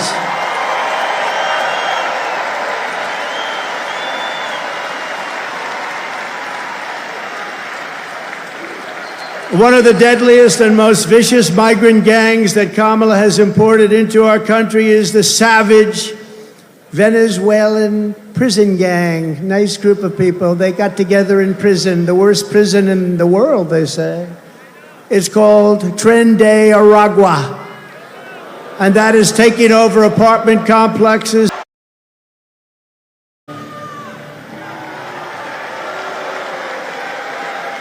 That's who we're allowing into our country. We're not going to have a country any longer. That's who we're allowing in.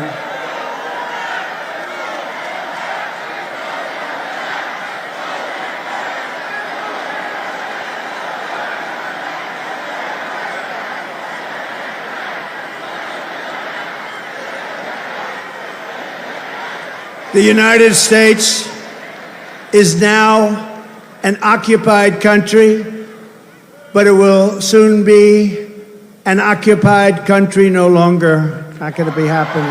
Not going to be happening. November 5th, 2024, 9 days from now, will be Liberation Day in America. It's going to be Liberation Day.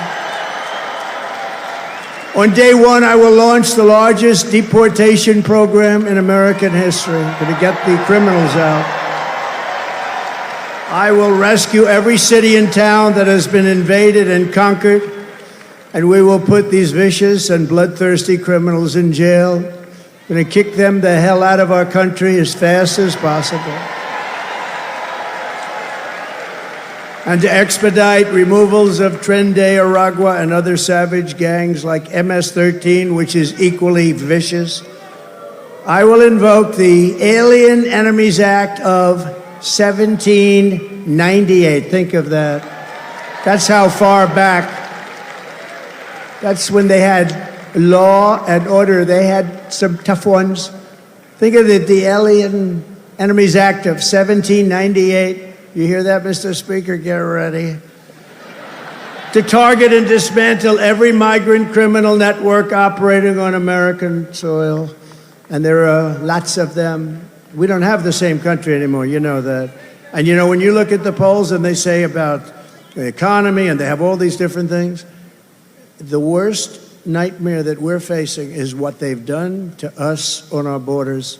We had the safest border in the world. In fact, there's a chart, which I hope they have, because I didn't tell them I wanted it, but there's a chart that I love very much because I wouldn't be here without it.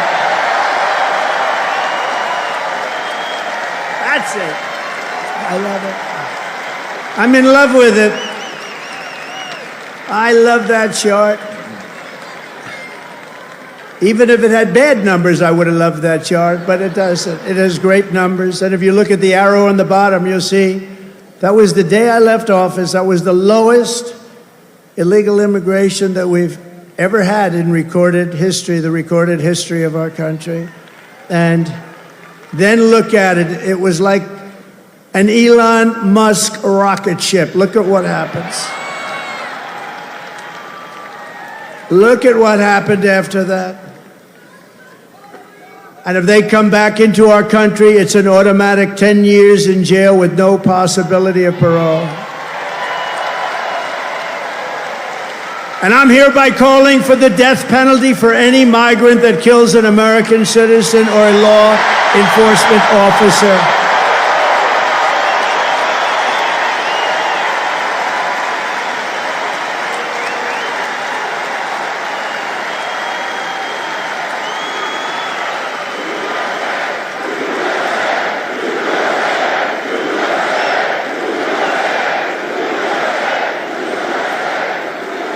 Under Kamala, America is a sanctuary for criminals and for illegal aliens that are in our country illegally. I will immediately ban all sanctuary cities in the United States.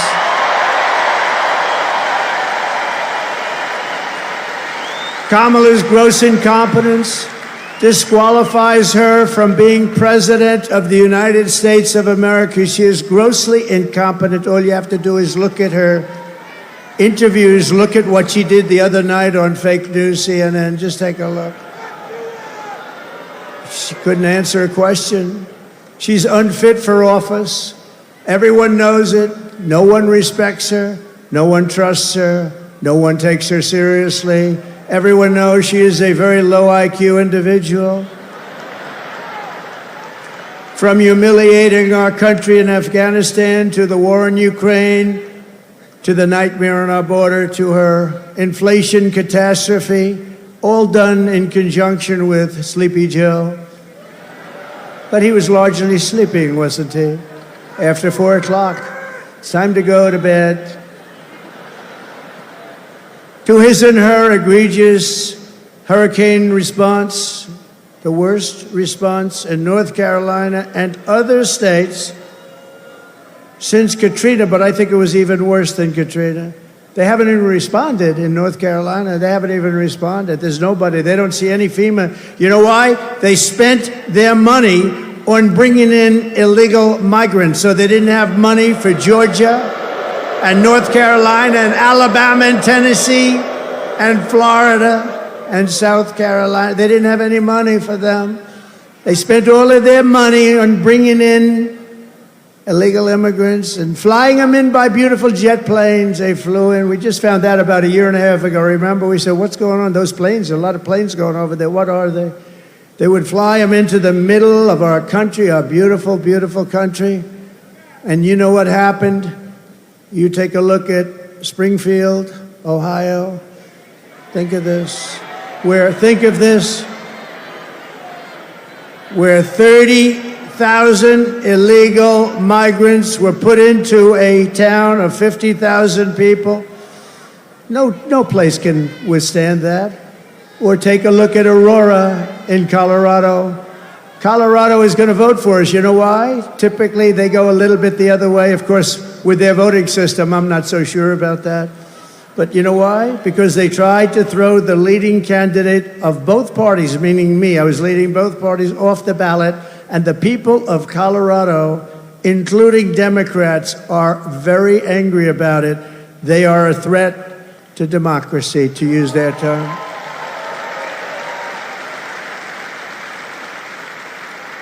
Isn't it nice to have somebody that's your president that doesn't need a teleprompter? We haven't been on teleprompter for a long time. I haven't been on this teleprompter.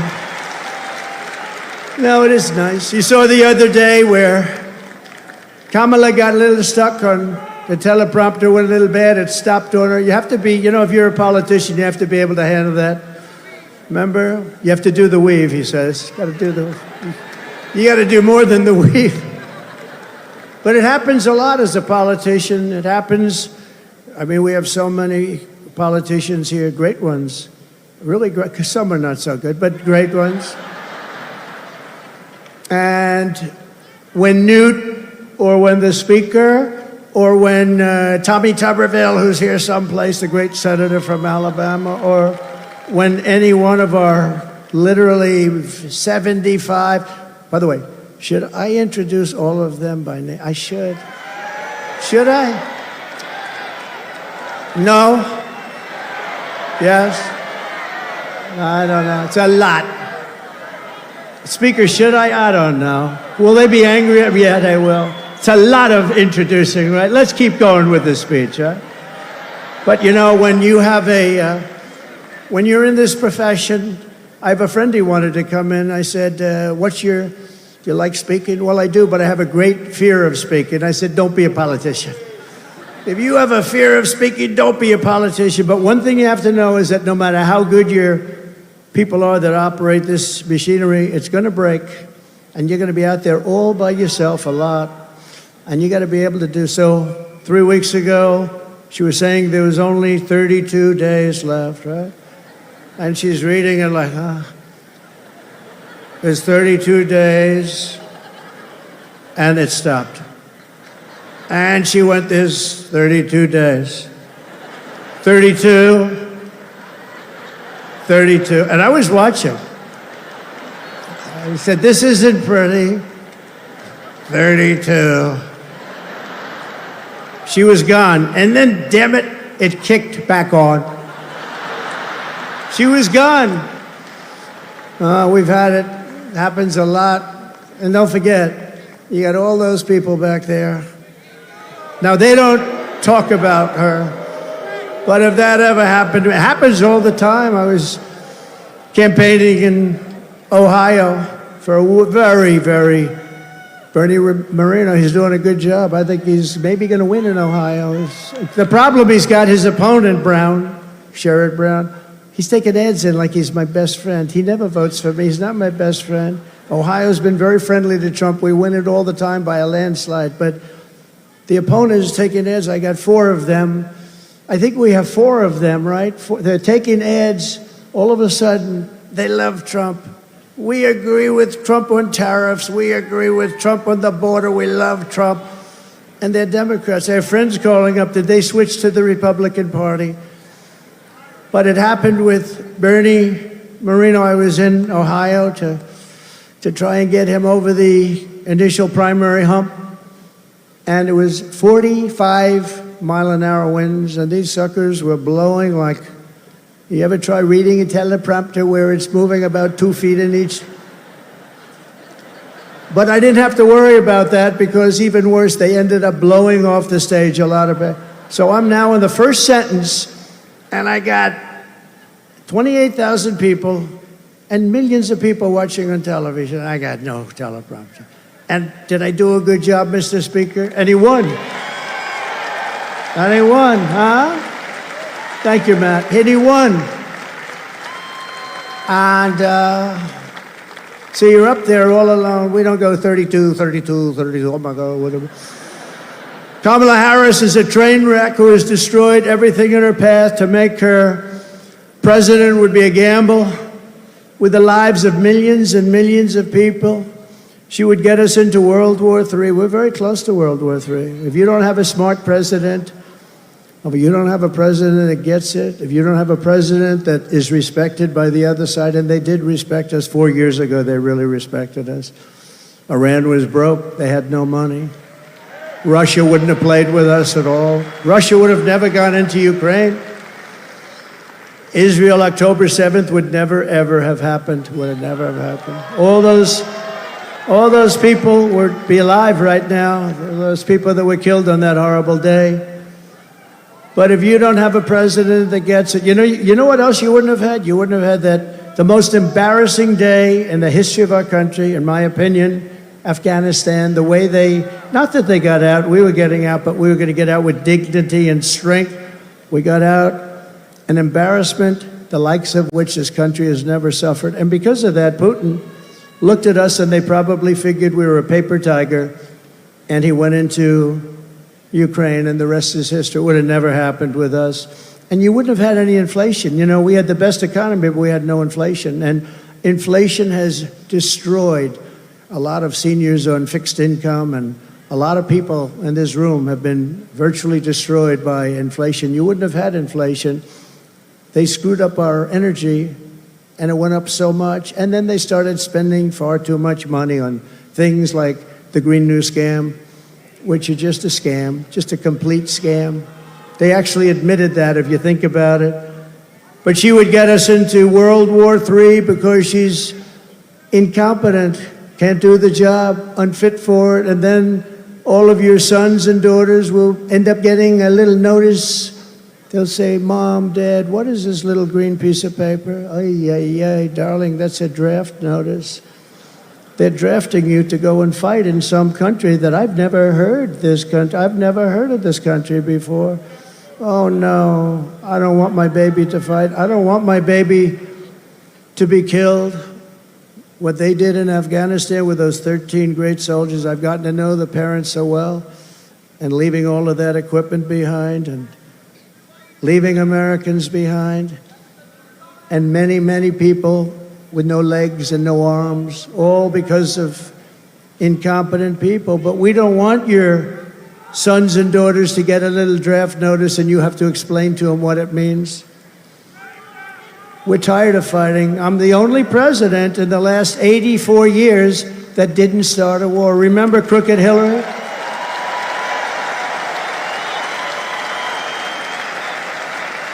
Remember Crooked Hillary Clinton? Crooked Hillary, oh, she was a beauty. During one of our many debates, she said, look at him, listen to him. He's going to start a war. Listen to his rhetoric. He's going to start a war. I said, no, no, no. My rhetoric is going to keep us out of wars. And that's what happened. 82 years. Other than I finished off ISIS, but that was already started. We had stupid generals like Milley and Mattis, weak, stupid people. But fear not, we have great generals, just not the ones that you see on television all the time. And we wiped them out very quickly. It was going to take 5 years. Mattis said it would take 5 years, and I'm not sure we could do it. It took us like 4 weeks. We have great generals. We have the greatest military in the world. Just a lot of people don't know that.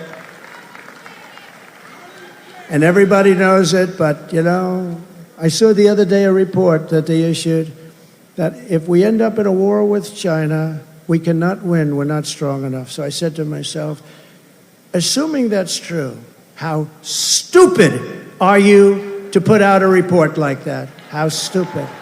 Why would you put out a report? Then they'll say, oh, Trump is not truthful. No, I'm smart. You don't put out reports like that. And it's not true. We would kick their ass. It's not true.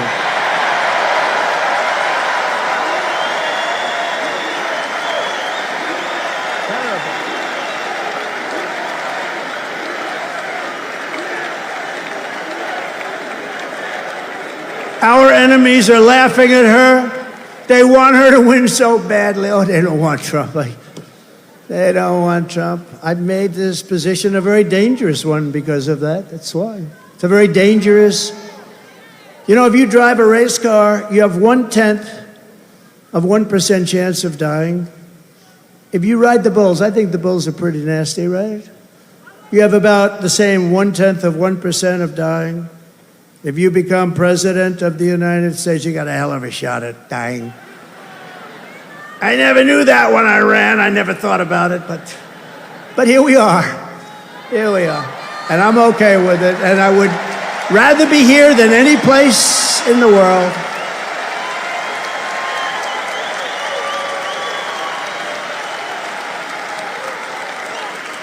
It's called a very dangerous profession. But if we win, our enemies won't be laughing anymore. They're not going to be laughing. And you know what? The truth is, I got along with all of them. I got along with Putin. Ukraine was the apple of his eye, but I said, Vladimir, don't go in. Remember, I ended the pipeline in Europe. I ended the pipeline in Europe. And then when Biden came in, he approved it. But he ended the Keystone pipeline, the one in America. So he got it a little mixed up, didn't he, huh? Nord Stream 2, I said, we're ending Nord Stream 2. Everybody said, what is Nord Stream 2? I said, that's the massive Russian pipeline where they're going to make a fortune, where they're going to Germany and all countries in Europe.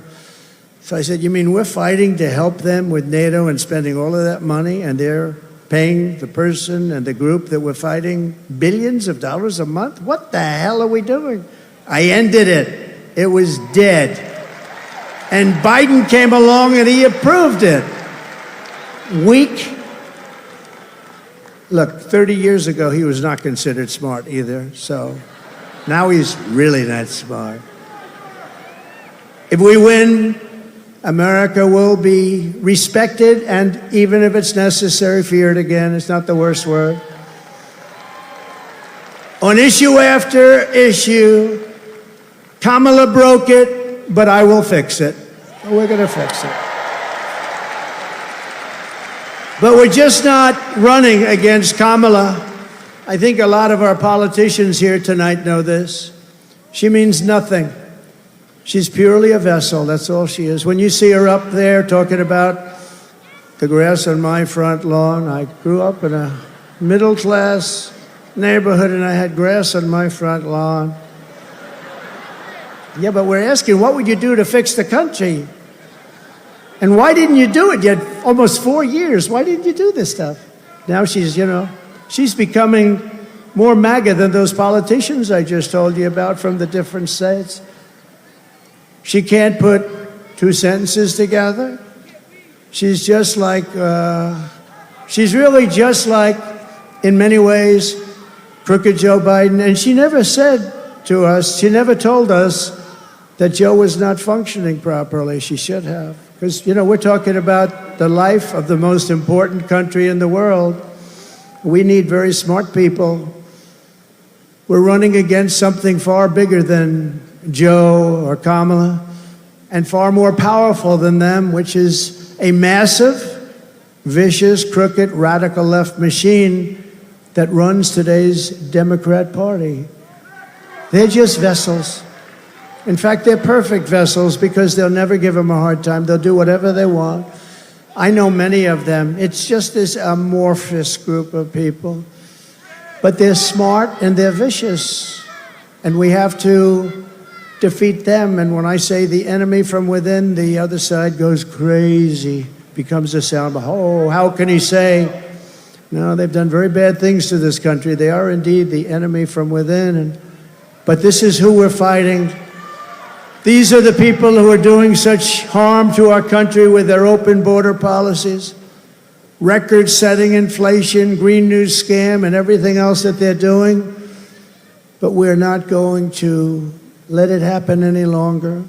We're going to have the biggest victory in the history of our country on November 5th. It's going to be the biggest victory in history.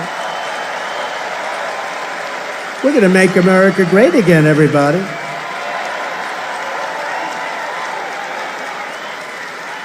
On top of it all, Kamala says she would not do one thing differently from Joe Biden, which is totally disqualifying. And you have to remember this.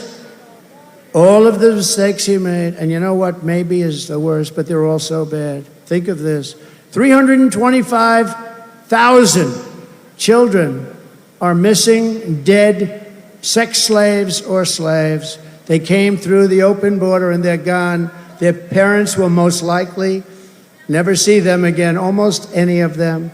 Think of the number, 325,000 children are missing or dead. Take a look at this, please. Would you have done something differently than President Biden during the past 4 years? There is not a thing that comes to mind. We stood there on the tarmac watching you Americans and the world, chaotic and cost the lives of 13 U.S. soldiers. Would you have done something differently? There is not a thing that comes to mind. More than 13,000 illegal immigrants convicted of murder have been caught at the border and then released into the United States. An Afghan national is in custody today after being accused of plotting an election day terrorist attack. The suspect entered the U.S. on a special immigrant visa. Gut-wrenching new details in the murder of Georgia Georgia nursing student Laken Riley. The illegal immigrant suspect, who cops say committed the heinous murder, is a Venezuelan national who crossed the unsecured southern border back in 2022. Two men investigators say are in the country illegally from Venezuela are charged with capital murder in the death of Jocelyn Nungaray. A fifth illegal immigrant accused of attacking two New York City police officers over the weekend showed no remorse or regret. Would you have done something differently? There is not a thing that comes to mind. Only 18% say the economy is in excellent or good condition. US inflation has hit a new 40-year high, increasing by 9.1% over the financial year. Authorities saying Train de Aragua, which has been linked with more than 100 criminal investigations here in the US, has now been found operating its criminal enterprise in apartment complexes. Were you the last person in the room? Yes.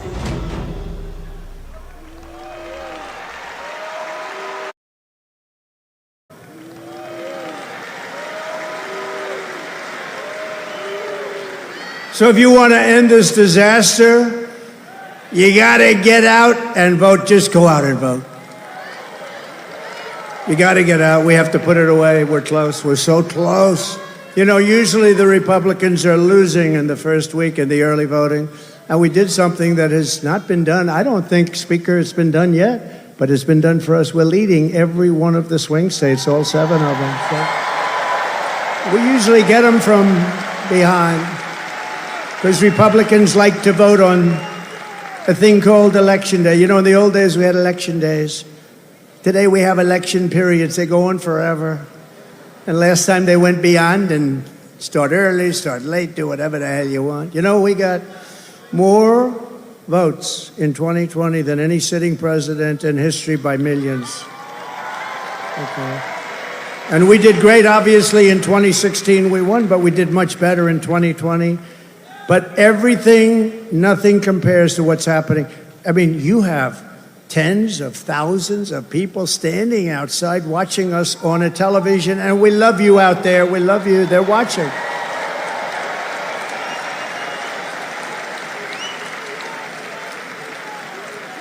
But both of those great races, both of them don't compare to what's happening now. In Florida, we took a massive lead. And all of these places, I mean, there's something happening that's really good. There's something happening that's really good, but let's close it out. Pretend you're 1 point down. Would everybody pretend? Let me just do a poll. Who has already voted?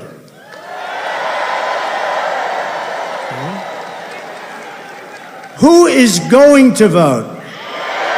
Good. Good. That's what I like. That would be better than the other way, if you've already voted.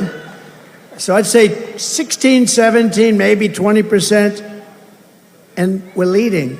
And most of you haven't voted, but you promise you're going to vote? Everybody promise? Promise, promise, promise?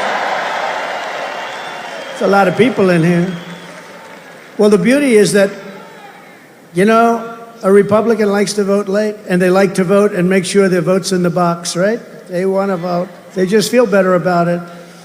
And so we had a lot of people voting, but really that's the same. I do it in every event. I say, who's voted for the last 3 events? Last night I was at Penn State, a great place. I actually met, this is an amazing, the national championship wrestling team. They won Penn State won the national championship, but listen to this. 11 out of the last 13 years, even Jim Jordan would be impressed by that. You know, Jim Jordan is a great guy. He's a great wrestler, all-American wrestler, Jim. You can see it by the way he acts. He's not afraid of anything, right? And I looked at those guys, and they're rough as hell. I said, you may be the only people that can take Tren de Aragua in a fight. And it won't even be that easy for them. They're tough people. But it was great to meet that team, and those great champions, amazing, really great champions. And we were packed at Penn State. We were packed. No matter where we go, we're packed. No matter where we go, because there's something happening. And the something happening is they want to take back their country. People want to take back their country. You love the country. I love the country. We want to take it back. I could be right now on the most beautiful beach in the world, I could be at Turnberry in Scotland. I own it. I could be anywhere. I got that greatest. I don't have to be here, but I would much rather be at Madison Square Garden with you.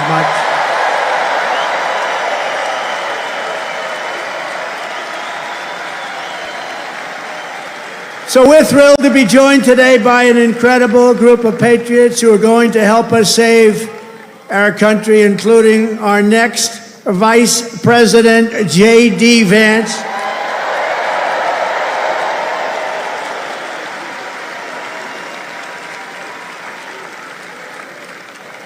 And a man who was so incredible. Last week I watched that rocket ship come down. I've never seen it. I told this story last night. I was on the phone with a very, very important person, and I'm talking to him, and I'm watching the television while I'm talking to this guy. He's boring as hell. And I said, wait a minute, wait a minute. I'm looking at the screen, and I see this rocket pouring the fire, the flames. It's all over the place. It was white a week ago, and now it's pitch black from the burning coming down at 10,000 miles an hour. It's coming down at a low. There he is. There is my Eli. He's that great. You know what he was doing for the last week? Campaigning in Pennsylvania. He's a sweetheart, too. So I'm talking to this guy, very important guy, big guy, and I have the television screen on, and there's rockets coming down. I said, you know, it was pure, beautiful white when it left, but it's burned from the fire and the flame, and it is. And now I see it coming down like this, and it's like 20 stories tall or something. It's massive, and it's coming down. I say to the guy, hey, do me a favor, will you hold on a minute? Just hold on. I'll talk to you. This is like one of the most important people. I'm watching, so just hold on. I put the phone down. By the way, I never picked it up again. You know what these people are going to say? He's cognitively impaired. He's cognitively impaired. Oh, you don't think so? They're the worst. They are the worst. So I put it down, and I'm watching this rocket, and I see the engines. I say, oh, it's going to crash. No, because it was looking right next to gantry. I guess they call it the gantry, whatever the hell they call it, the launching pad. And it's coming down at a bad angle, Elon. I wasn't happy. And I was a little worried. You might have been worried, too. I said, oh, no, it's not going to be good. And then all of a sudden, I saw the flame on the bottom left, and it was ripping. The flame was pouring out of that sucker, and it straightened it out like this. And it came down, and it landed, and then its two of these big, beautiful arms grabbed it, and they held it tight.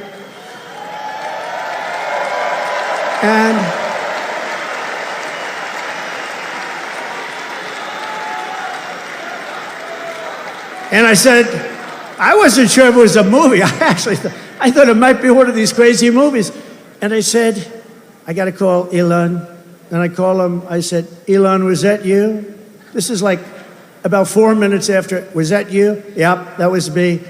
I say, Elon, you're a genius. You are a genius. You are he is special. He is special. And you know what he wants more than anything else? For our country to be really well run, solidly run, to be run democratically, all the things that everybody in this room wants. And I mean, honestly, he left that pad and he went to Pennsylvania to campaign. Can you believe it? And I asked him a couple of questions. I said, Elon, let me ask you a question. Can Russia do that? No. Can China do that? No. Can anybody do that other than you? Nobody else can do it. Nobody else can do it. Pretty good. And he said, and they won't be able to for 10 years, you said, right? They won't be able to for 10 years. No, he's amazing. And he's a great guy, too. He really is. Got to remember him. This is a piece of work.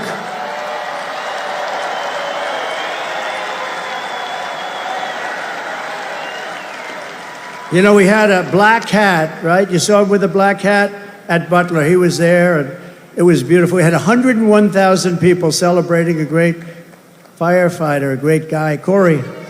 And Elon got up, And I didn't even know we made a black hat. I've never seen anybody wear it. I see the red hats all over the place, the white hats, I see all different, but I never saw black. But he liked the black. You know, he's a little different. It's a black hat with black letters, okay? It's called Understated. And I said, you like that hat? He said, I love that hat. I call it Dark MAGA. But you know that after that evening, that became our #1 best-selling hat for that week. All I have to do is put something on them now. You're great. And thank you very much. Thank you very much. It's great. Thank you. And we also have somebody that is great. And look, we're not going to let him go too crazy, Elon, with the oil and gas stuff. And, you know, because Robert F. Kennedy cares more about human beings and health and the environment than anybody. And he's going to be absolutely, having him is such a great honor. I've been friends of his for a long time. And I'm going to let him go wild on health. I'm going to let him go wild on the food. I'm going to let him go wild on medicines. The only thing I don't think I'm going to let him even get near is the liquid gold that we have under our feet. I don't know, Elon, he might not like liquid gold. It's oil and gas, sometimes referred to as oil and gas. JD, I think we're going to have to keep him away from the oil and gas. What do you think, Howard? Yes? But where is Robert? He's around. He gave a beautiful speech. He's a great guy. He truly cares. I mean, he truly cares about this, and it's an honor. And we're also pleased to be joined by my beautiful wife. She's got the #1 best-selling book in the whole universe, New York Times. #1 best-selling. Go out and buy one of her. It's a great book. It's a great. You know what? I was nervous when I read it. I said, I wonder if she said some bad stuff about me. I was very nervous. But she's great. Congratulations, honey. That's a big deal. #1 in the New York Times list. Now, if she's #1 and her name is Trump on the New York Times list, that book definitely was #1. I guarantee you that. Thank you, honey. Great. And we have a fabulous, brilliant woman, top student at Yale Law School. They were both top students. They're going to have very smart kids. If you believe in that, I believe in it strongly. I would like to have their children because they are going to be smart. Yale Law School, top of the class, both of them. Usha Vance, thank you, Usha, for being here. Thank you. Thank you very much. With their 2 beautiful children. And my children are here, Don and Eric and Tiffany, and along with Lara, Kimberly and Michael. We have great people. We have Byron home. He's watching. That Byron is watching. He's the king of the internet. He's the king of the internet. Oh. Who was that? That's very nice. My sister Elizabeth is here. She's great. I don't know where she is, but she's great. And we love her. And Speaker Mike Johnson is here, and he's doing a great job. It's not easy when you have a majority of 3, but he's done a great job, and he's going to continue to do a great job, and we like him. He's a terrific person. I watched him just totally decapitate a fake reporter on NBC, Meet the Fake Press. What he did to her was... I think that probably she'll never be the same. Nobody would know. Look at him, such a nice-looking guy, just that little beautiful face with the glasses. Got the little glasses. Everyone said, oh, he's so nice. He's such a nice person. He's not a nice person. He's not nice at all, right, Matt? But great job. We think he's great.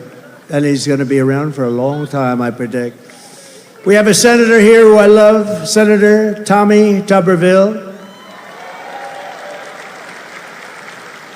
And he's from a great place, Alabama. I love Alabama. I'm up in Alabama by 49 points. 49 points. We're up by a lot in a lot of different places, but it's a great place, and thank you, Tommy. And all of our other great congressmen. We have so many, if I ever named them, we're going to be up here a long time. So they're going to be angry. They won't speak to me for probably a month or so, but it'll calm down after that. Right, Matt Gaetz? It'll calm down. It'll calm down. But we have great, great people, and they're really doing a job, and we're going to turn this country around. You know, with me, we got to get the congressmen elected, and we got to get the senators elected, because we can take the Senate pretty easily. And I think with our little secret, we're going to do really well with the House, right? Our little secret is having a big impact. He and I have a secret. We'll tell you what it is when the race is over. I also want to thank Jim Dolan and everyone at Madison Square Garden for an unbelievable, this is unbelievable. I've watched the Knicks and Rangers here, and what a location. You know, they tried to talk Jim out of this location. We're going to move you to the river. We're going to move you all over the place. And he's tough. He said, I don't know. They offered him all sorts of money. We're going to move Madison. It's a very prime location. We're going to move it to the river. Well, we're right on top of every train hub in it's like the world or something right here. And he didn't like it that much, but he was offered a lot. Man, did he make a good decision. That would have been peanuts compared to the value. But there's no place like Madison Square Garden. Thank you very much to Jim and all of you people.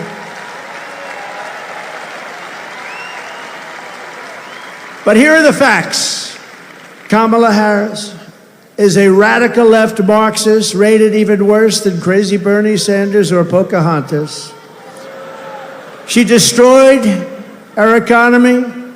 She was an original creator of defund the police. Can you believe it? She was one of the originals for defund the police. And anybody who wants to defund our great police for even 1 week is not worthy of being president of the United States, because that's where her thinking is. Kamala vowed to abolish ICE. You know, those tough people you've been looking up at the screen? They're the ones that get them out of our country. I know a lot of people right in these rows. They're very tough. They don't want any part of it. They got to go in there, fist a-blazing to move them. You know, we had a case in Long Island. Wants to defund ICE. We're not defunding ICE, right? We're not defunding ICE. We're not even going to think about it. She's never going to get the chance. There's no way she becomes president. There's no way. Radical left lunatic who She destroyed San Francisco. She destroyed, along with Gavin Newsom, the governor, who's the worst, one of the worst governors in the country. They destroyed California. And she's not going to get a chance to destroy our country any further. We're going to get it back fast. She wants to ban fracking. And as California Attorney General, she redefined child sex trafficking, assault with a deadly weapon, and rape of an unconscious person as a totally nonviolent crime. She pledged to confiscate your guns. Is there anybody in the room that would like to give up their gun to come? I had a feeling you might say that. And endorsed a total ban on handgun ownership. I don't think that's good. When a criminal crawls into your house at night, it would be nice to be able to at least have a chance, wouldn't it? Wouldn't it be nice? She even called for free sex change operations on illegal aliens in detention at taxpayer expense. Think of it, at taxpayer. She said, they're caught, they're illegally detained, but if they want a sex change operation, she's all in favor. Now, she gave this stuff up about a year ago, a little more, because it didn't work. It wasn't working too well with the electorate. But she'll be back to it because that's where it is. She's a radical left person from San Francisco. She destroyed the place. But you know, she lied about that, but she also lied about something very important. For years and years, she said she had a job at McDonald's. And the reason I went there last week, do you know that I got a call from Sundar, very smart guy at Google. He said, this is the most amazing thing. We've had just about more hits on this crazy McDonald's story. And I went there just to prove a little point. See, you never know how something's going to work out, Mr. VP, do you? But he called and he said, we've had more hits on McDonald's than, I think he said, anything we've ever had, but let's say it's close. And did anybody watch Joe Rogan recently? Good.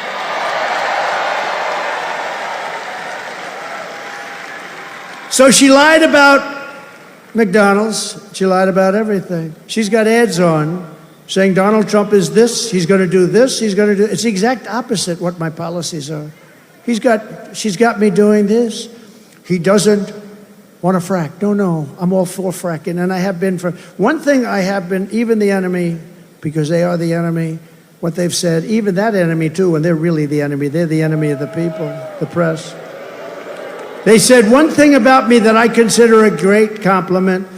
They said, this guy is the most consistent person we've ever seen, because I've been against cars and car factories being taken out of Detroit and being taken out of our manufacturing of automobiles, being taken out of our system, out of our country for years. I've been against all of the things that are happening and have happened. We stopped it, and now it's happening again. When you hear 50,000 manufacturing jobs lost in just a short period of time. But I've been the most consistent because we're going to bring our manufacturing back to the United States. It's all coming back, so get ready. Get ready. You're going to have your choice of great jobs. And on top of all this, Kamala tried to turn our military woke. So tonight, whether you are a Republican, Democrat, or independent, conservative, or liberal, I'm inviting you to join the greatest political movement in the history of our country. It's really that it is. You know, it's the greatest movement in the history of our country. I tell the story that years ago, there's a guy, he's a great guy, older guy now, very old, but he was great, conservative guy, Pat Buchanan, right? We know Pat Buchanan. He came in second in the New Hampshire primary, and for 45 years, he made an unbelievable career of it. He was a hot item. He was on every show. He came in second in one primary. We came in first in 50 primaries. We then had a great election that we won. We then had another great election that we did a hell of a lot better in, and bad things happened. We're not going to let that happen. COVID. They used COVID to cheat.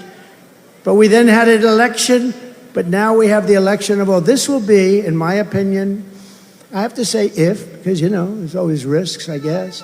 But if we pull this off, this will be the biggest political event in the history of our country. Right?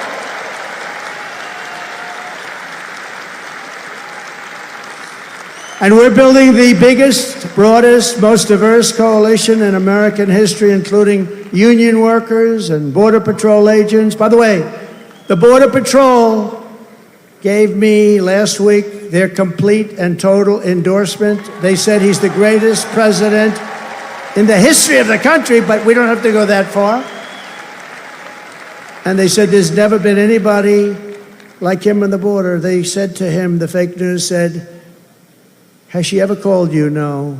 They didn't like that answer, by the way. Then they asked her, have you ever called? No, she never called. Almost 4 years, she never called, not once, the Border Patrol. And she was the border czar. She was in charge of the border. Think of it. 4 years, she never called. Now she's trying to say, well, you know, I was really not the border.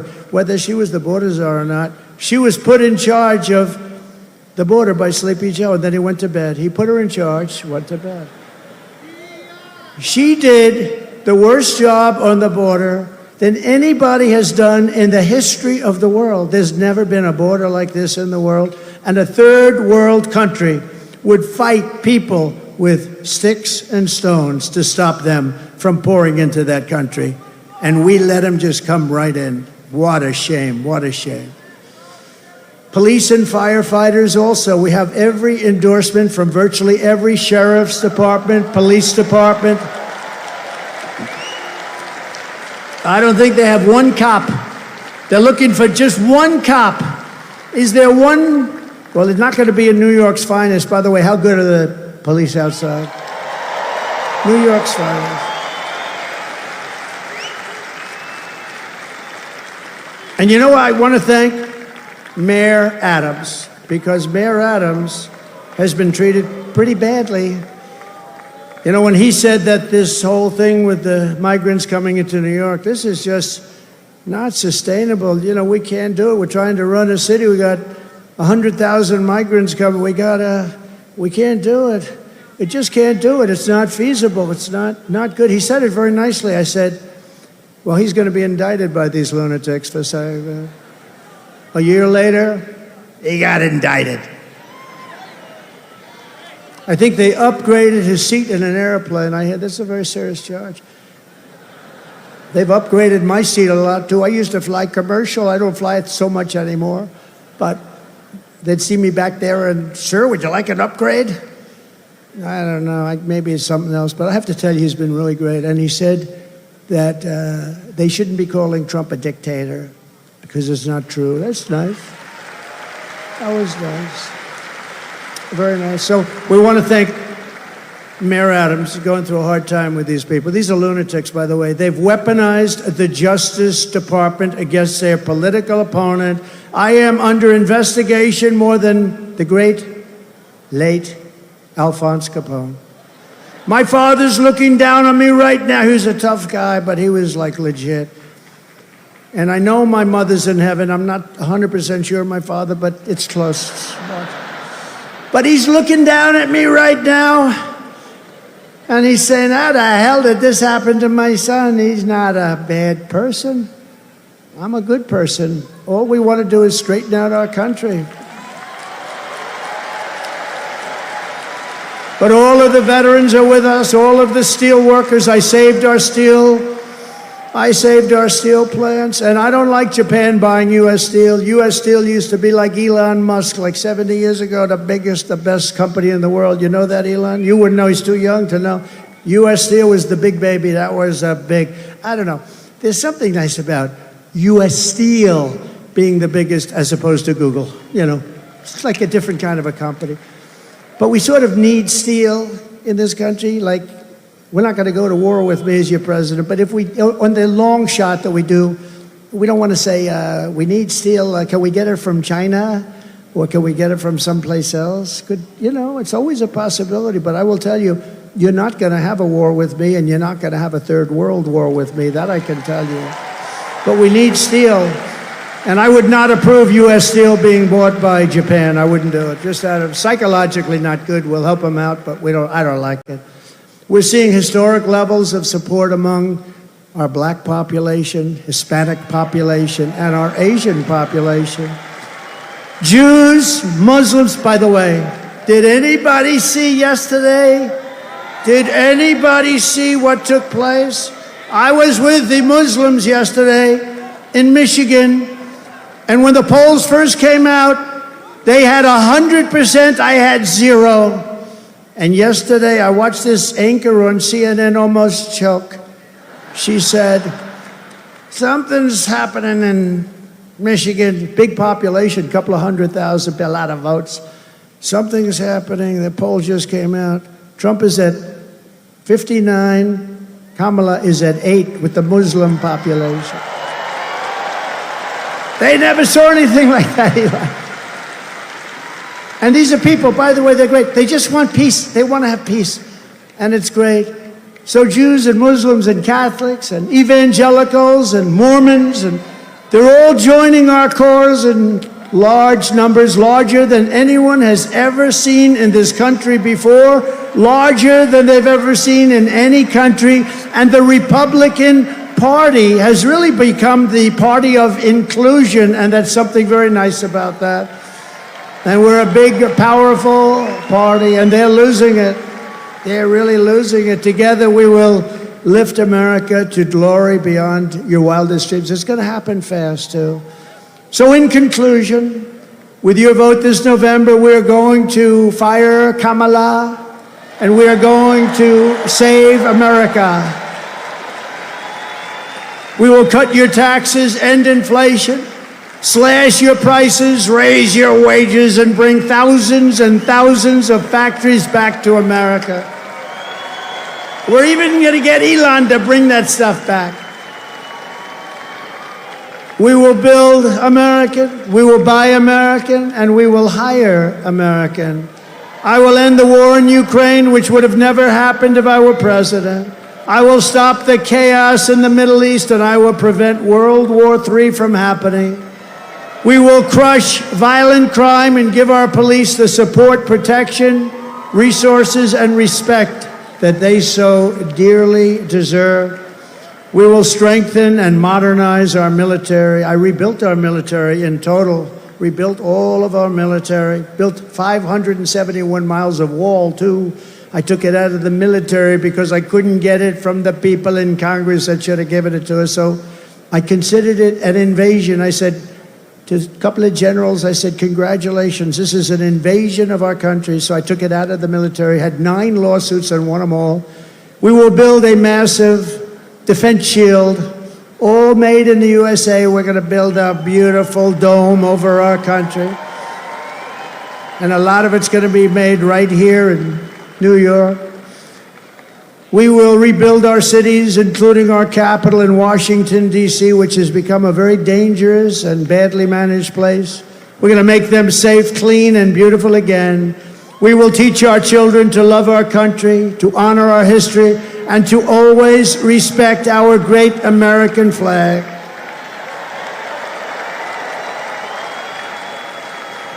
And as long as the Speaker of the House of Representatives is here, I would like to put forward a bill, because I watched 2 months ago as some very bad people, radical left people, by the way, nothing happened to them, in Washington, D.C., burned our American flags. They were burning flags.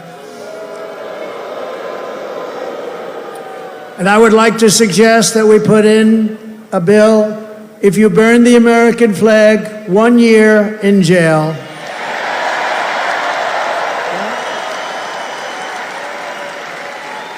We will get critical race theory and transgender insanity the hell out of our schools. And we will keep men out of women's sports. I will defend religious liberty, I will restore free speech, and I will defend the right to keep and bear arms. Our Second Amendment is under siege.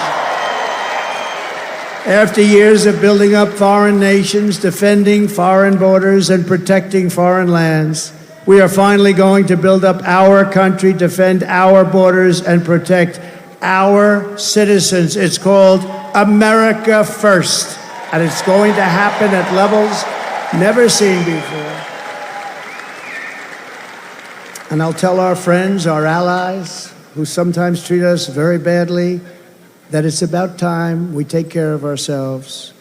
And we will stop the illegal immigration that's taking place at levels never seen before.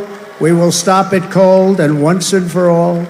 We will not be invaded. We will not be occupied. We will not be overrun. We will not be conquered.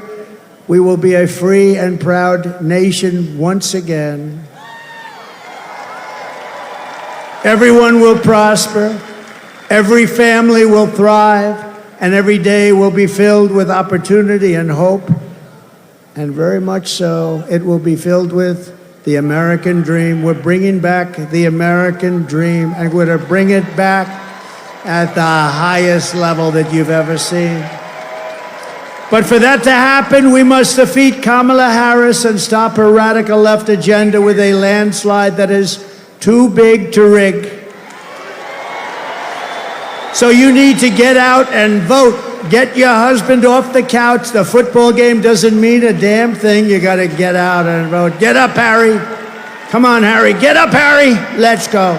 You're going to vote for the president, Harry. We're going to save our country. For the past 9 years, we have been fighting against the most sinister and corrupt forces on earth.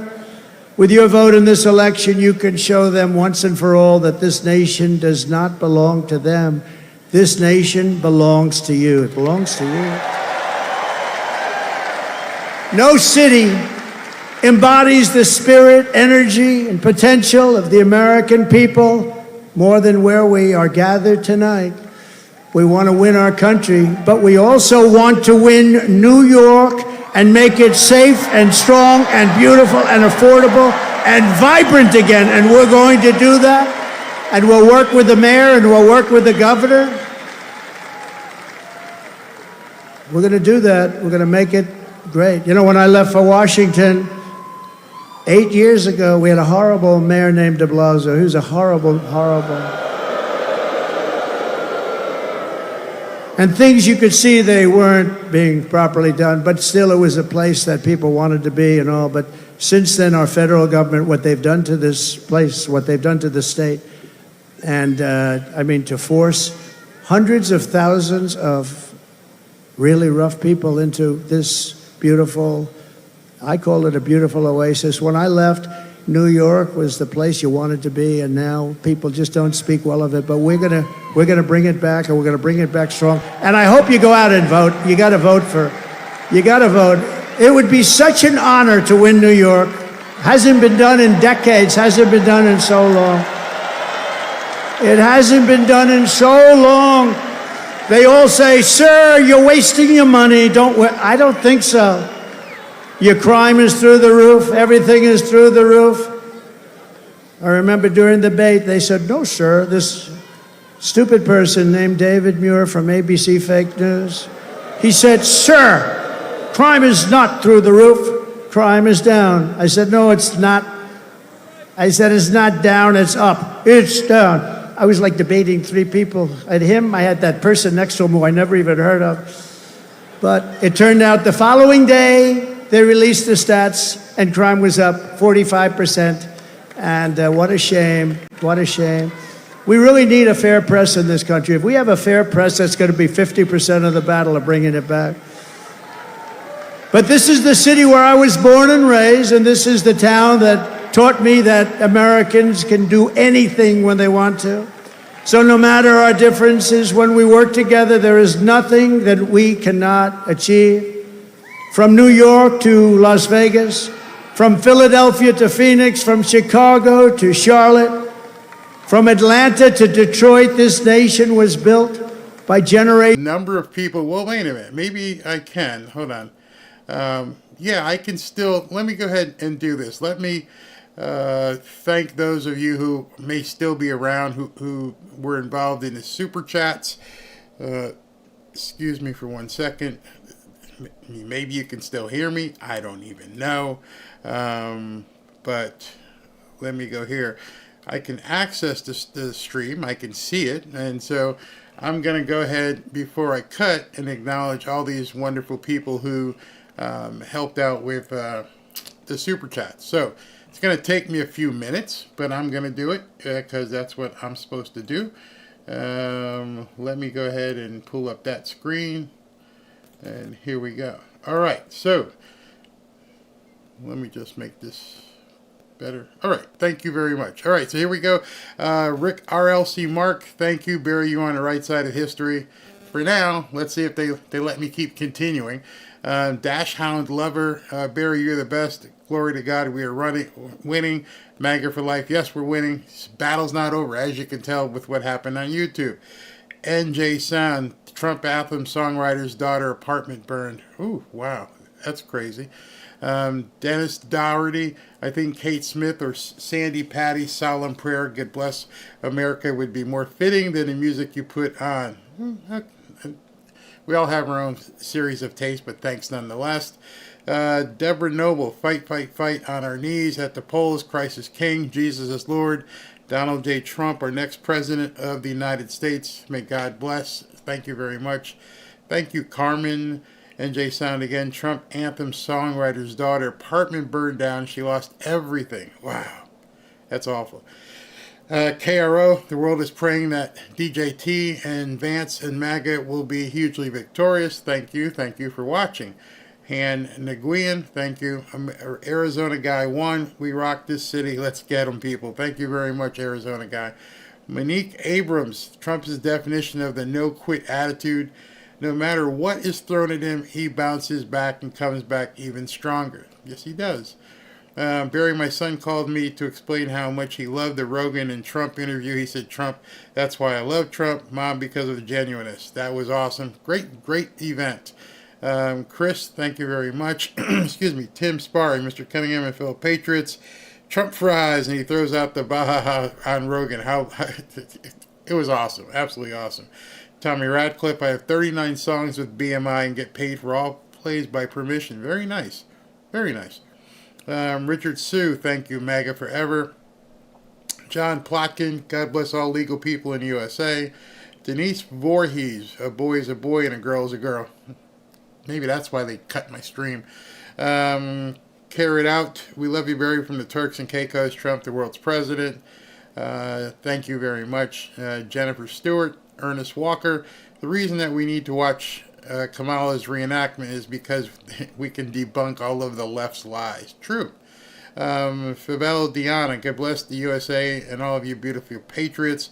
Love you all from Georgetown, Florida. Vote Trump for freedom. Absolutely. Chapo, Trump is setting up the dream team of government. It truly is. It really is. Braveheart, I believe God has allowed all of these adversities in Trump's life to prepare him for this election.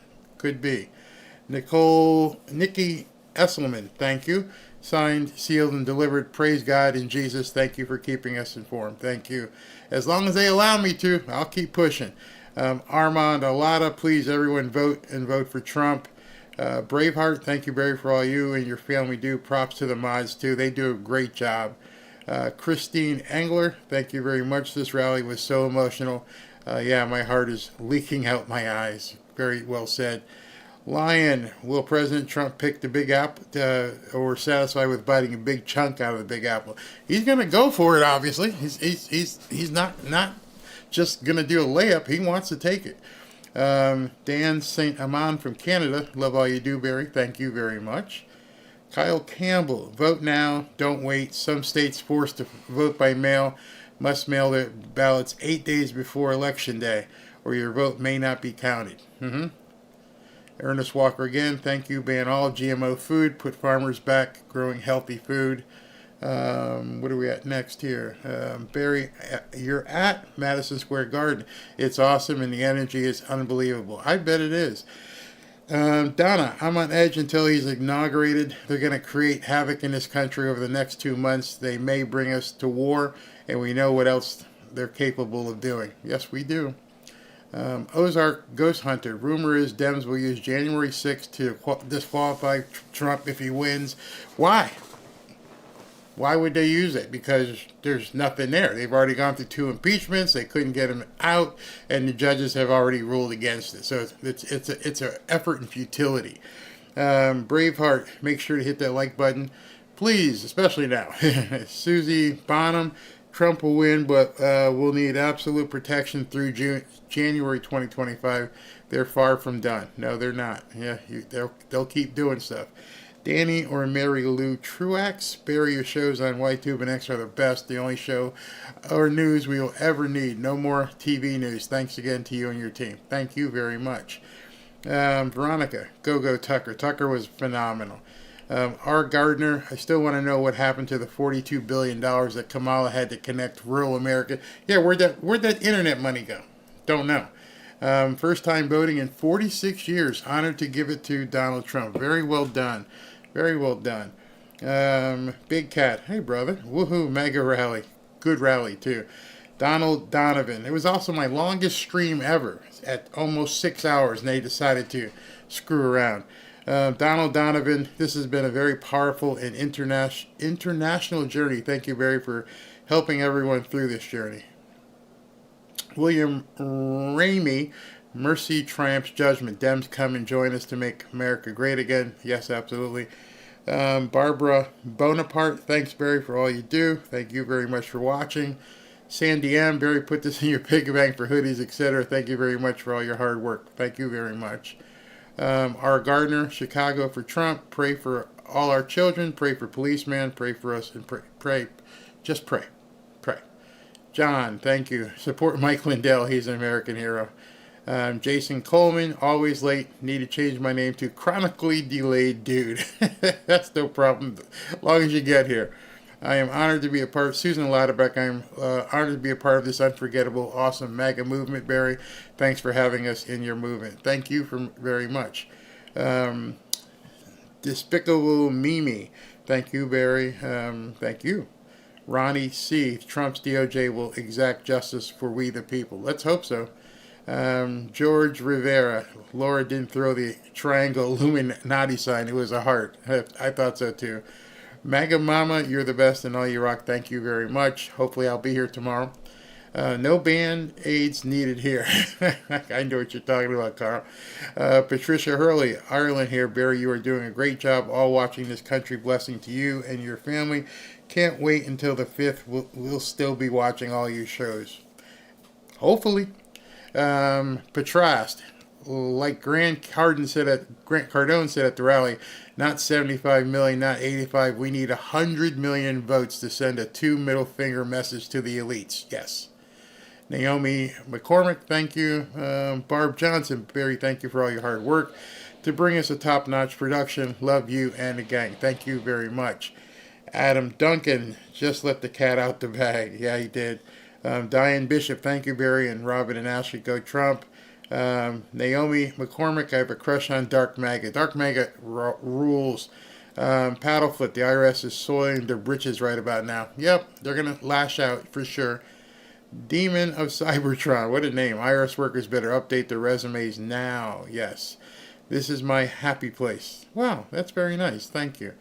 Miss Nurse Polly, thank you. Crystal R., Trump will fix it. God bless America. Ernest Walker, history happening now. Trump 2024. Ian Richards, thank you. Happy birthday, Lee Greenwood. Oh, I didn't know it was his birthday. That's awesome. Mr. Krabs, I am Gothic MAGA. That's awesome. Tim Compton, hey Barry, thank you again for all you do. Keep on rocking. The energy at the Garden tonight is on par with a Grateful Dead concert. Yeah, it really was. Mama Mima, want to thank you for your time, energy, fire, and bringing this community together to share this historic time. Post video you show is powerful. Thank you. Anton Data, thank you. Gio Federici, thank you. Lisa King, awesome job, Barry. God is in control. He's leading Trump and who are with him. Yes, and I feel that. Let's go hog wild. Google Nasara. Dr. Scott Young explains it best. This will explode your head where Trump wants to take our country. Very well. T-Mac, thank you. Clary Lopez, thank you. Brad Crane, thank you very much. Rage, do not quietly go into that night with rage. Steve Harmon, thank you. I truly believe that New York will be red, as will California. It's possible Trump wins every state if we're able to prevent them from doing you-know-what. Mo the Programmer, threaten Mexico now for each open border day, 1 month of higher tariffs. Absolutely. Jimmy Jones, thank you, Barry and Fanfare team. Great job. Barry, Chapo says, Barry is one of the main reasons Trump will win. You put 18 hours a day working on your channel. Thank you very much. How'd you know that? Sheila Pearson, I am proud to be an American. Thank you. Thank you. World Peace, find the missing children. 300,000 plus to be exact. Well, not to be exact, but to estimate. Silver Creek Music Treats. Thank you so much, Barry. Can we pray after the rally is over? I would, but my stream got cut. So I'm praying for that. Pray for me for that so I can figure out what the heck's going on. S. Berg, thank you. PJ, thank you very much. Thank you.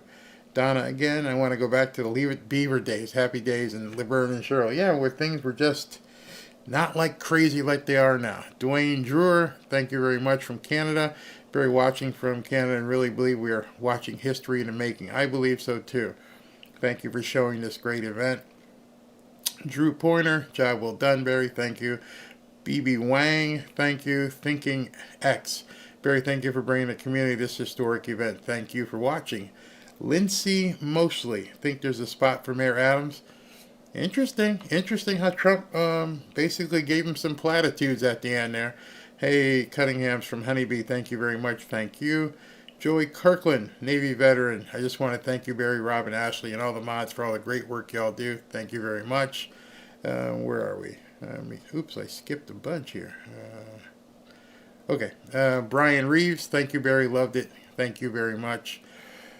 Jay Granger, thank you. Nicholas Lemonicus, Barry, thank you. What a night. It was a great night. Calvin McKay, thank you. Rebecca Stewart, thank you. White Wolf, Barry, this Madison Square Gardens rally will go down in the history books. All I can say is, wow, love what you're doing. Thank you very much. Did you notice how Trump said from New York to Nevada and not L.A.? What does that mean? Might have just been something he just was coming out with. I don't think it has any inside meaning. Thank you, Rebecca Stewart. Doug Starkey, thank you. White Wolf, thank you very much. And Jose Aponte, thank you very much. All right, so I just want to say thank you to everybody. Where things are headed right now, I can't tell you. I don't know. I'm going to have to figure out what the heck is.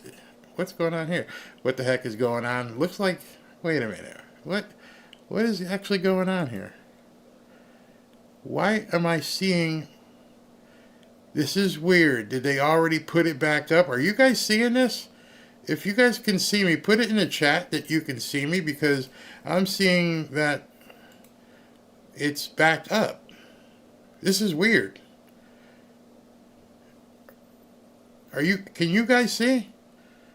If you're in here right now, please leave me a chat saying you can still see, because I'm on my screen and I refreshed and it's back up. Yes, you can see me. What in the hell was that? This is just the weirdest thing ever. I mean, I don't even know. So you can see me. You guys, it's back up. So again, there must have been somebody inside of YouTube that went and said, "Oh, we don't like what he's saying, so we're just going to hit the button. We're going to kill it for now." And then I put in the report, and immediately it went right back up. That's some weird stuff. Shut up, Midas. That's some weird stuff. I mean, I don't get it. You guys all can see me and hear me. This is some weird stuff going on with YouTube. It's very hard to understand what they're doing, who's doing it. Is the algorithm out there with spiders trying to chew on people? I don't know. Talking to a couple of the mods right now. Let's see here. Yeah, my wife says I'm back on. Ashley says she can see me. I don't know what just happened. It says I was offline for about 3 minutes. Whew. Very weird. Very, very weird. I can't explain it. I know I've been under attack. I know I've been suppressed.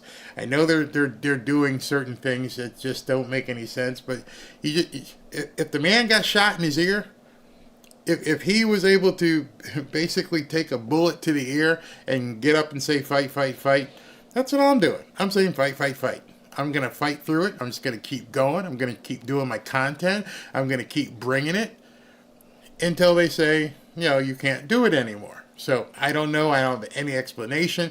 Obviously, I wasn't doing anything in the background here. I clicked a button and then it came back, but I didn't even do anything in the chat. It just, that's very weird. Very weird. So people are noticing. Don't know what they're noticing, but they're noticing. So one thing I do need to know is I have to go back and see if it recorded when the guy was singing. And then I may have to delete. Maybe there's a delay or something. Let me look at the stream here and see if it dropped when the guy started singing. No, I'm looking at him right there, so I'm going to have to cut. I don't know.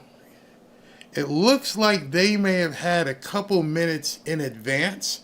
Maybe the stream actually coming from RSBN is delayed, and they knew the song was coming, and then they... I don't know. I can't explain it to you. There's no way I can explain it to you. Let me just look at one thing. I'm looking at my dashboard to see if there's a warning or anything. And no warning. So I don't know what the hell happened. Well, since we're talking, I did want to show you something now. This is pretty funny. I wanted to basically show you what CNN and how they reacted to this event. Now remember, we just had, 100,000, 200,000 people watching this. A lot of Trump survivors, not just survivors, Trump supporters. You enjoyed it. People in the audience enjoyed it. It was fantastic, we all thought. Really? Well, CNN didn't like it. Not at all. And they decided what they were going to do is tell everybody they don't like it. And this is on CNN's homepage right now. Look how they described it. Trump loyalists spew racist, vulgar attacks at New York rally. Did you hear any of that? No, I didn't either. But this is the stupidity of the gaslighting and brainwashing they do to CNN viewers. CNN viewers are such morons that they actually believe this stuff because they don't watch it. That's the thing. They don't watch it. They definitely ain't going to sit through 6 hours of what I just did. That's not going to happen. So they rely on CNN to tell them what happened.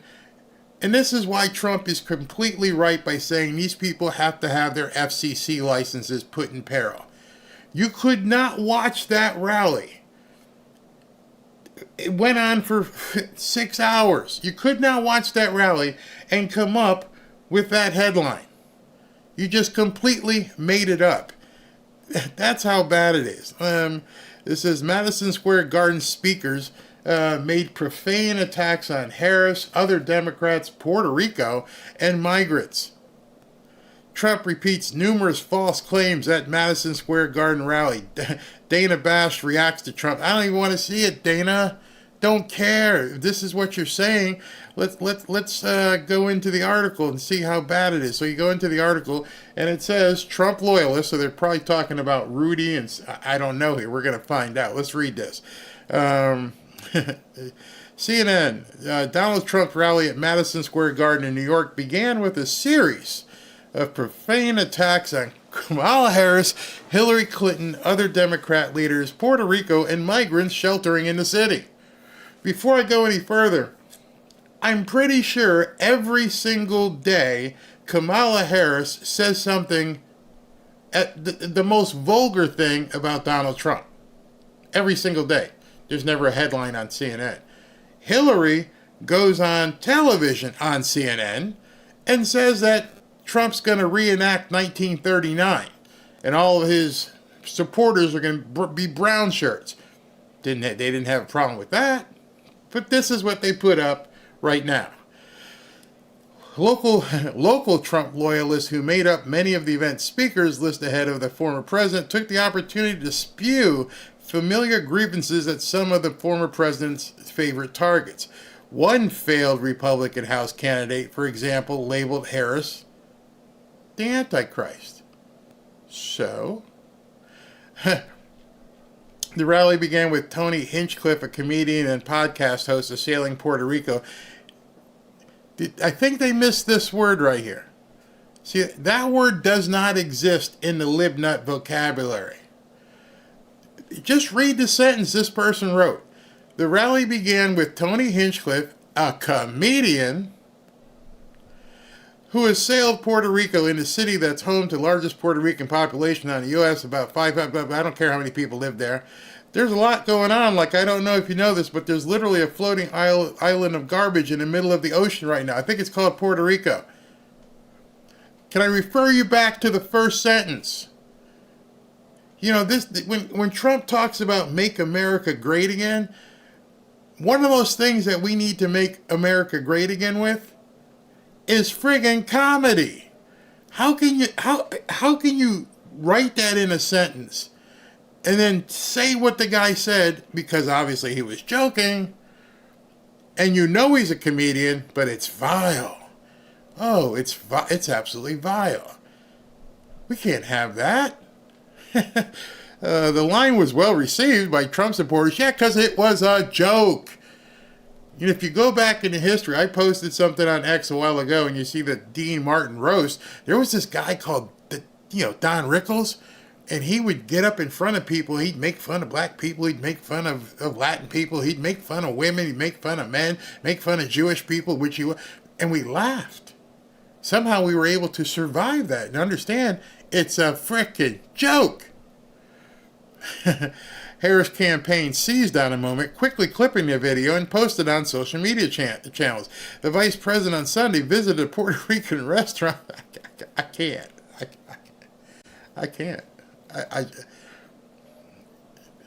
They're grasping at straws. They're making stuff up. And obviously at this point, the left has no need No need whatsoever for comedy. It's not allowed. Again, I made a joke myself. I said their nipples might need Band-Aids because it must hurt them to be so, tender all the time. How could you write in the first paragraph, the first sentence, the guy's a comedian, and then say he was saying racist stuff because he was a comedian? I'm like, I can't take you people. How could anybody take you seriously? We need to get out and vote in huge numbers, not little numbers, in huge numbers. We need to make this way beyond too big to rig. Now, we're not even talking too big to rig anymore. Now we have to be specifically looking at obliterating the Democrat Party, making sure that they are never viable again. Well, Barry, how can we do it? It's not going to have that many different people voting. We don't know. But how many people are going to vote? But you got to have the presidency. You got to have the Senate. You got to have the Congress. These people are irretrievably, irreparably damaged upstairs. I hope someone at CNN is watching this. You can actually quote me. You're flipping morons. Or maybe you're not. Maybe you're just ingenious, manipulative, MK Ultra-like nuts that are basically brainwashing and gaslighting an entire legion of Democrat orcs. Maybe that's what your game is. Some of you guys make a lot of money. Some of you guys are highly educated. Maybe you don't even believe the crap that you're saying, and you're just saying it because you know you have a bunch of viewers who can't wipe their butt. They need to be told. Yeah, it's trending, I think. I can't believe, I don't know what happened, but thanks for still being here. Barry the comedian, what happened here? Thank you, the comedian botched it up taking against New York Puerto Ricans. It's creepy. It really is. Somebody says here, there's a lag because we've been on so long. But somebody says, Barry, I remember watching Blazing Saddles. Good Lord, these people couldn't handle those jokes. It's really creepy to hear people I know repeat CNN talking points. It's scary. There's a line in Blazing Saddles, and me, my friends, my wife, we used to laugh at it. Remember, Cleavon Little walks up, where are the white women at? It was hilarious the way they delivered it, and Mongo and punching. It was comedy. We used to laugh and enjoy things. Didn't mean we were racist or homophobic, xenophobic. It was called comedy. Do you know who else got rid of comedy? If you go back in your history books, you can see what kind of governments took comedy away. They didn't find comedy to be something that should be revered. And that's exactly who Kamala Harris is. The communists don't like comedy. Maybe for the elites, but the common people, they don't like comedy. They don't like music. They don't even like certain movies. Which is so weird because Hollywood is so behind Kamala Harris. Not realizing their industry and the crazy stuff that they do would be one of the first things to go away. So obviously, Leo DiCaprio, Julia Roberts, George Clooney, y'all know the truth. So that tells me there's some sort of compromising there, because you wouldn't be walking yourself to the gallows and sticking your neck into the guillotine. You wouldn't be doing that unless you were terrified of something else coming out. How could you possibly vote and endorse someone against your own best interest? Do you think they're not going to tax you? Do you think they're going to let you sing your songs about love with maybe a man and a woman? That might just be off the table in a couple of years. Think to yourselves why these people would be endorsing a candidate who specifically is talking about hurting them. There's no way you're going to be discretionary and say we're going to tax this person 40 or 50% and this person's unrealized capital gains, but not Beyonce's.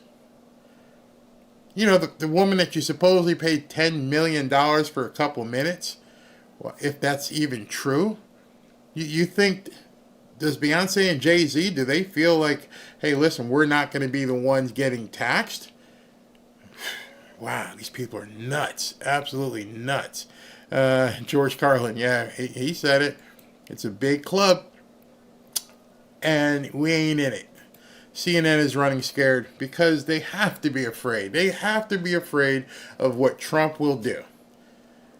When he mentioned that FCC violation, that you guys all get to do this for free? You think we're just going to keep allowing you to spew crap? You're complaining about misinformation and I just read you information off your website? And you get away with it all the time? Your streams never get cut? You never get demonetized? You can say whatever you want. You think that's going to continue? Of course they know it's not. Of course they know it's coming for them as well. Doesn't make any sense. I mean, I've tried. I've sat down, and I'm wondering why the people here and different things. What do they owe these people that they act the way they do? I'm not hurting anybody. If someone doesn't like what I have to say, there's a very quick remedy for that. They just don't have to flip and watch. So why is it that there's such a strong need to shut everybody up, to make sure that they're not allowed to speak the words that they want to say, but those people can? They can say whatever they want. Spend an hour watching The View. Well, don't. I'll just tell you. They say whatever they want. We're all racist. We're all nuts. We're in a cult. You can say whatever you want. But if we say about y'all, then all hell breaks loose. You know, we got to shut them up. We got to shut them down. We got to flip the switch. We got to send them a warning. We're going to flip it off for about 2 or 3 minutes. Then we're going to put it back on. Just to let you know, we watch it. We're watching you, Barry. Don't step too close to that third rail. But what about those guys? I can go on Midas Touch right now, and if I go on Midas Touch and listen to what they're saying about the rally, I'm sure they're calling Trump every name in the book. I'm pretty sure if I go on, Young Turks, although he's changed lately, and listen to some of the stuff that they say, they can say whatever they want. Why? What? Kamala always talks about equity. Oh, we all don't start from the same place, but we need to end up at the same place, because it's not really fair. Well, what about the equity of communication?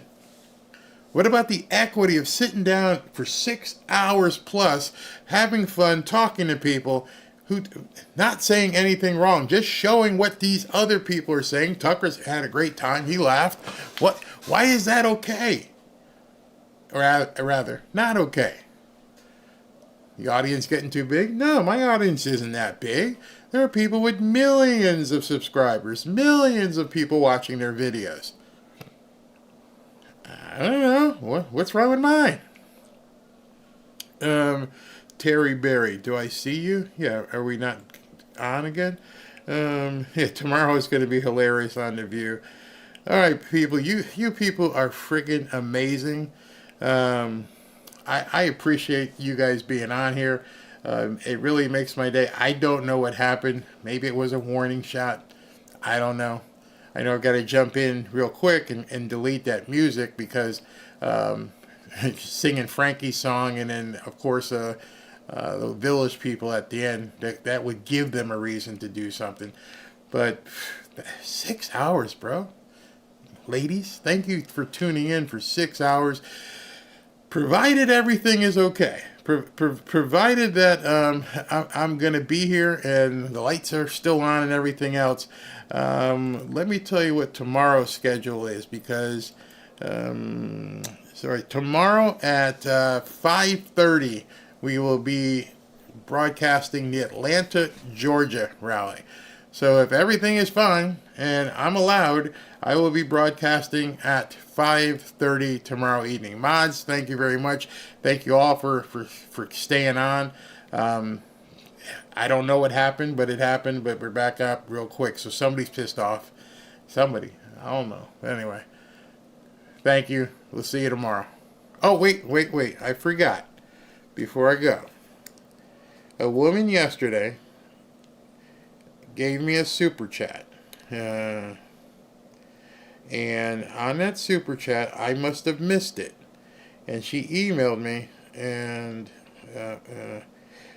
okay, YouTube sent me something. It was interrupted because, so yeah, okay, so there was a copyright match, and it was interrupted, but it happened before the song played. So it's obviously on a delay, and they knew it was coming before we saw it actually broadcast. So I'm not really sure. Okay, and it says streams are interrupted when copyright content is detected. After the copyright material is no longer being streamed, the stream is automatically re-enabled. So now I know something I didn't know. There is a delay in terms of what's being streamed so that they can see it before it actually happens. That's very, very interesting. So now what's going to happen is they will tell me to go back in. I'll probably get, okay, now I get another email, and it says, go ahead and delete the part, blah, blah, blah, blah, blah. All right, okay. But anyway, where I was a woman had given a super chat, and I cut it too early. She did it late in the show, and she's like, well, you didn't recognize me. And I'm like, of course I will do that for you. Let me find it. Okay, here she is. I don't want to say her whole name. Patty M. Thank you very much for your super chat last evening. Sorry I missed you. And again, as I'm signing off here, I may have missed somebody late, so you guys let me know. You can email me, and I'll pick you up tomorrow. Talk to you guys tomorrow. I got some work to do before I go eat. Thanks for tuning in for 6 hours.